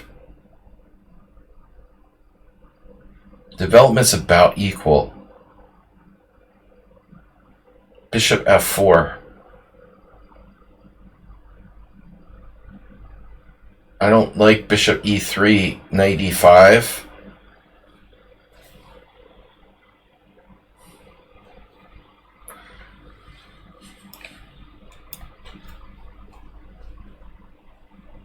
Trading pieces is okay because we're up a pawn. But anyway, I'm trading an undeveloped piece for a developed piece here. It should be fine. Well, maybe not fine enough. We shall see. I am concerned that Nefedov could get some counterplay. It wasn't necessary to play bishop f4. I could have played bishop e3, but I didn't like knight e5, knight c4, and stuff like that. But maybe this move was too lazy on my part. A little too lazy. I have a crazy idea, though. If bishop takes f4, could I take with a g pawn to keep my strong knight? And that's something that I think, rather a deep concept, but it really doesn't matter if I'm going to win with the queenside majority, whether I have, doubled pawns or not on the king side.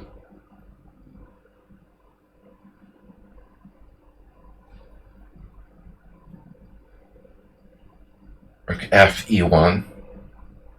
F udov. That's funny.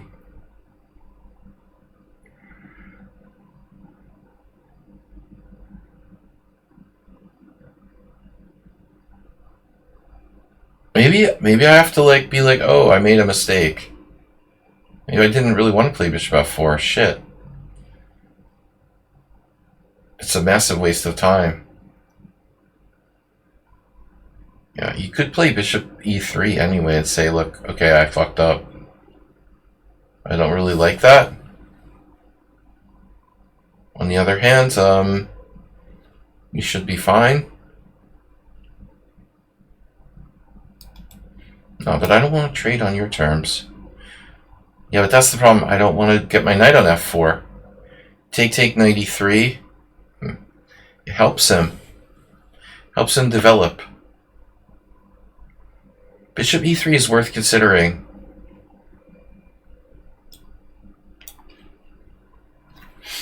I'm going to say I regret my last decision to put the bishop on f4.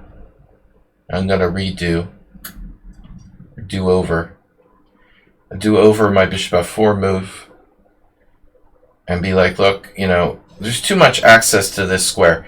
Too many variations where Nefedov was clearly putting his rook on d2, and I underestimated that. It's a problem in a lot of lines. I didn't have to allow that. Screw that, man. I don't want my knight on f4. It's on d5. It's a strong piece. It's in your face, you know? Plus this freezes him to a7. The bishops work well like this. Tandem. Dorfman Yozev style. Piece tandems. Ask me what happened. Mr. Coffee got you? Was he cheating again? Gotta watch that, Mr. Coffee. Uh-oh. It looks like Coffee got it. Coffee got 3rd place. Oh my gosh. Participation. Participation trophy. Herstein is going to win 2nd place. I can't believe it, dude. No, Morales is still playing. Oh man, Mr. Coffee's going to get bumped. Jesus, that's not fair. You still get a 4th place, like a bubble prize.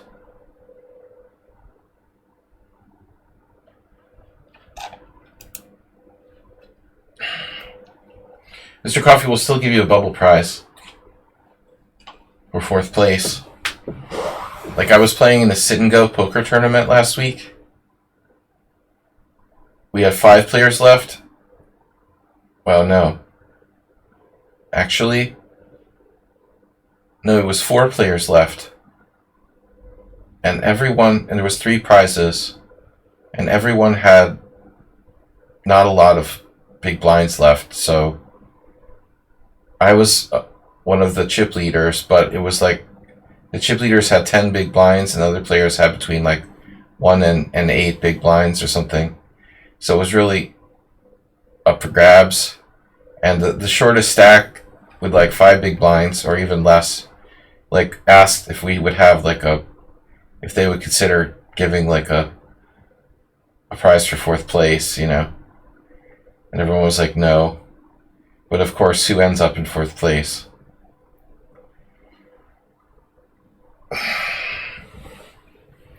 Whatever. Bubble Man. I play very aggressively in Sit and Goes, and people just don't understand concepts. Sometimes you have to pay the price. Are you threatening me, Nefedov, with this move? What are you threatening exactly? I'm seeing things. Lots of things. Nefedov is tough. He's scary. I want to play h3 and it's weak, you know?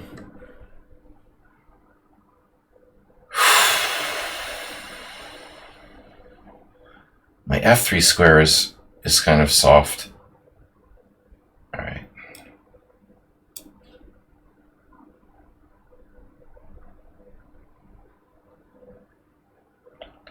I can't believe he played h6.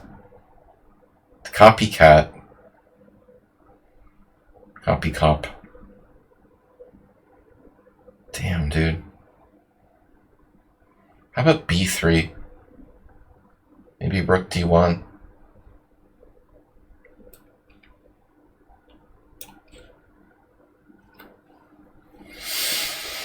Damn, last game. Down to the wire. Going for the perfect score, Bobby Fischer. It's a big bash you got there. Is it just you guys left? Everyone's gone? Cowards. Alright, one thing I've learned is maybe we should start a little earlier, but whatever. They're cowards. Playing. Sorry guys. I left the building. Alright, here, bishop h7. I'm surprised Nefedov... Are we back? Nefedov hasn't played g5 yet. Oh, he realized g5. See, g5 is no good here. Don't make any g5 jokes against Nefedov. Takes it very personally. See, I always get in trouble making jokes. People start to hate me. And my stupid jokes. Rook d2? Yeah. Is there a cheap threat somewhere? I have bishop takes h6. Oh shit. I think that might actually work. Oh man. Oh, I had that. I could have just played bishop takes h6. Bishop takes h6. Tactic buzzsaw. Are you glad you played h6 then, Nefedov? Bishop takes h6. Pawn takes h6. Knight f6 check. Take his rook. Or his bishop. If he goes king f8. If he goes king f8, actually, if I take the rook. Yeah, I don't know. So I sack a piece, I go knight check. That's kind of weird, actually. There could be some tricky thing there where I can't beat him. Anyway, not worth it. Alright guys, it's a long one. Nefedov's the only one that has to go to work. He has to go to work tomorrow. Probably. Unless this is another one of those British bank holidays. Don't worry, Nefedov. Trump's not going to be levying tariffs against you guys. What is that?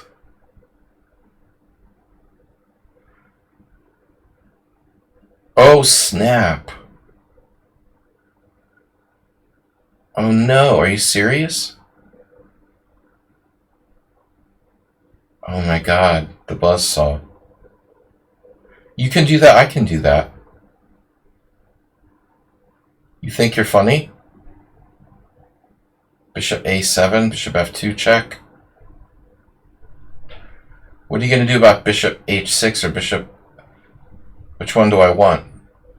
Kamikaze bishops go both ways, bro. Just saying. Kind of like that queenside pawn. Yummy. Yeah, bishop a7. Knight. I like your knight on a7. Bishop a7. Nefedov with the... That's a beautiful tactic. Bishop a7, bishop f4. Bishop e3. Bishop e3, pawn e3. So maybe I should play bishop h6. It's crazy. That's crazy, bro. Take that, Nefedov.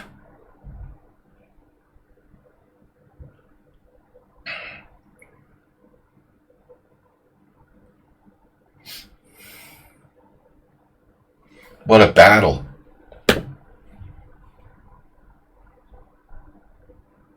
Almost finished, guys. 15 minutes or so. This thing will be in the history books. What about the other game? Pirate's still playing. Oh, he's out of time. What? Dude timed out? Morales, are you serious? He just left. He just left? That's dis. I don't know. It could have been a connection thing. That sucks. So that's done. Sorry, Morales. That sucks. I don't know if he just bailed or... Anyway, thanks for playing. This is our last game. But Morales should get second place. Morales gets second place. And Herstein in third. And the standings are final. Or not. No, if Nefedov beats me, or draws, it could change the standings, actually. If Nefedov loses, the standings in the top three are final. Let's finish him off. Okay, this is not easy. He's down a pawn. He played a really cagey combination, but it may not be enough.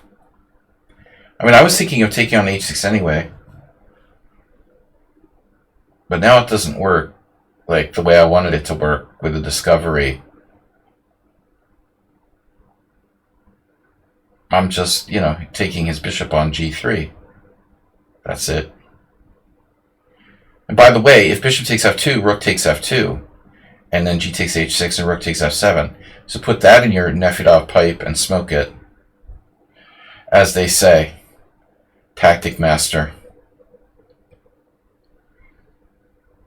He's the one who started this cannibalistic pawn grabbing. Although he does get the better pawn structure out of it. Ultimately, you know, he damaged my kingside structure. But I have more pawns than he has. And that's what really matters. Quantity, not quality. At least on the queen side.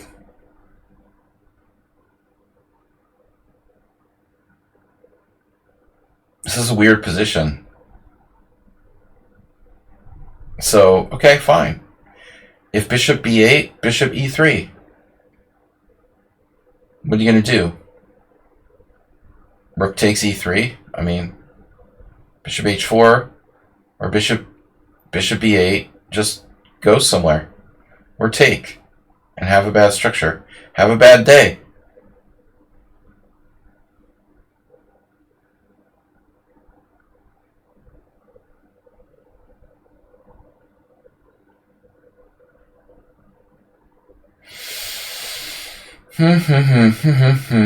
Alright, last game, last final stage.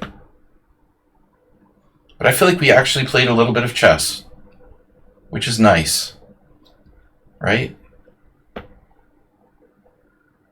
Next time we'll have prizes. No donations today? I never get donations during tournament streams.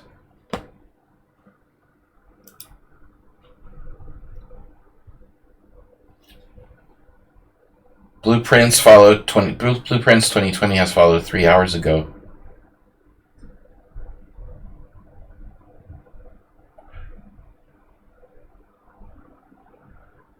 Nefedov has left the building. Again, guys, thanks for playing. We're going to see the final standings here in a moment. Sorry, that's my real tournament. It's your turn. Okay. He chose bishop e5. Interesting.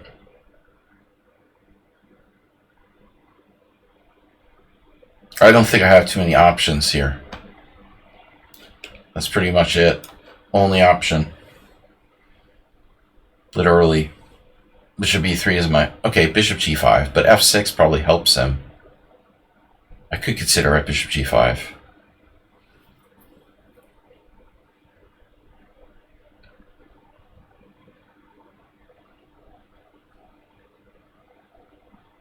It's all about the queenside. The queenside majority. He's keeping an eye on my c3 pawn. I guess. Maybe hoping that I'll go crazy and play f4. Something to consider.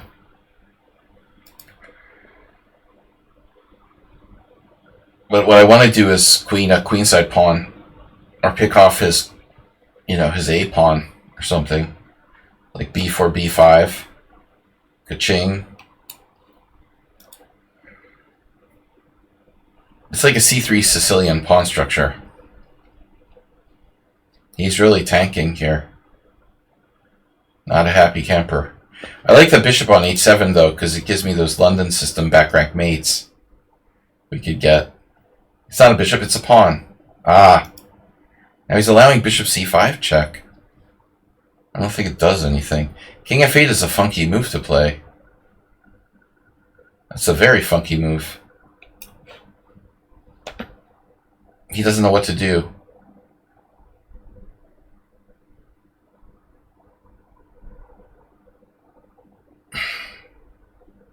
Funky move, Bettina.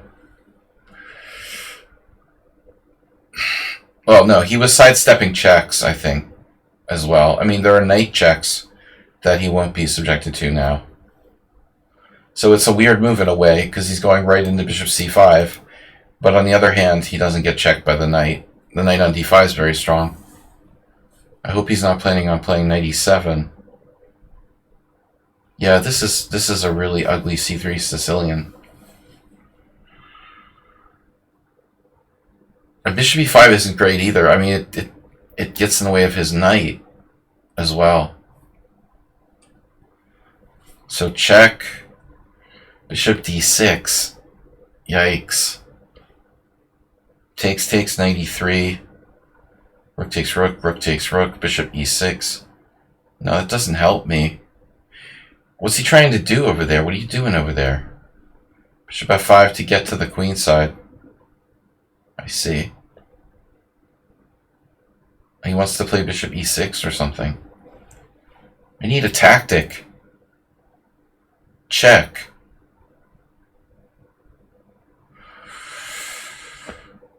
I feel like I should have a tactic here.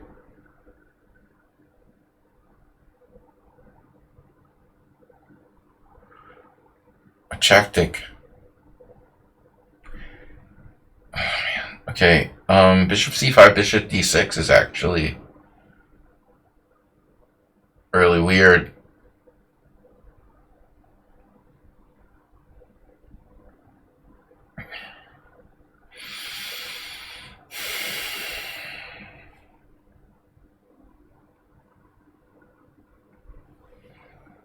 I want to push my queenside pawns.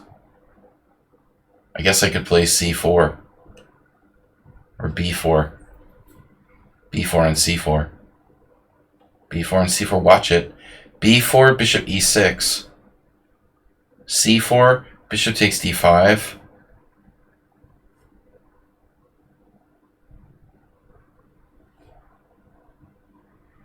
About like a3.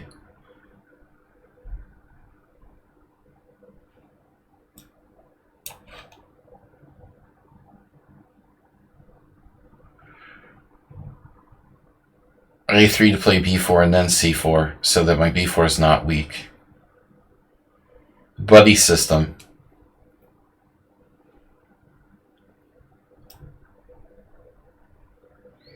Maybe c4 first. Why not c4 first? b4 comes with threat. And I don't think he's playing b5 with his knight on c6 like unprotected. And now we go with c4. Now we roll in. Everybody's happy. Is anyone here not happy?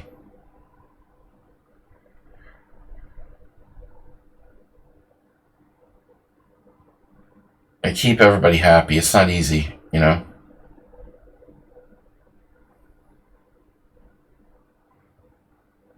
Did I miss anything there? No, I needed to defend my c3 pawn. He was threatening to take on c3 sometimes.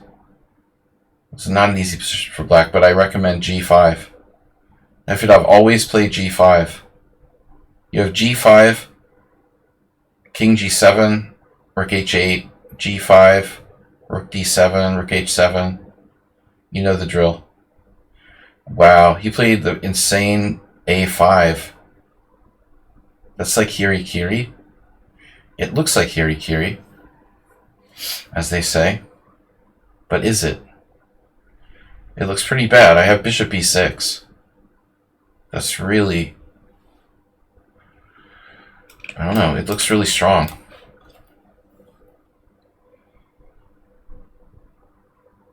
I have a lot of strong moves. But this... He's like really frozen. Eric frozen.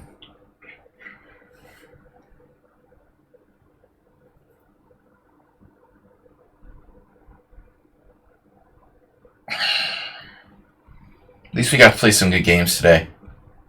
It was fun. Crushing you guys. But they'll be fun to analyze and stuff for Mr. Coffee's lesson. Something bad happened to you against Morales. That didn't look right, man. Aye. Sire. There's some guy with a 5-word name watching the stream in the chat room. That's the longest name I ever saw. 1, 2, 3, 4, 5, 6, 7, 8, 9, 10, 11, 12, 13, 14, 15.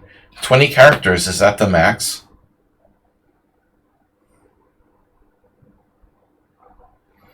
I don't know if I want to take the pawn. Check. I have tricks like knight takes f6. I kind of want to just like push my pawn. But I guess b5 is pretty strong. b5? Where's his knight going? Oof. Yeah.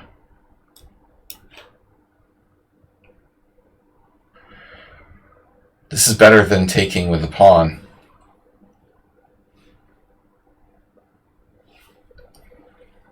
We're having Nefedov sandwiches for dinner.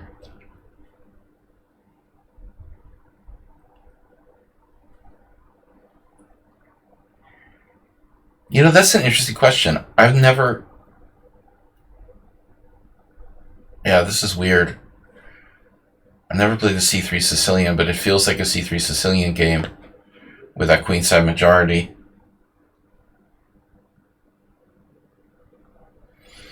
Yeah, Morales tricked you somehow. He uses tricky move orders. He's good against the Sicilian. That's good practice. Monstro bishop. So if I take with the pawn, or do I take with the bishop? If I take with the bishop, it goes knight e7, but giving up my bishop anyway. The other way, he might have some tricks with like bishop c3. I think objectively this looks right.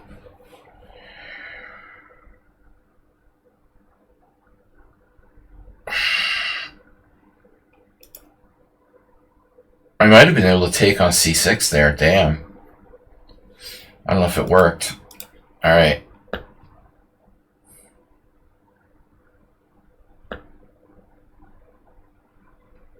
Blokadovich. But I think my d5 pawn is protected.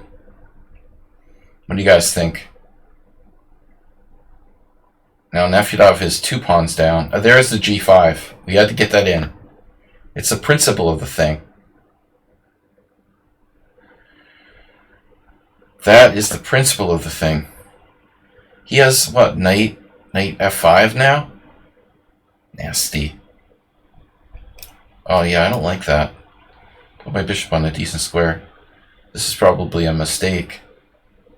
This is a mistake. Passed pawns must be pushed. Oh, I was such an idiot. You could have played bishop d6 and blockaded there.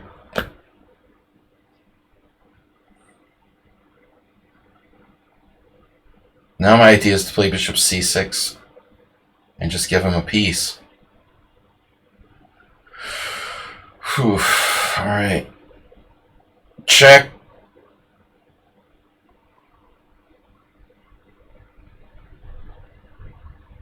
Not so easy, though.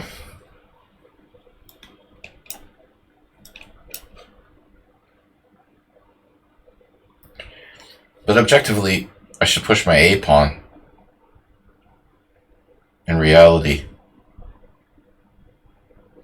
Bishop c6. Take, take.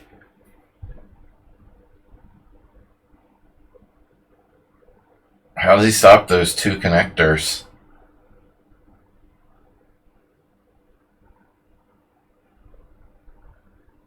Take, take what? This should be winning.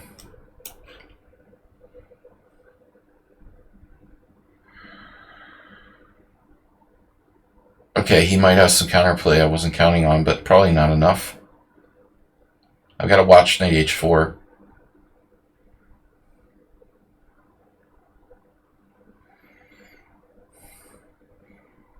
String beans.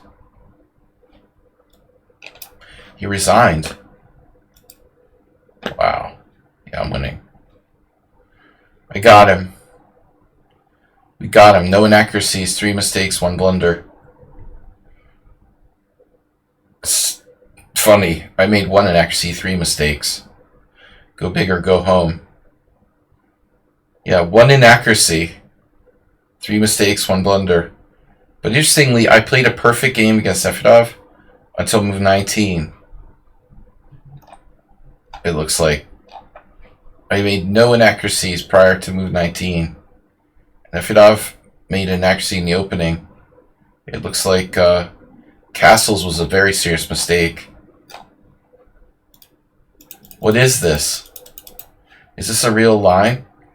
It looks a little shady. But apparently it's not so bad. Wow, nobody ever castled. Everyone took on d5. That's weird. That's really weird. It looks like castles is the best move. And yet no one played it in 3 games. It's extremely odd. Alright guys, tournament, thank you for playing. Good games. Thanks Nefedov. Thanks Morales. Thanks Mr. Coffee. Thanks Astrobait. You guys are the heroes. Staying into the end. I got a perfect score. 6-0. Yeah.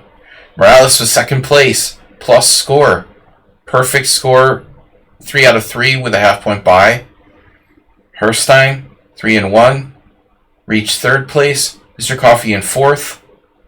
You got to equal score. Finally, losing 2, winning 2, half-point bye in a draw. Edward with 3. Pirate 2.5. Nefedov 2.5. Nefedov got some tough pairings. And then Jeroen, non-as player. Astrobait, tough going today. You need to maybe use more time.